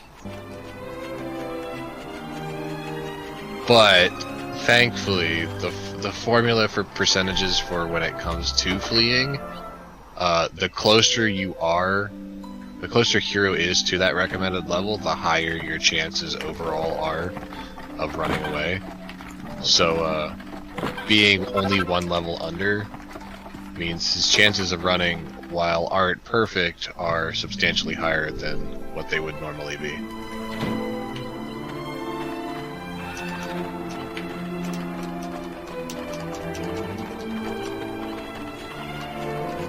Here's the zoom point for the Riverside Chapel. This is where I'm gonna have to res Jess, because I don't think, yeah, this cutscene won't res her for me.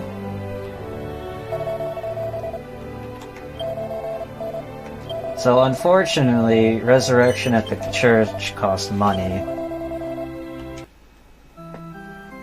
This is why Zing is very important, because Zing is free, quote unquote.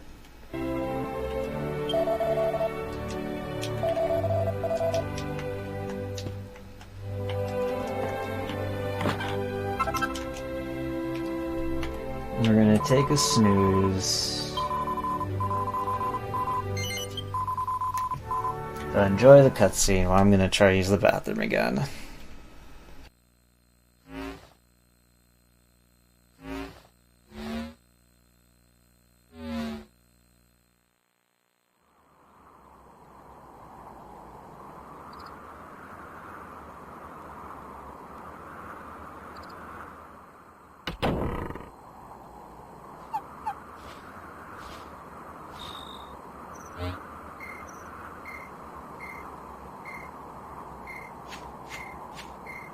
Ah, Angelo. You look like you've got the weight of the world on your shoulders.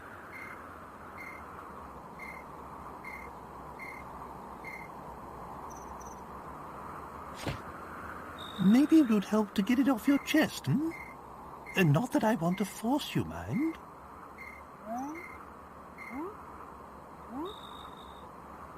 Oh, I don't know.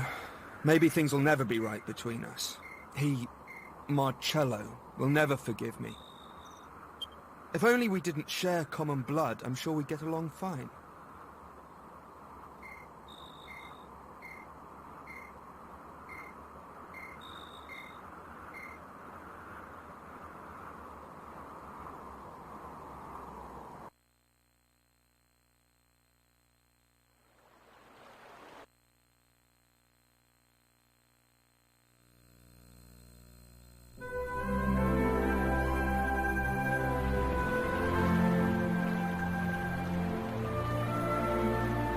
Abbot Francisco was always well known around these parts for his benevolence.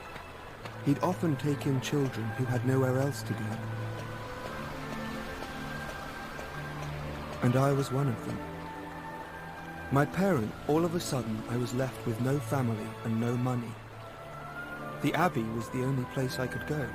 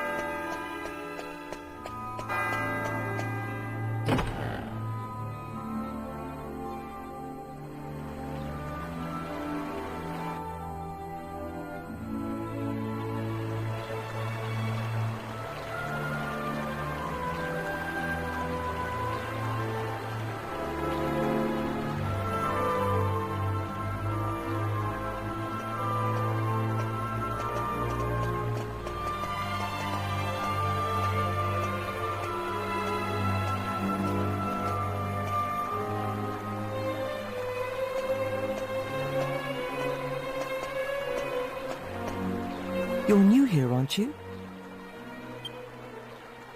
Are you here to join the brothers? Have you come all on your own?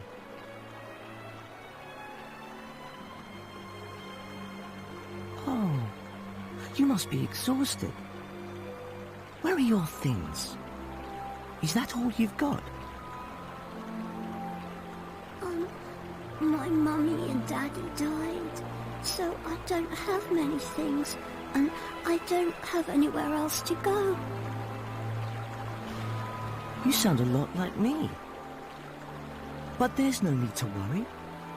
Abbot Francisco and all of us will be your family from now on. What?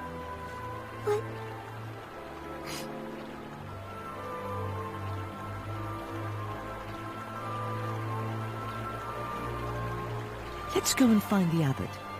Come on now, don't cry. Why don't you tell me your name?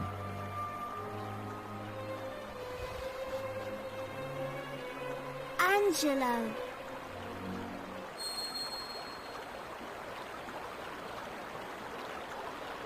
You! So you're Angelo. Leave. I want you to leave. You...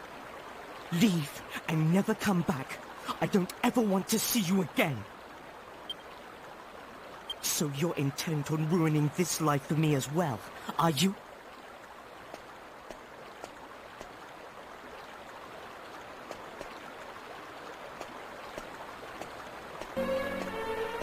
Marcello was the golden boy of the Abbey.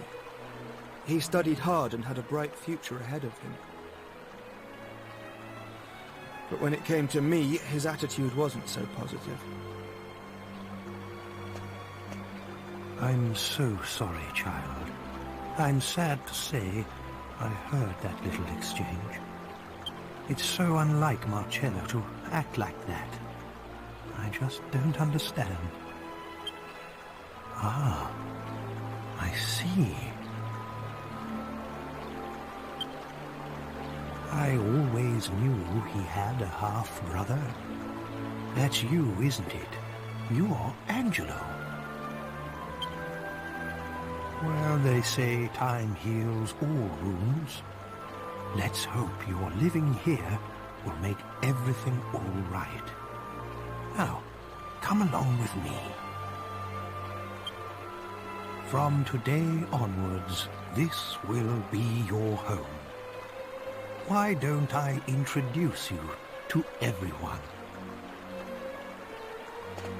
Not long after that, I heard the full story for the first time. About how I had a half-brother who was born from an affair between my father and one of the maids. And that was Marcello. If I hadn't been born, he'd have been next in line to my father.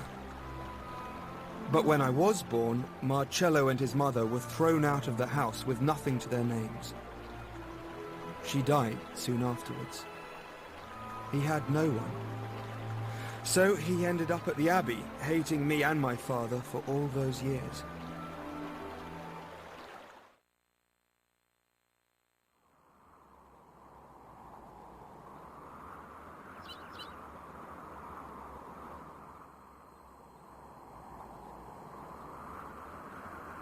Quite a bombshell, don't you think?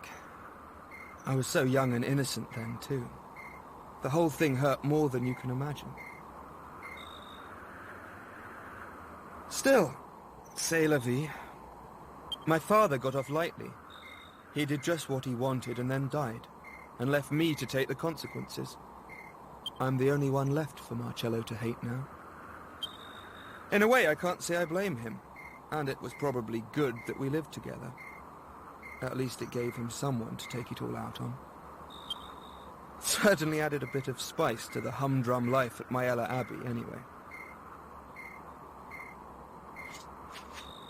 Angelo, I'm so... This story's gone on long enough. Look, it's nearly daybreak. Wait!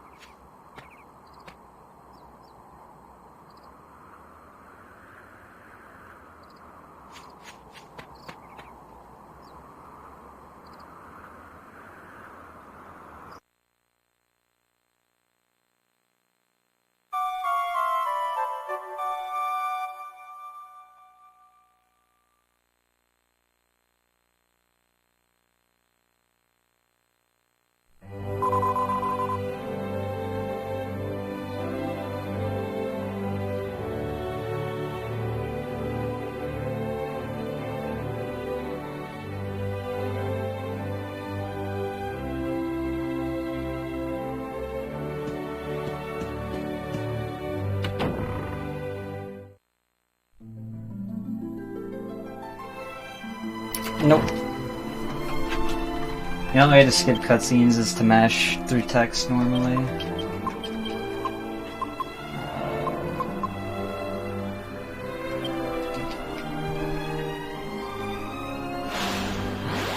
That's why the estimate for isn't too much longer than at any percent time.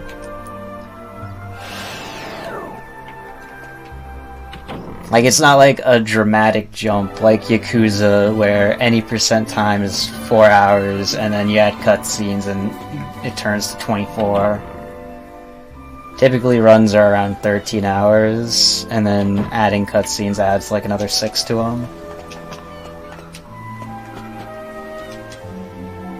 Alright, I forgot to get the key.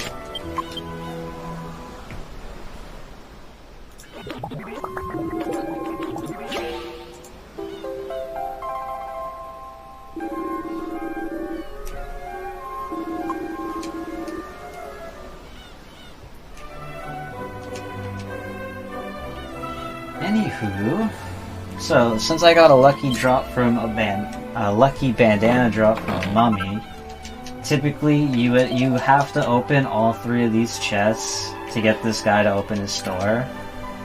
But since I don't need to get to his store because I have the bandana, I can just loot the 2 items and then that's it. Because the 3rd chest is a mini medal, which I don't need. So now I'm gonna sell the boomerang I got from that guy. And a few other of the miscellaneous drops I got. 3 cowpan golds, silk robe, which basically just which covered the cost of Jess's revive. She doesn't need her snakeskin whip right now. I can sell Hero's boomerang. Because he doesn't need that anymore either. Now I buy a very cheap whip for Jessica to use.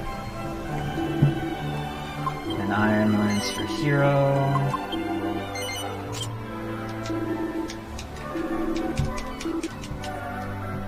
I'm gonna rearrange my inventory a bit and then just use the rest of my gold on more holy water.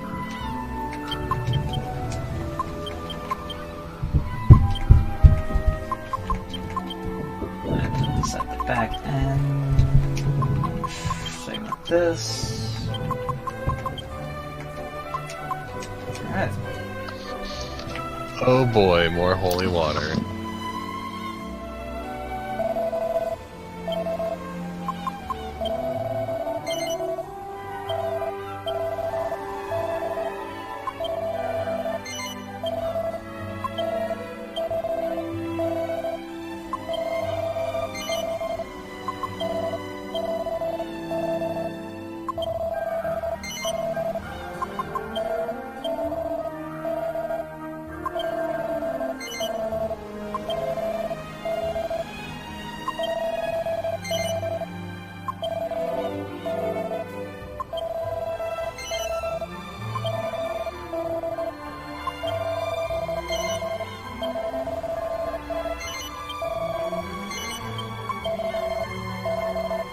So to answer your question, we currently have 11 slime kills out of the 43 to 45 that we need for the first part of the grind.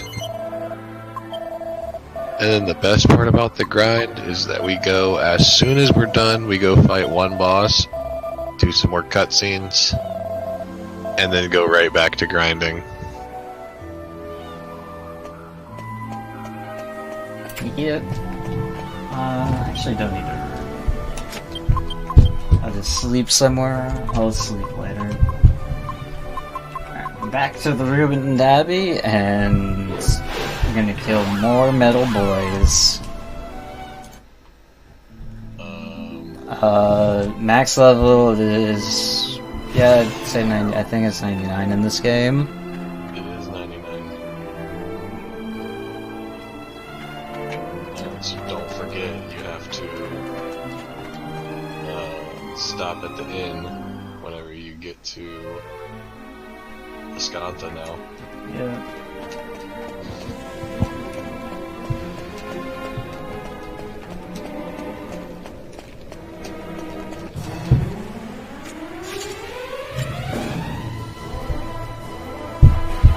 Yeah, I'm going to look for at least 5. If it's going quick, then I'll try and kill more to make Dual Magus less scary, but if it's going slow and painful like it always does, then we're just gonna kill 5 and leave. But we'll get to that when we get to that.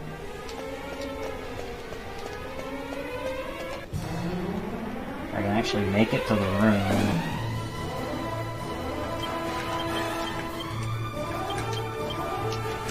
I'll equip it.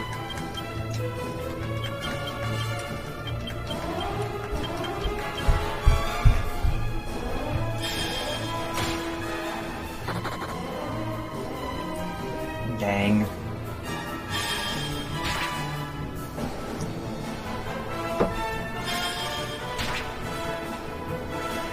Yep, so get re-cozy, because we're gonna be here... Well, with how my grind's been going, probably be here for like another hour and a half or something, because this has not been going too great.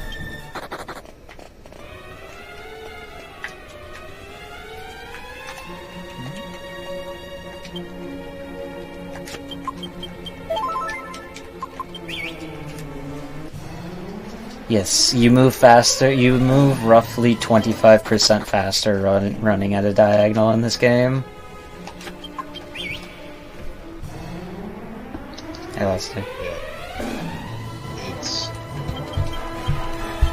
It's common in most level 5 developed games in the PS2 era, where they had an error in how they calculated vectors.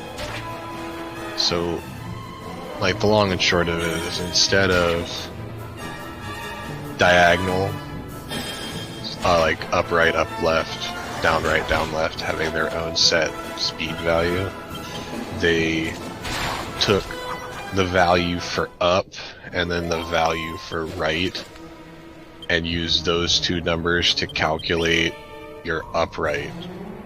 But like I said, they had an error in math, and that's why moving at a perfect 45-degree angle, it's about, I think it's the formula ends up being like 42.70% faster or something dumb like that. It's actually a very specific number, I just can't remember it. Very nice Kaishin indeed.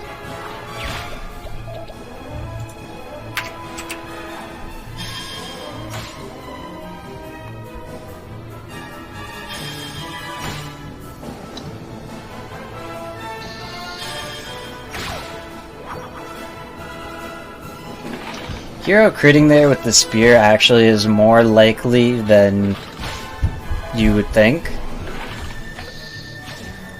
Because since I put points into heroes,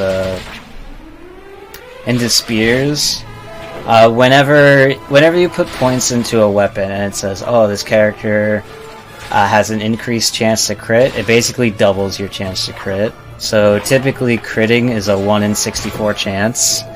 When it tells you your chance for landing a crit has increased, then it doubles to a 1 in 32.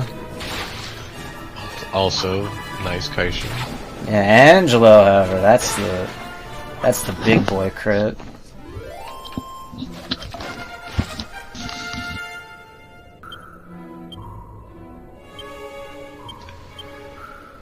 Oh, another thing that I forgot to mention,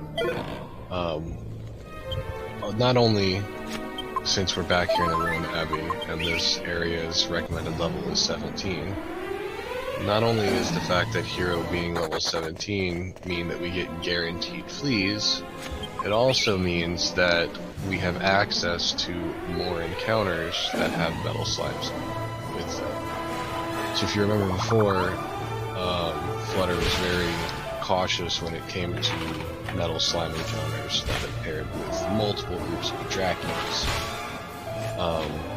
And now that we're level 17, we can utilize Intimidate strats. Intimidate, if you are over the recommended level and the enemy that you're facing is not undead, if you Intimidate, it runs away, and it's quite nice. Now there are some exceptions to it, like I was saying earlier. Undead enemies cannot be intimidated. They will look at you with an unimpressed look and stay. And then with metal slimes, they have a 75% chance of staying. And a 25% chance of running.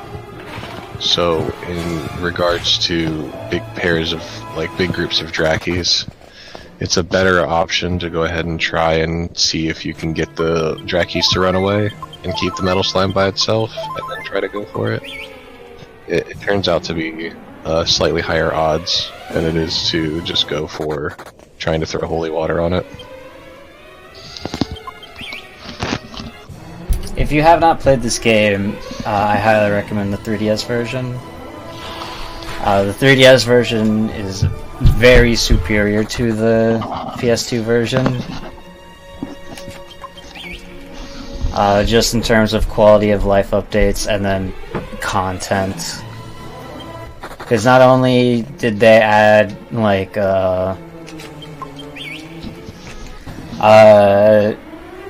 like, new characters and stuff, they actually added extra cutscenes in the 3DS version. Which is nice.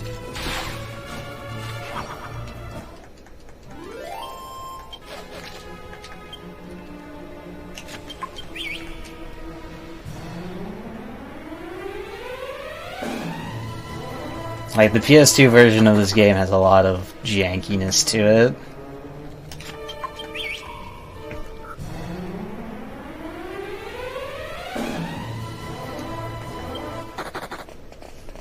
The slight caveat to the 3DS version is that the soundtrack is not orchestrated. It's all MIDI for the Western release. If you buy the Japanese version, then it's still orchestrated for whatever reason. And then there's some slight censorship in some areas. Mostly with Jessica's costumes, because Jessica's very endowed. It shows off quite a bit of skin. And then there are some cutscenes that got slightly edited.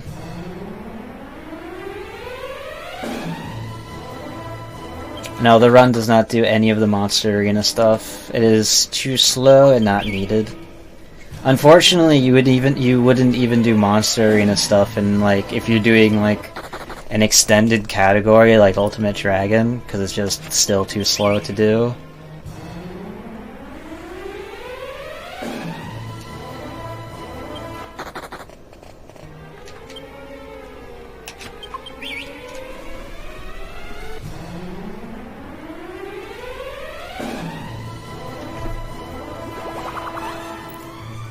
Like, in the 3DS version, you have access to... the 3DS version gives you two new characters.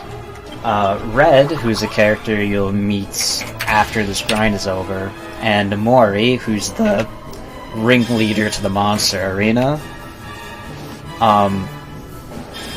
Mori actually has fairly good skills when it comes to grinding, because he has... he uses clubs, and like Yangus and Hero, he has crit skills in his club tree. And he has an ability called Mori's Musk, which attracts metal slimes to you.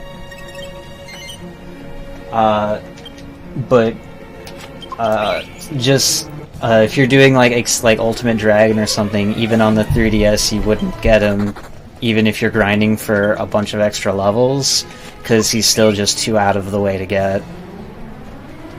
Red, however, the 3DS speedrun actually uses when you get her, because you get her as part of the story in the 3DS version. And not only is she good for the endgame, but she's also good for stuff like Ultimate Dragon or all bosses or whatever. Yeah, Red in the 3DS version is quite OP. Her fan skill tree and her, I think it's knives. Her knife skill tree are both super broken. She gets one skill in her knife tree that's called Blade Cascade. It basically it's a 4-hit. Yeah, it's a 4-hit skill that guarantees anywhere between 1 to 2 damage on metal slimes per hit. So for grinding kings out, if you can get it to stay a turn and get an accelerate off, it's pretty much a guaranteed kill. She also, in her fan tree, she gets access to like spells, but they're in dance form. So she gets a Kazing spell, which is guaranteed res plus 100 plus full health. She also gets an access, I think, in her fisticuff tree called Dosh Tosh, which throw a little bit of money and do 500 damage. Yeah, like if you've played Dragon Quest XI, which I've seen a lot of people play it, as it has been, especially in recent years, been people's outlet into the Dragon Quest series. If you use Sylvando, he has a similar ability, which I forget what it's called. I think it's just called Coin Toss. Gold Rush. Gold Rush. And if you use that ability, you know how good it is. Red has pretty much the same thing, but I think it's better? It's single target and it does way more damage. In DQ11, it's an area AoE, so it hits all enemies on the field, regardless of groupings, and it deals roughly 100 damage per hit, or per person, or character, you know? Whereas Dosh Tosh is single target and can deal anywhere between 470 to 525 damage. Yeah, I'm actually, like, it actually warms my heart when I realize how broken they made Red. Because I actually really like her as a character in this game. They kind of had to add Red and make her super broken because of the changes that they made. That's the other downside to the 3DS version. They did nerf Jessica quite a bit. Yeah, like the OP skills I'm talking about using that both Yangus and Jessica have, like Helm Splitter and Twin Dragon Lash, which Jessica might get here? No. Okay. Are heavily nerfed in the 3DS version. Yeah. Jessica does become our main damage dealer towards the latter bosses of the game. Mainly right after Imperia. Jessica becomes the big heavy hitter, with tension and with Angelo being able to use Oomph and Twin Dragon Lashes. It just does so much damage. So much damage. Yeah. But you'll get to see it later on, which is something that I always thought was funny about Jessica, is she has an insane MP pool. She has like 300 mana by the end of this, and we just barely tapped into it. Meanwhile, Hero and Angelo are constantly running out of MP.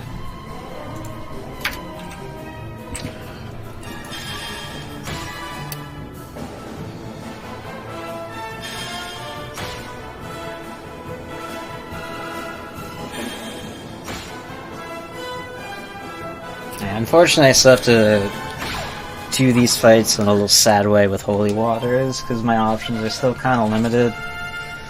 But they're about to open up in like another level or two. Yeah, once Hero achieves level 19, we can start trying to poke things.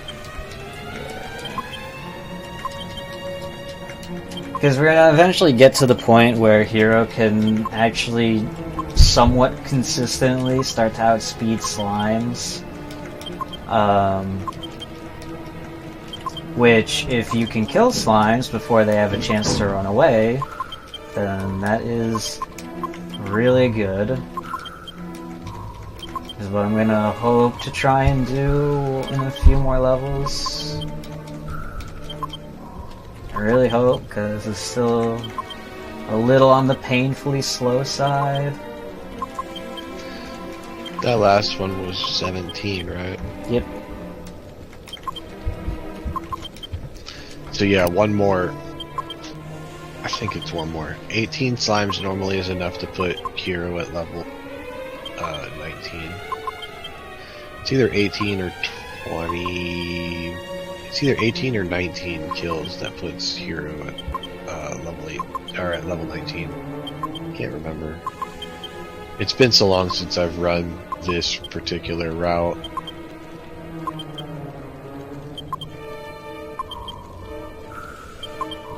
Yeah, there are a few different routes you can do with this game, and really all the routes change is how you grind and what you grind. Aside from that, you would still, for the most part, utilize the same or similar strats. Your money route may vary, but that's about it. Yeah, that's really the three big things about the route changes is,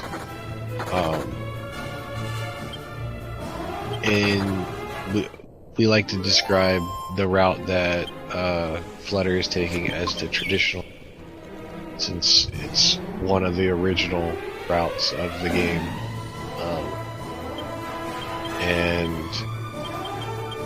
the route that the current world record is based off of changes. Like I said, it not only does it change how you grind and where you get your experience point from, it also does some changes in the alchemy route, changes in the gold route, and changes in your skill point allocations. So it's more risk, but with potential for greater reward. Recently, the route that I have been taking while trying to push world record even lower is very volatile, scary, very high risk.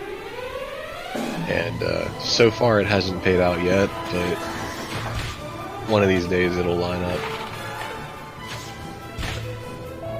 It's kind of like the issue with trying to run this game at a high level, because there's a point where skill load and decision making just won't carry you to a PB.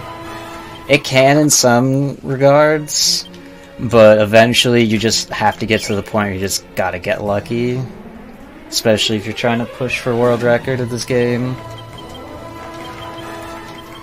Yeah, and unfortunately for me, liquid metal slimes are the bane of my existence. At least recently, within the past, I don't know, 5 or 6 weeks. That's the one split that I haven't been able to get out of. At least not with a good enough time to continue the run. So. Speaking of, shoutouts to the current world record holder, Close to War. It's a very, very good speedrunner. Yeah. Vinny Senpai runs... Good lord, he runs everything. And most of the games that he runs, he either is a world record holder in some category or in all categories of the game. I think his current PB list is like Dark Cloud 1, Dark Cloud 2, Final Fantasy X, DQ8, Tales of Symphonia. Good lord, the list goes on. He runs so many games. Yeah.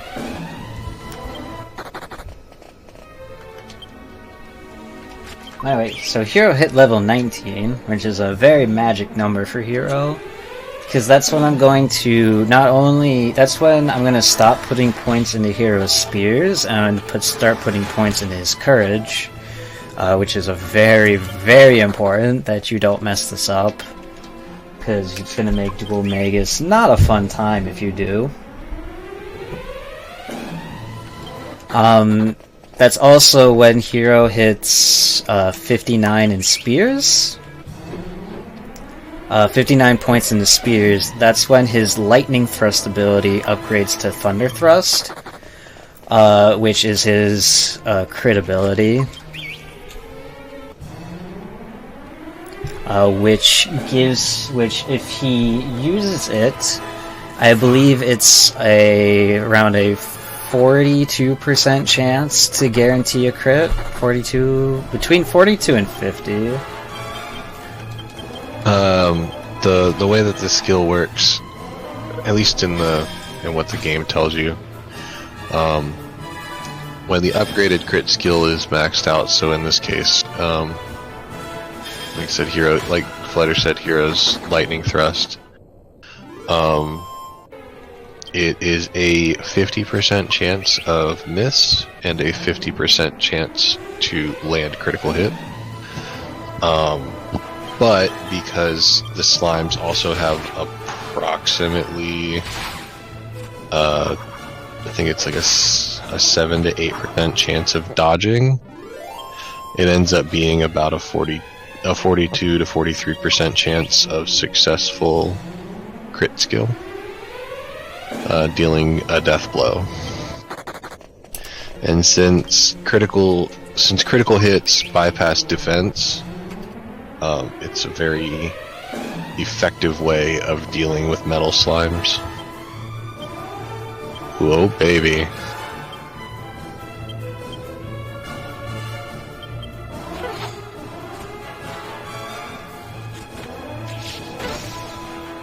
Nice, that's what I like to see. As our run's going, it is being a speedrun.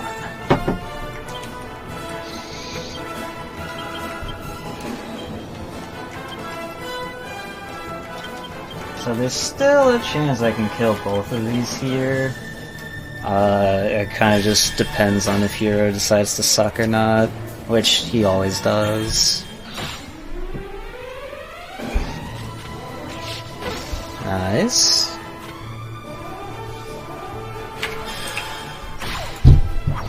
Well, at least Yangus outsped the one.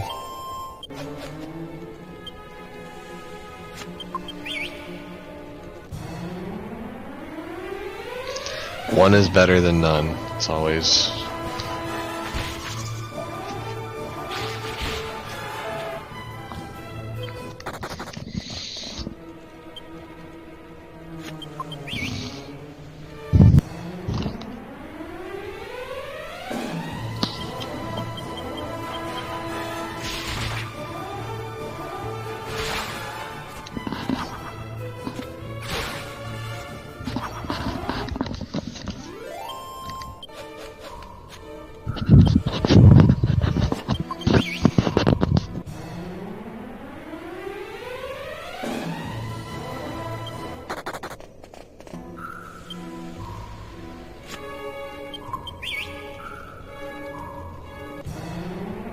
Yes, he's gonna help me out for a bit.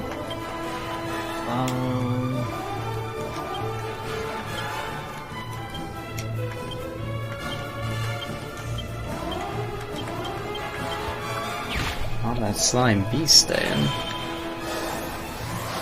Also, I'm really sorry for the mic rape. I was trying to adjust. My bad. Hopefully Hero can land a crit. Nope. He's only missed 3 in a row. My boy.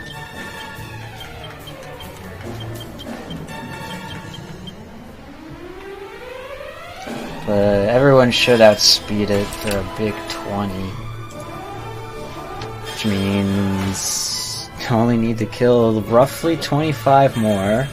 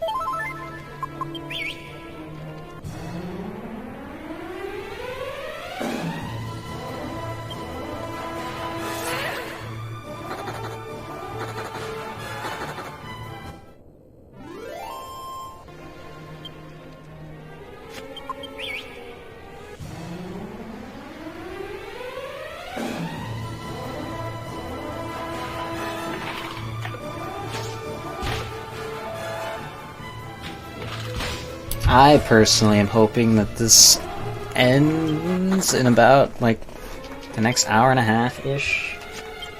We'll be done grinding here. Because there's a nice lengthy part where I can get up and work on lunch. It's almost lunchtime for me.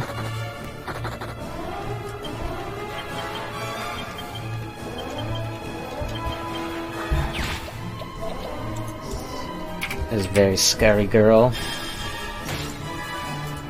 I'm gonna try for the fans to get both her and Hero to 100 tension.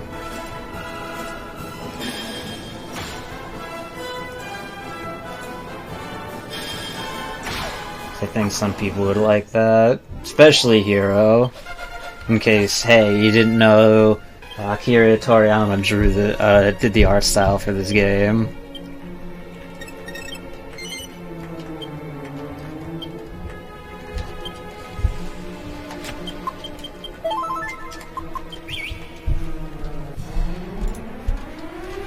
With the strats I do, she'll get to Puff Puff. There's one boss in the later half of the game that actually can be Puff Puffed, where if you get the strats, they're amazing, because he basically just never gets a turn to do anything.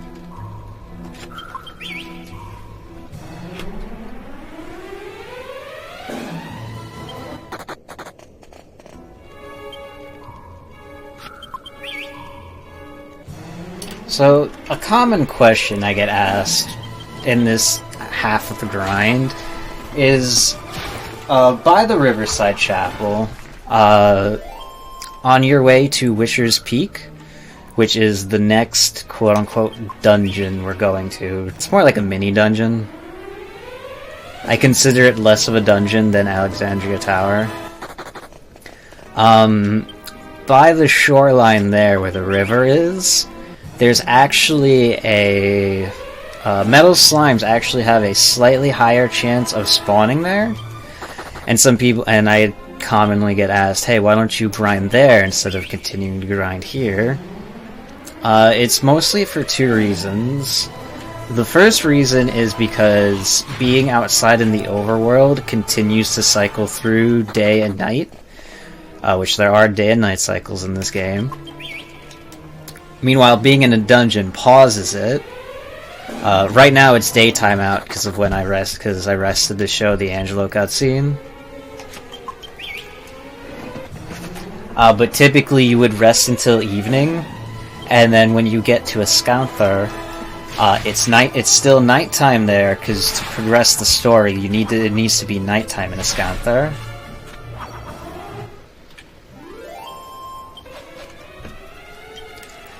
So there's that issue, and the second issue is when you see me run away, well, not this encounter,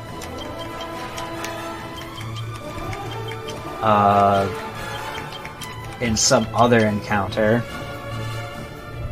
you'll see that the running away animation is fairly quick. That's because when you exit an encounter via like running away or whatever, the game needs to take time to load what part of the game you're in. And if you're in the overworld, then it needs to load that whole chunk of the overworld that you're currently on, which takes a bit and loses you time. So it's overall not worth it to grind there, and more worth it to just continue grinding here in the Ruined Abbey. Plus, the encounters that you have to fight by the riverside are scary.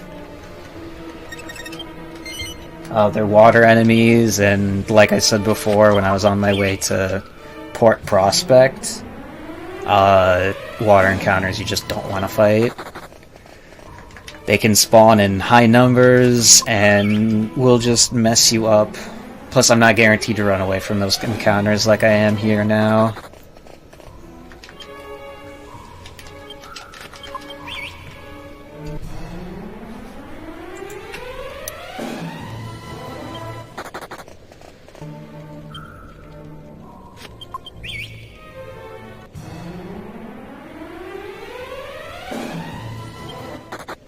Yeah, unfortunately, I'm still gonna be here for a wee bit. I need to kill a little over 20 more slimes.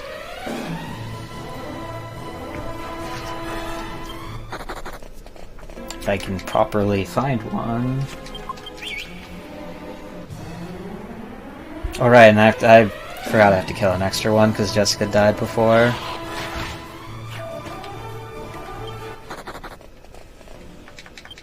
So like I said, get cozy, because we still have a little bit to do.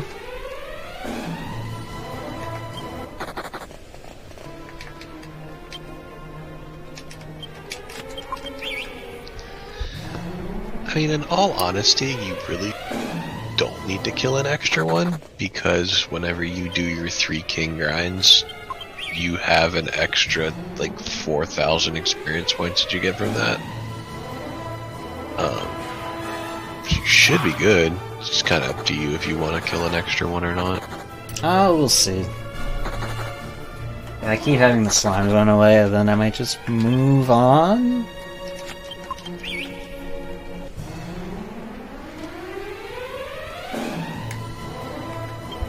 No, I'm not looking for drops.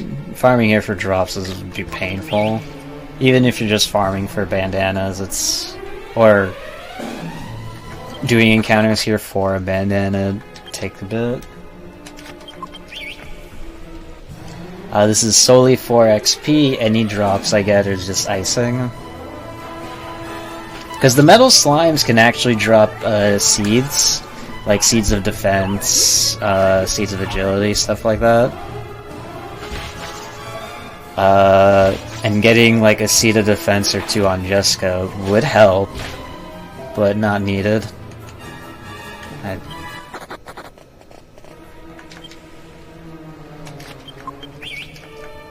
Yeah, just to reiterate, this is just grinding for Hero to hit level 23, and then Jessica won't hit 22, but ideally she would hit 22 when Hero hits 23.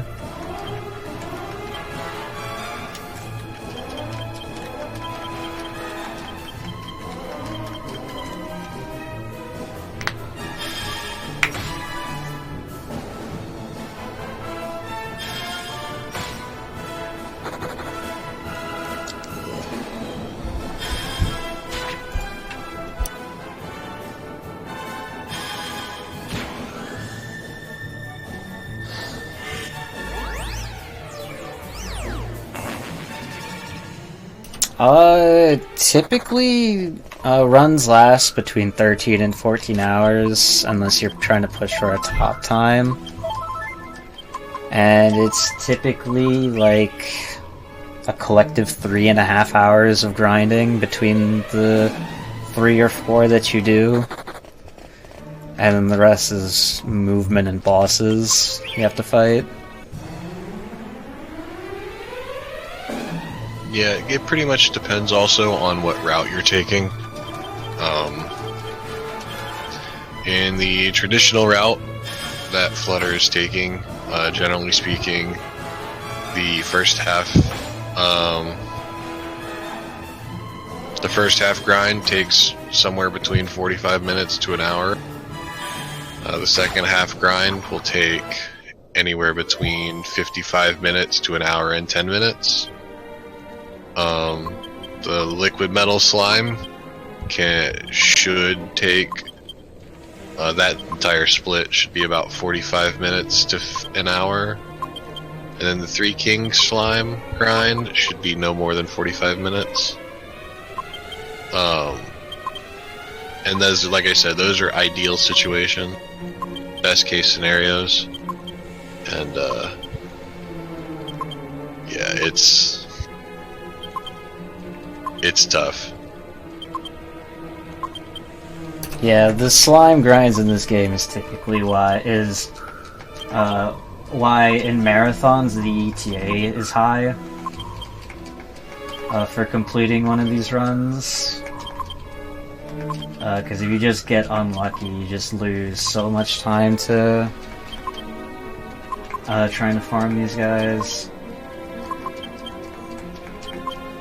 And to answer your question, how early is a reset run, or how early is a reset point in the run,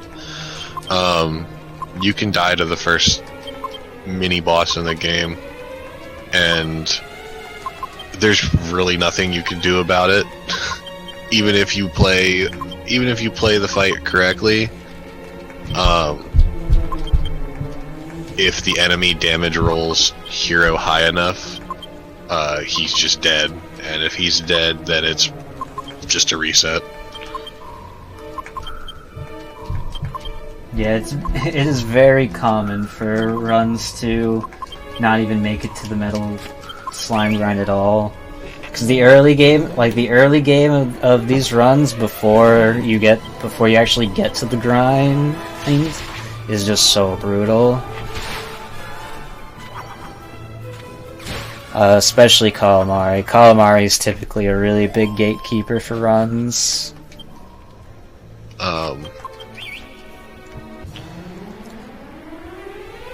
If you were to use my splits as an example, in my PB, using the more volatile route that is the 10 liquid metal slime grind route, my liquid metal slime grind split was at 5 hours and 30 minutes.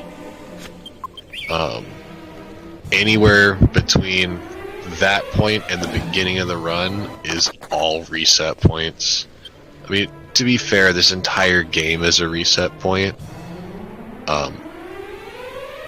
Because while you deal with grind luck in the first half of the game, the second half of the game turns into boss RNG.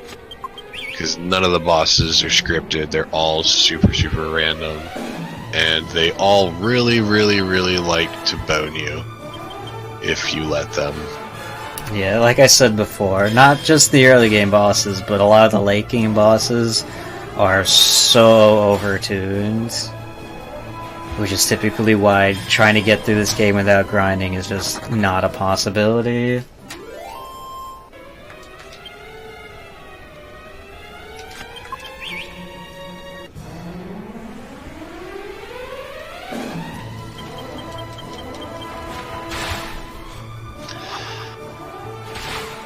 Nothing sucks worse than being on world record pace with 2 splits to go and just getting desperate attack spammed and dying because you can't do anything about it.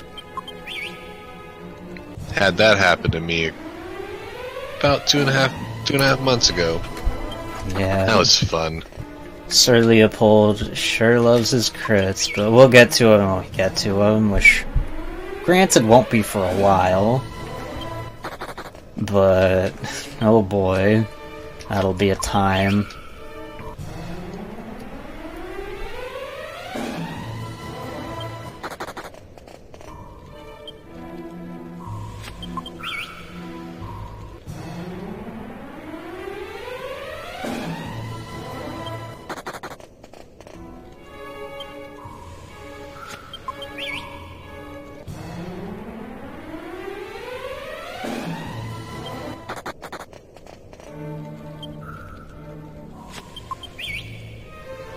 I'm gonna try and hoping here if I can find a slime.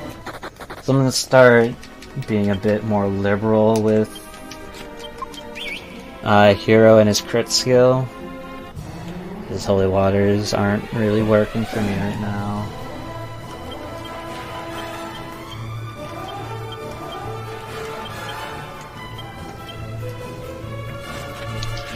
You can always try to utilize the hybrid strats to kill the slimes now that Hero has crit. Alright, well it's dead. So. If you accelerate with Jess, throw a holy water with Yangus, crit skill with Hero, and then use Angelo to either just attack the slime or attack one of the adds. Around this level, even if Hero misses the crit, if the slime stays, Hero, Angelo, and Jessica throwing a holy water on it is pretty much a guarantee to get the outspeed and the kill. So that way you use less water and you still give yourself a chance to get the kill if the crit skill does miss and you get it to stay.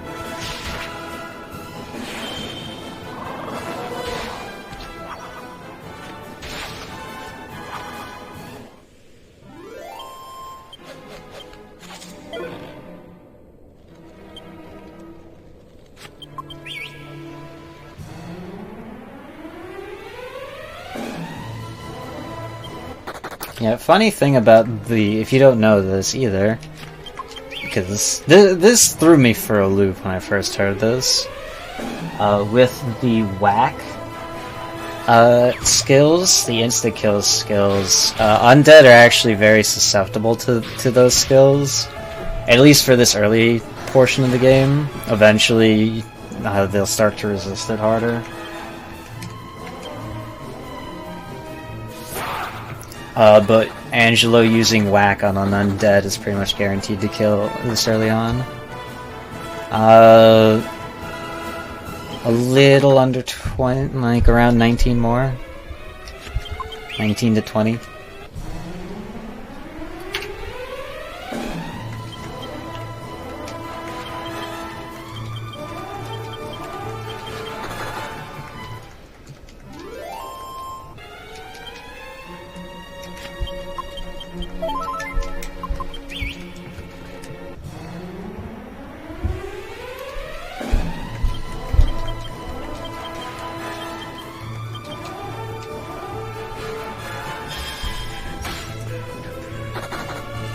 Dang.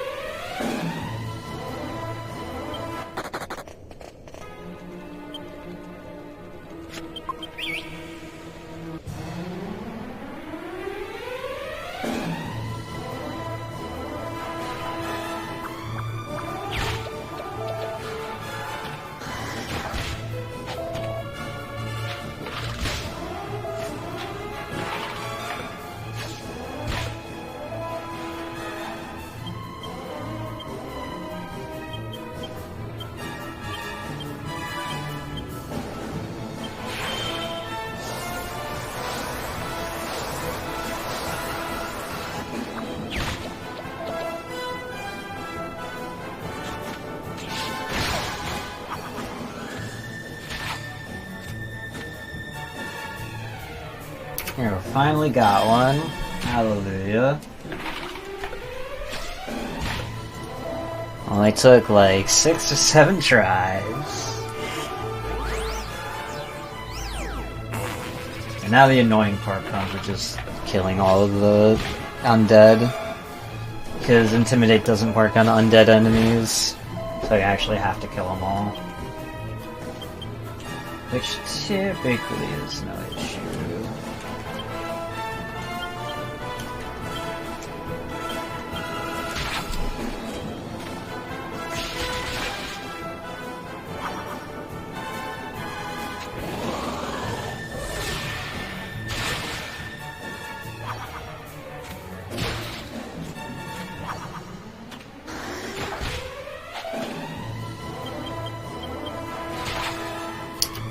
So Close to War is the only one who has done 100% run in this game, and I think his final time is around 36 hours, between 36 and 38 hours.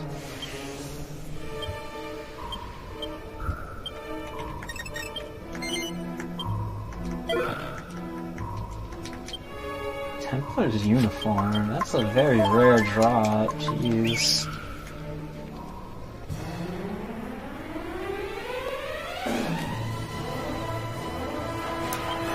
Trying to 100% category this run of this game is very weird, because you can't have like a traditional 100% category where you have one of every item in your inventory.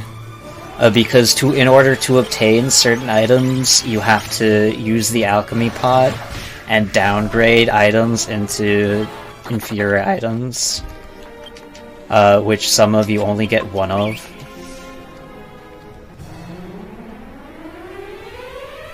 I'm not entirely sure if Close to War did, if it was a true 100%, it's as close to 100% as the game can give you.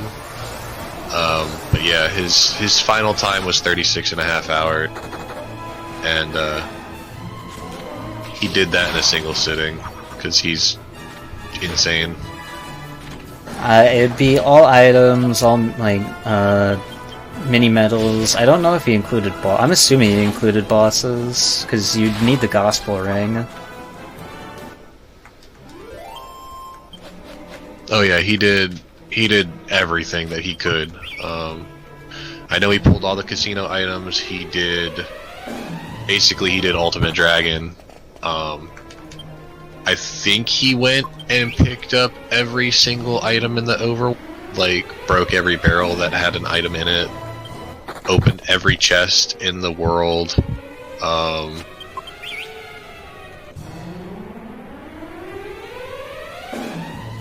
Just, yeah, it was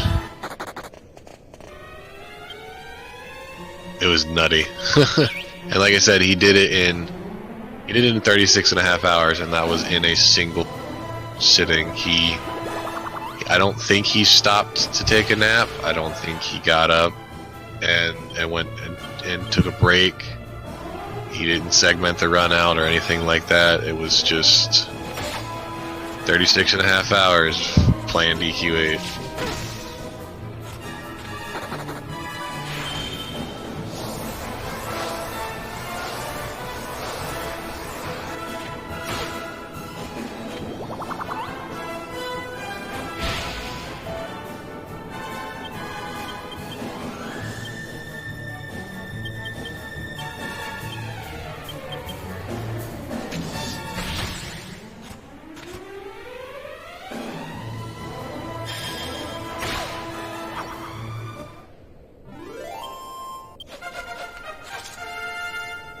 Yeah, because the other thing with this game is at a certain point you'll just stop getting skill points for leveling up. So you can't even put, oh, you need all of each character's abilities as a requirement, because you can't do that. Even if you hit max level.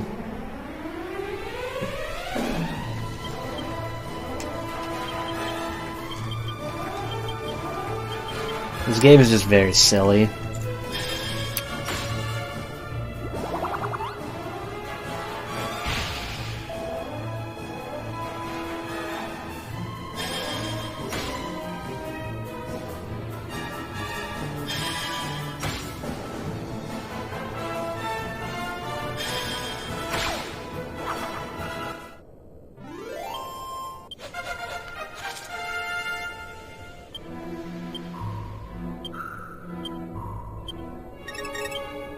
We're just inching closer and closer to our goal. I think that was 26. I'm at 27. 27. Yeah.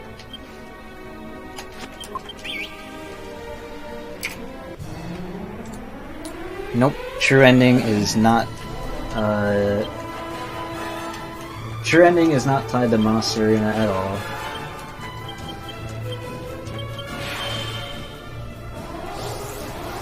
Your only requirements for true ending is after you beat Rapthorn the first time and sit through the first ending, from that New Game Plus quote-unquote save you get, after the credits are over, you go into that file and then you go to Draconia Village and fight the Dragon Lord. And then beat Rapthorn again. That's the requirements for true ending.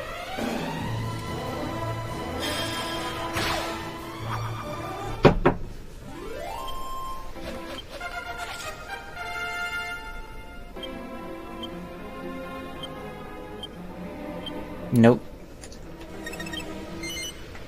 Because Monster Arena is very slow.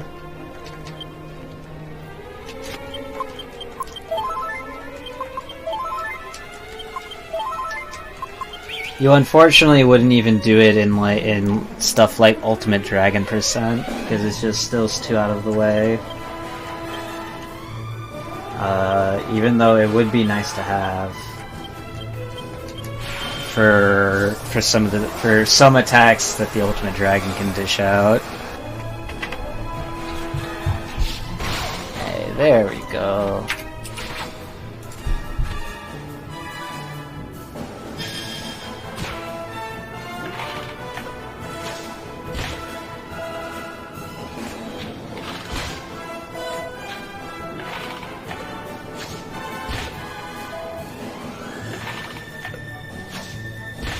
Too much money.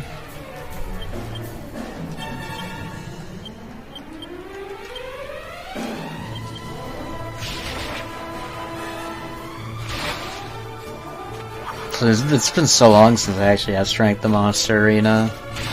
I don't know how I do it.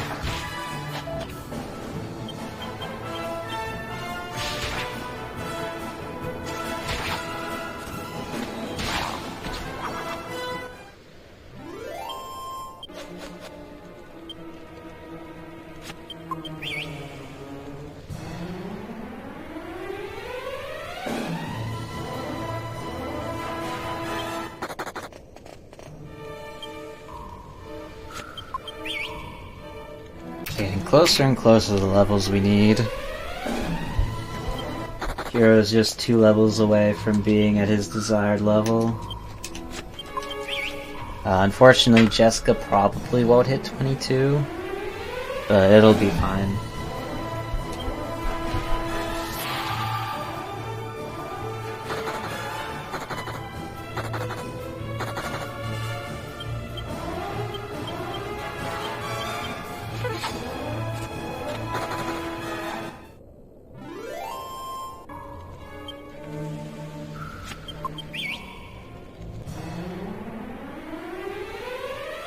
Yeah, it probably won't be a bad idea for me to leave and come back when Hero or Jess run out of SP, just because I need to go sleep and make it nighttime anyways. Which is probably what I'll end up doing.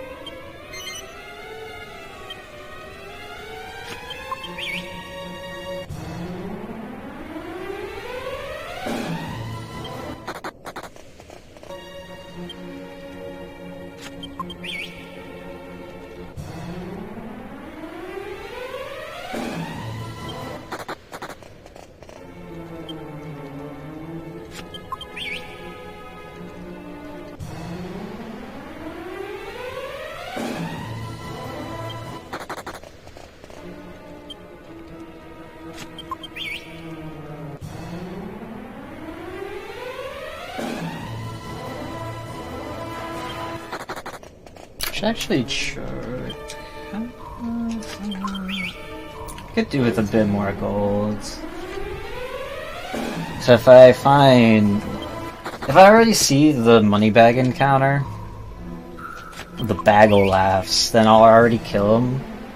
But if I see like quad fly encounter, I'll probably still kill those two, just to pad my gold a bit.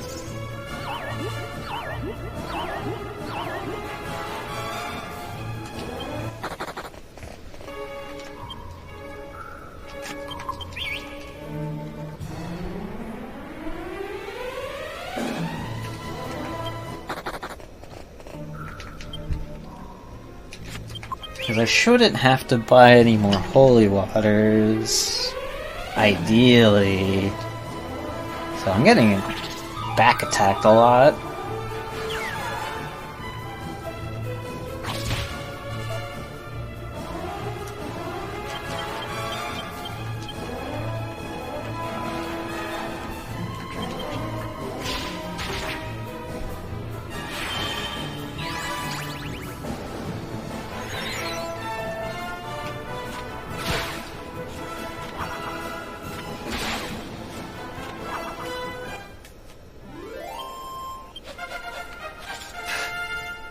Nice experience, Angelo.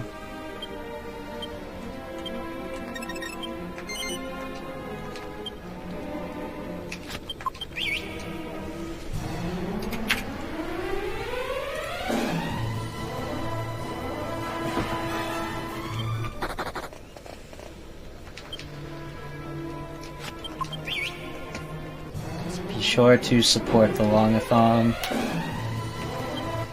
for being able to put together a 2-week event. Showcase some speedruns that wouldn't get in any other events otherwise. Like lore percent.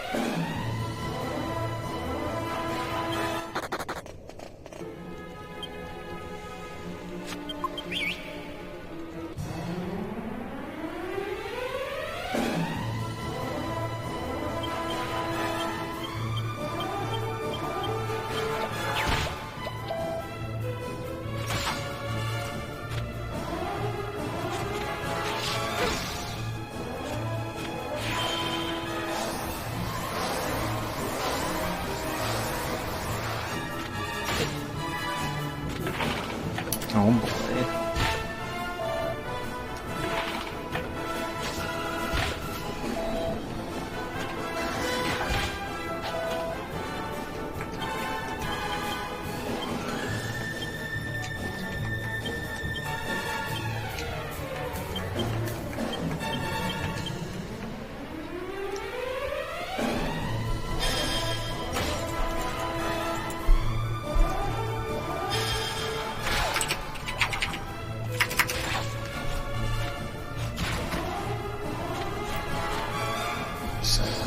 The big 32.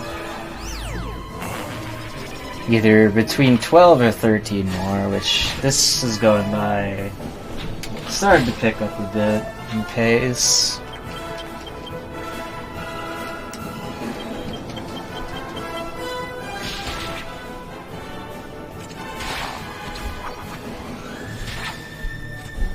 A beautiful flower. So thank you, thank you.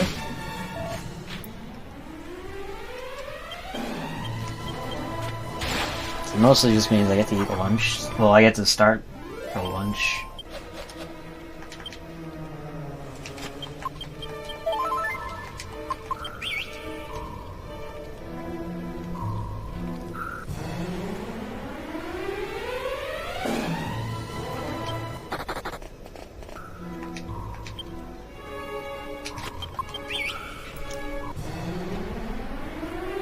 Yeah, whenever a hero runs out of SP, that's probably, oh baby, when I'm gonna go back for a snooze, come back and finish up, if I need to. Typically, ideally, you finish this baby metal grind, is what I usually call it, into 2 different chunks. Coming back for a 3rd time is kind of oof, but it's not the end of the world.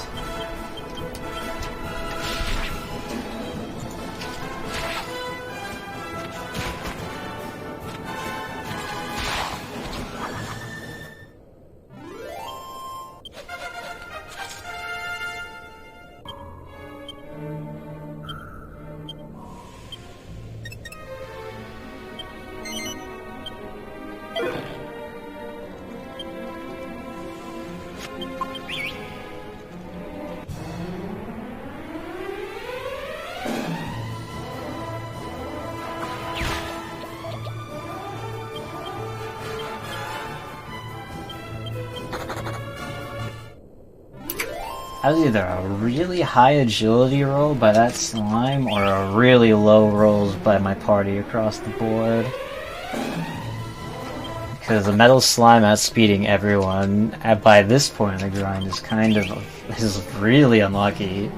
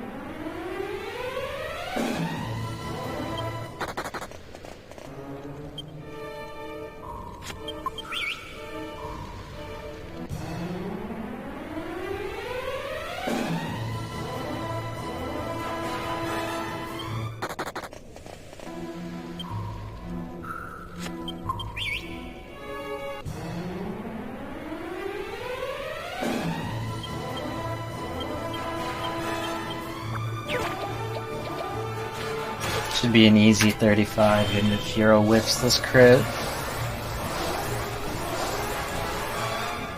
Metal Slime's thing, turn 1, is basically guaranteed for it to die.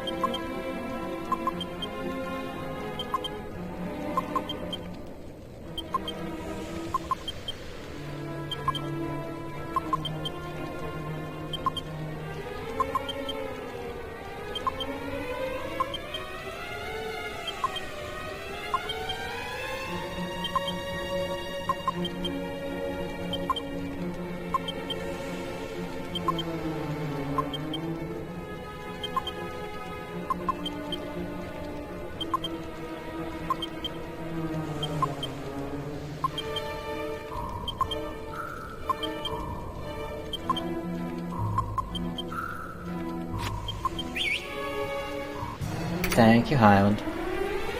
How many slimes have we slaughtered? We're at a big 35. 35 out of 45-ish.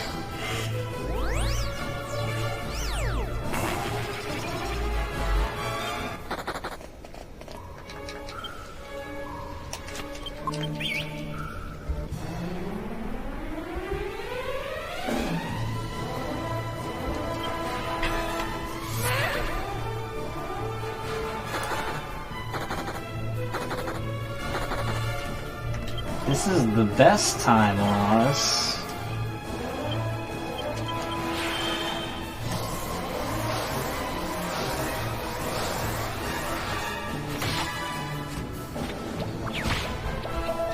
Should be 36. Also, Hero went last. Nice agility.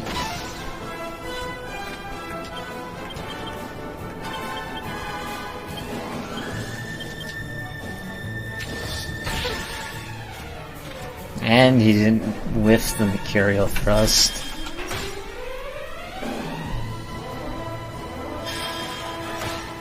Hero continuing to disappoint left and right. Which is actually kind of typical for a DQ8 run, sadly.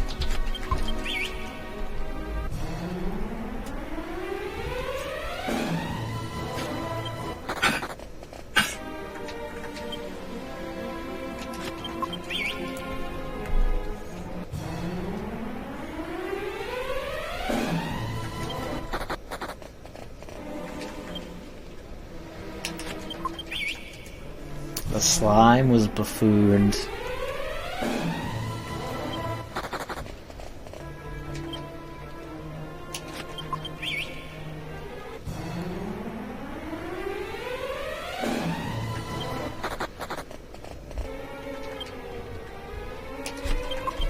The lore you've missed so far. So far we're after a magician named Dualmagus, who placed a curse on two characters named Trode and Medea, who are king and princess of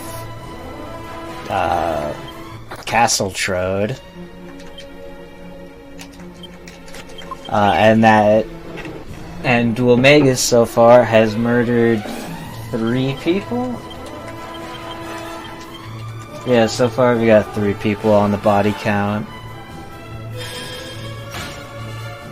A 100% Tiger.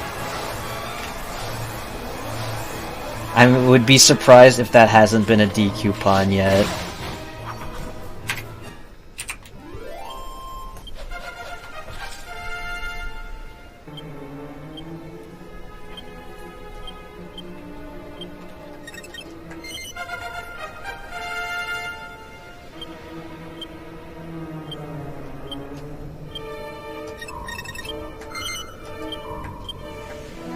So even though Hero hit 23, I can't finish. I am not done grinding because Hero needs to be 24 going into Castle Trode, which is a dungeon eventually.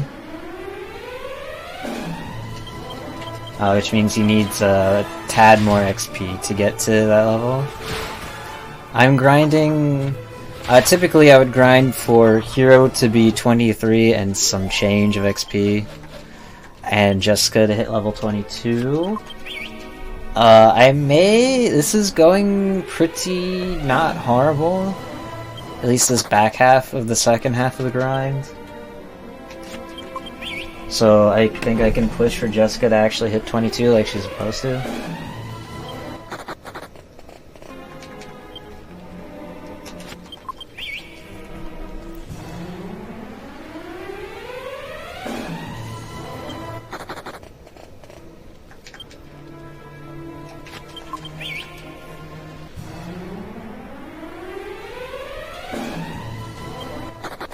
I had a lot of fun with Dragon Quest Heroes too. I enjoyed the first game just because because Jessica and Yangus are in it. But I thought as a game, 2 was a lot better.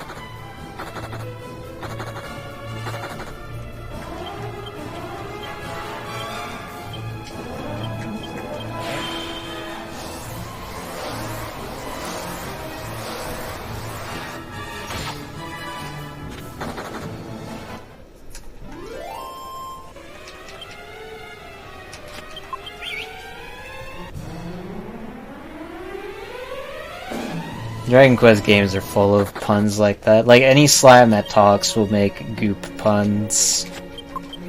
Whether they're speaking slurps or goops.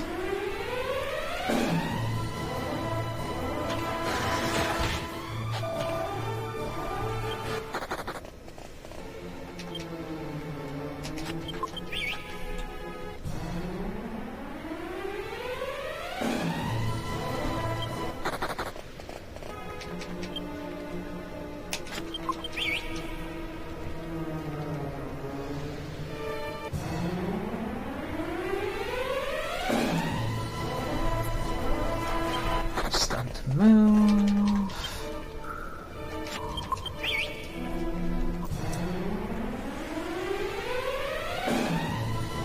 He's just got 2 crit skills left in him. Let's see. Let's see if we can actually kill a few of them.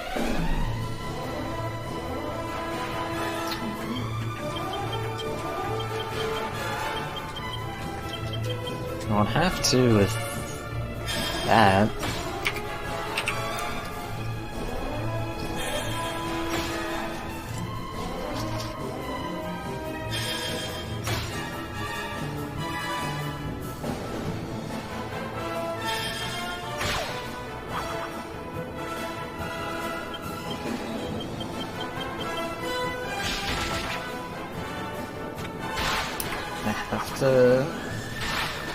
Hopefully we get to Wisher's Peak is when I get like a 2.5 minute break.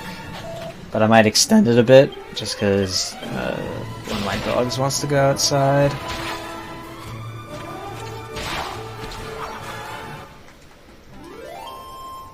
Okay, I promised plot for the lore-a-thon,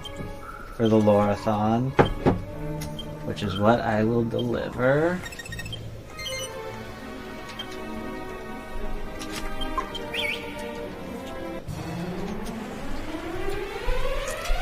100% they would be.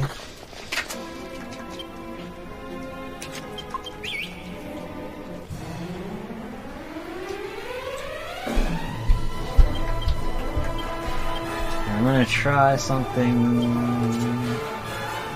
where I'm actually gonna use Yangus's crit skill, which is Executioner. Never mind, okay. Didn't even get the chance. Good talk.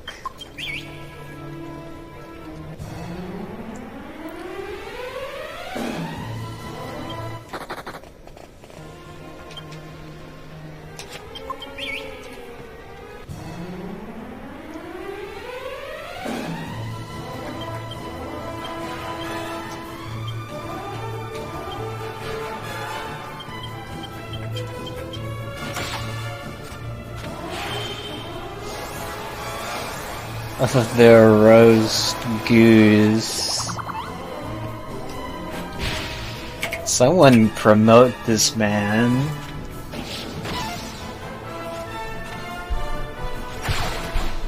A nice Kaishin.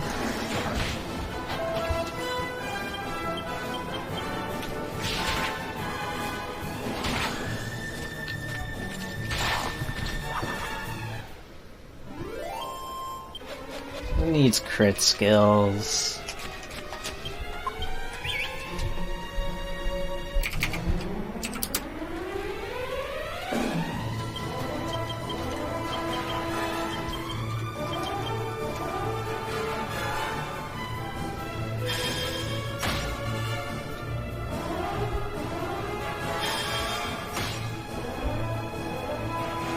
Come on, Yangus, you can outspeed this thing.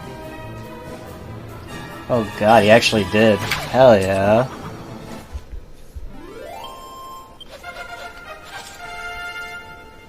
Just a few more and we'll be good.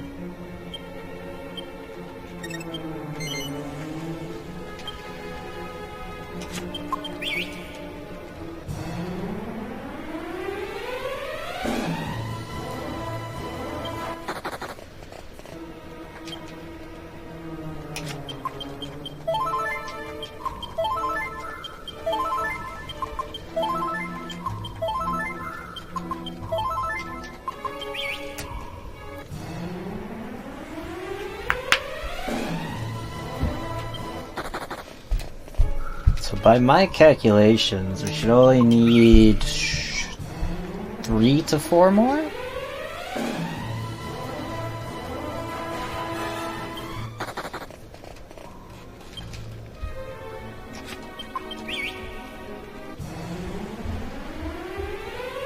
I don't remember, but it would not surprise me if they did call it slime time. But that was a while ago. Jeez.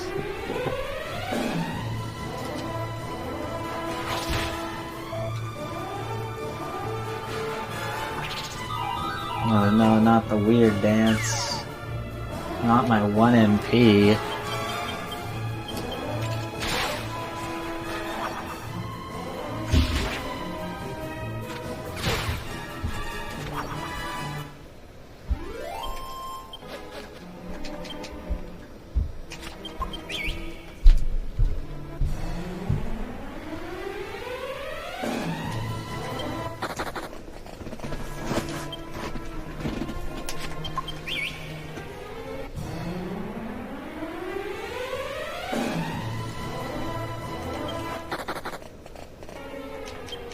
Of course I remember Legends of the Hidden Temple. I tried watching it before I went to school in the morning, because that's when it came on at like 5 AM.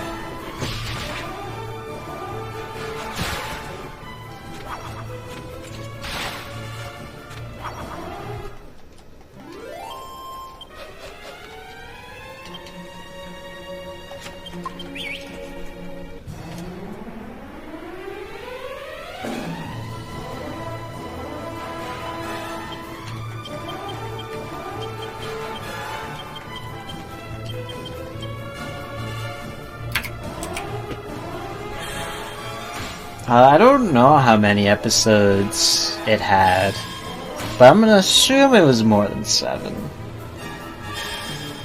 I barely vaguely remember the episodes.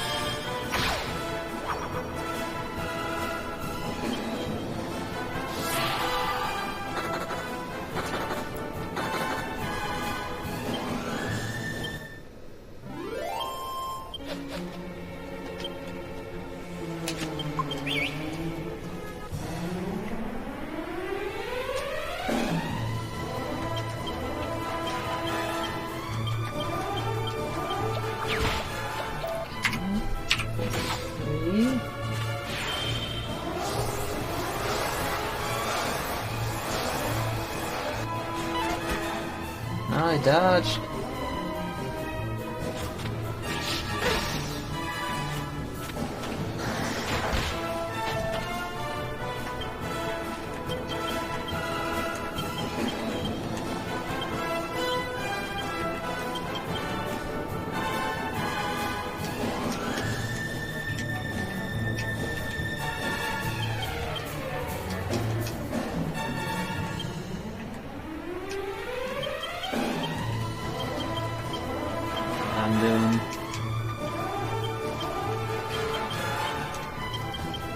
God, Angelo doesn't have the MP to cast Whack, so he can't just kill the mummy.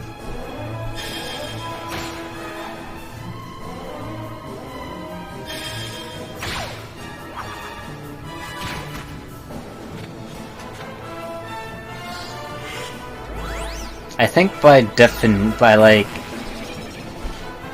actual definition, I'm millennial. Oh, good Kaishin.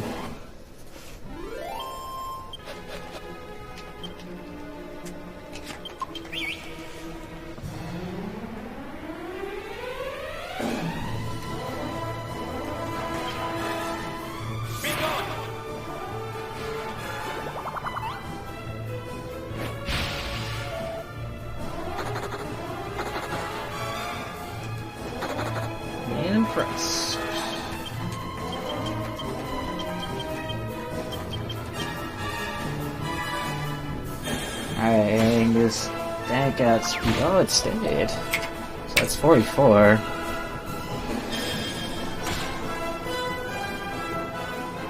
So I'll either leave now. I think I could try and kill him. I think we're good to try and kill one more. Just for Jess.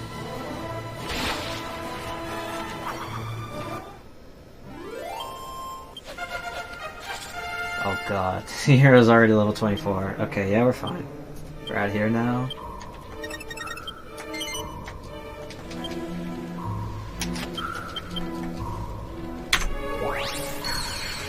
Alright, so that's grinding out of the way. So now what we got are comfy cutscenes, and we're gonna fight one boss and then back to grinding. But at least there's a bit of gameplay mixed in, so it won't be just running to the next grind.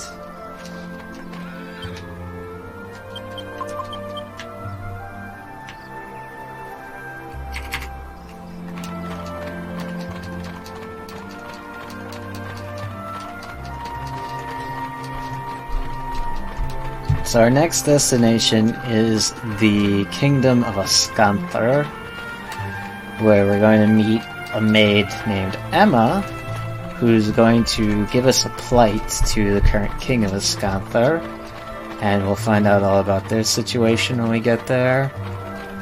Unfortunately, it is daytime when it should be nighttime because of the extra snooze, not the extra snooze, but the snooze I did. Because that's forced overnight. Because typically I would still sleep, but only until evening.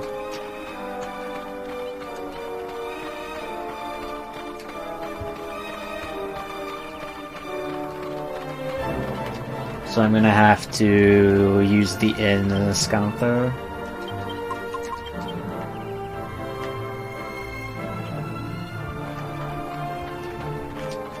I love the overworld theme in this game. It's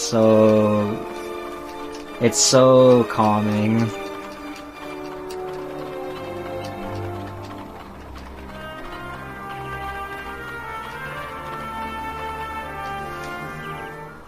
Cow. I should have moved the cow. I'll move the next cow I see.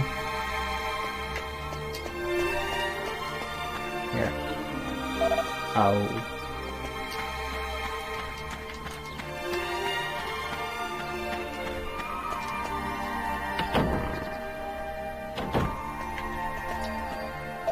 How strange that you want to stay here at a time like this. Not that it's for me to stop you. It's the evening.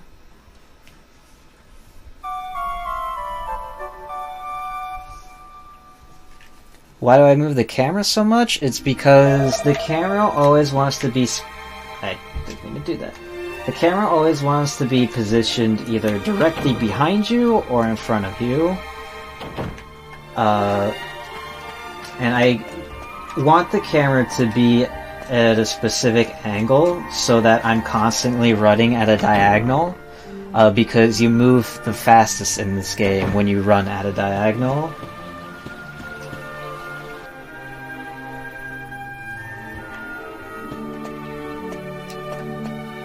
So that's why my camera's always in a weird spot.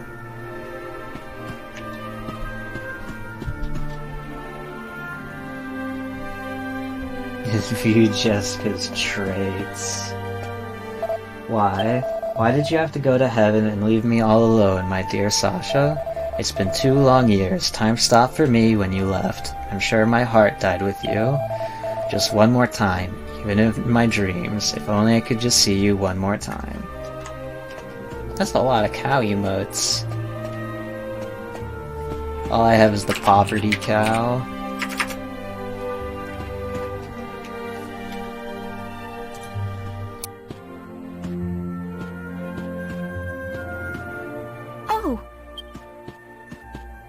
Did you meet with His Majesty in the royal suite?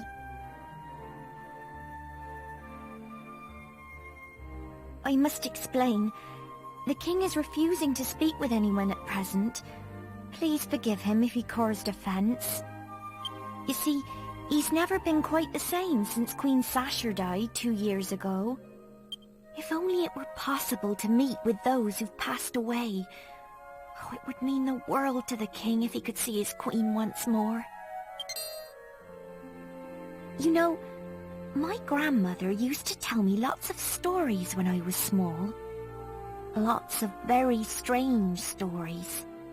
I'm sure there was one about a way to make any wish come true. No, it's no good though. I just can't remember it.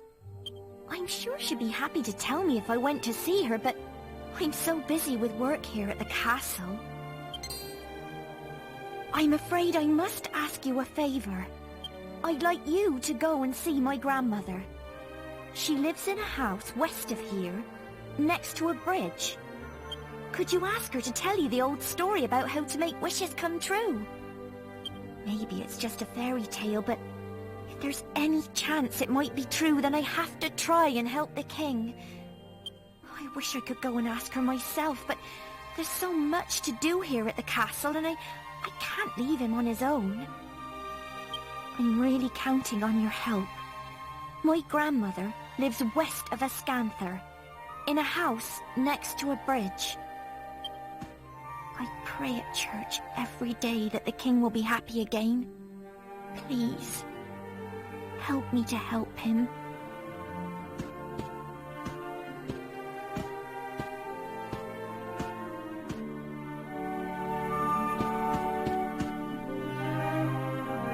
Nah, never. I think Jessica's fine. Lots of support. Have Irish accents? A few of them. Ascanther. Yeah, how they pronounce Ascanther is probably my favorite one.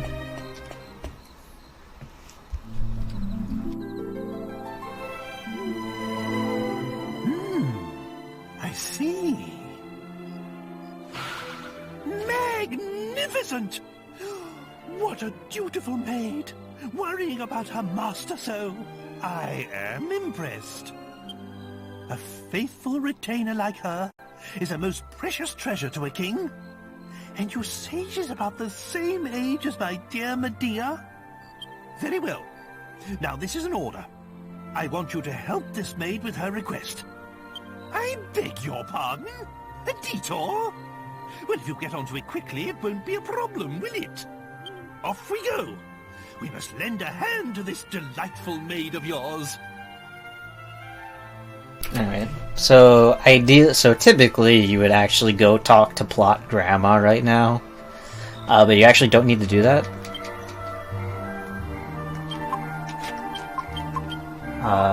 So we're gonna head to the exact place where Plot Grandma tells you to go to, which is Wisher Peak.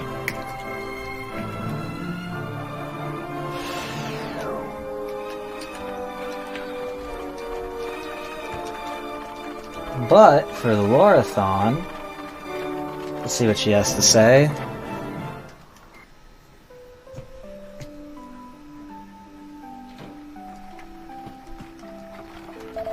Yes, that's right, Emma's my granddaughter. I'm getting on a bit now, you see, so I know all the old Ascanther folk tales. Let's see, an old story about making wishes come true.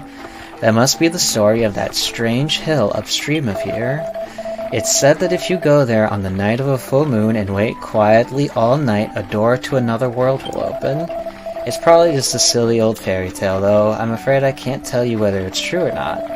It gets so cold and spooky up there. You see, I've never known anyone willing to stay the whole night to find out.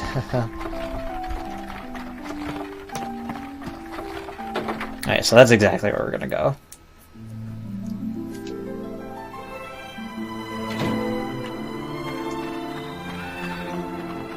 So this threw me for a loop casually, is you actually have to go down here to get to Wisher Peak.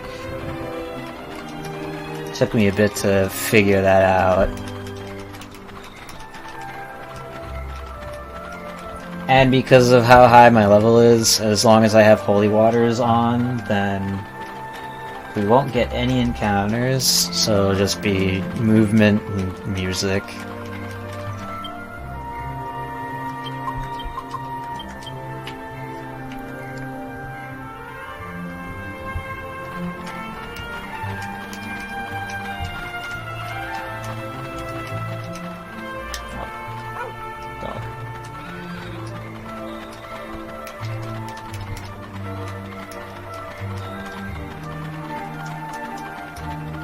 So something I haven't talked about while we just go to the top of Wisher's Peak is version differences. The Japanese version of this game is vastly different to the English version. in terms of speedrunning, because the Japanese version can utilize out-of-bounds glitches that you could still do in the English version. They're just very hard. They're just so much more difficult, because in the Japanese version of this game, all the menus that I go through, they're entirely text. There's no pictures or none of the bells and whistles that they added for the worldwide release.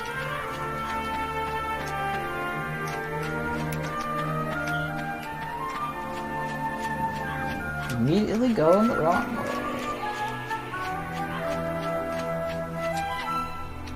And that spot where I just passed by into the cave, you would actually go out of bounds there in the Japanese run, and you would go to an island where you'd farm liquid metal slimes.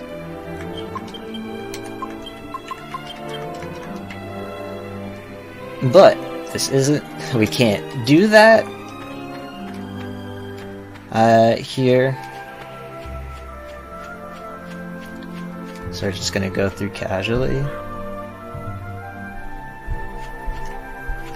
Anyway, so this is like 2.5 minutes of waiting. I'm going to go start lunch. I'll be right back.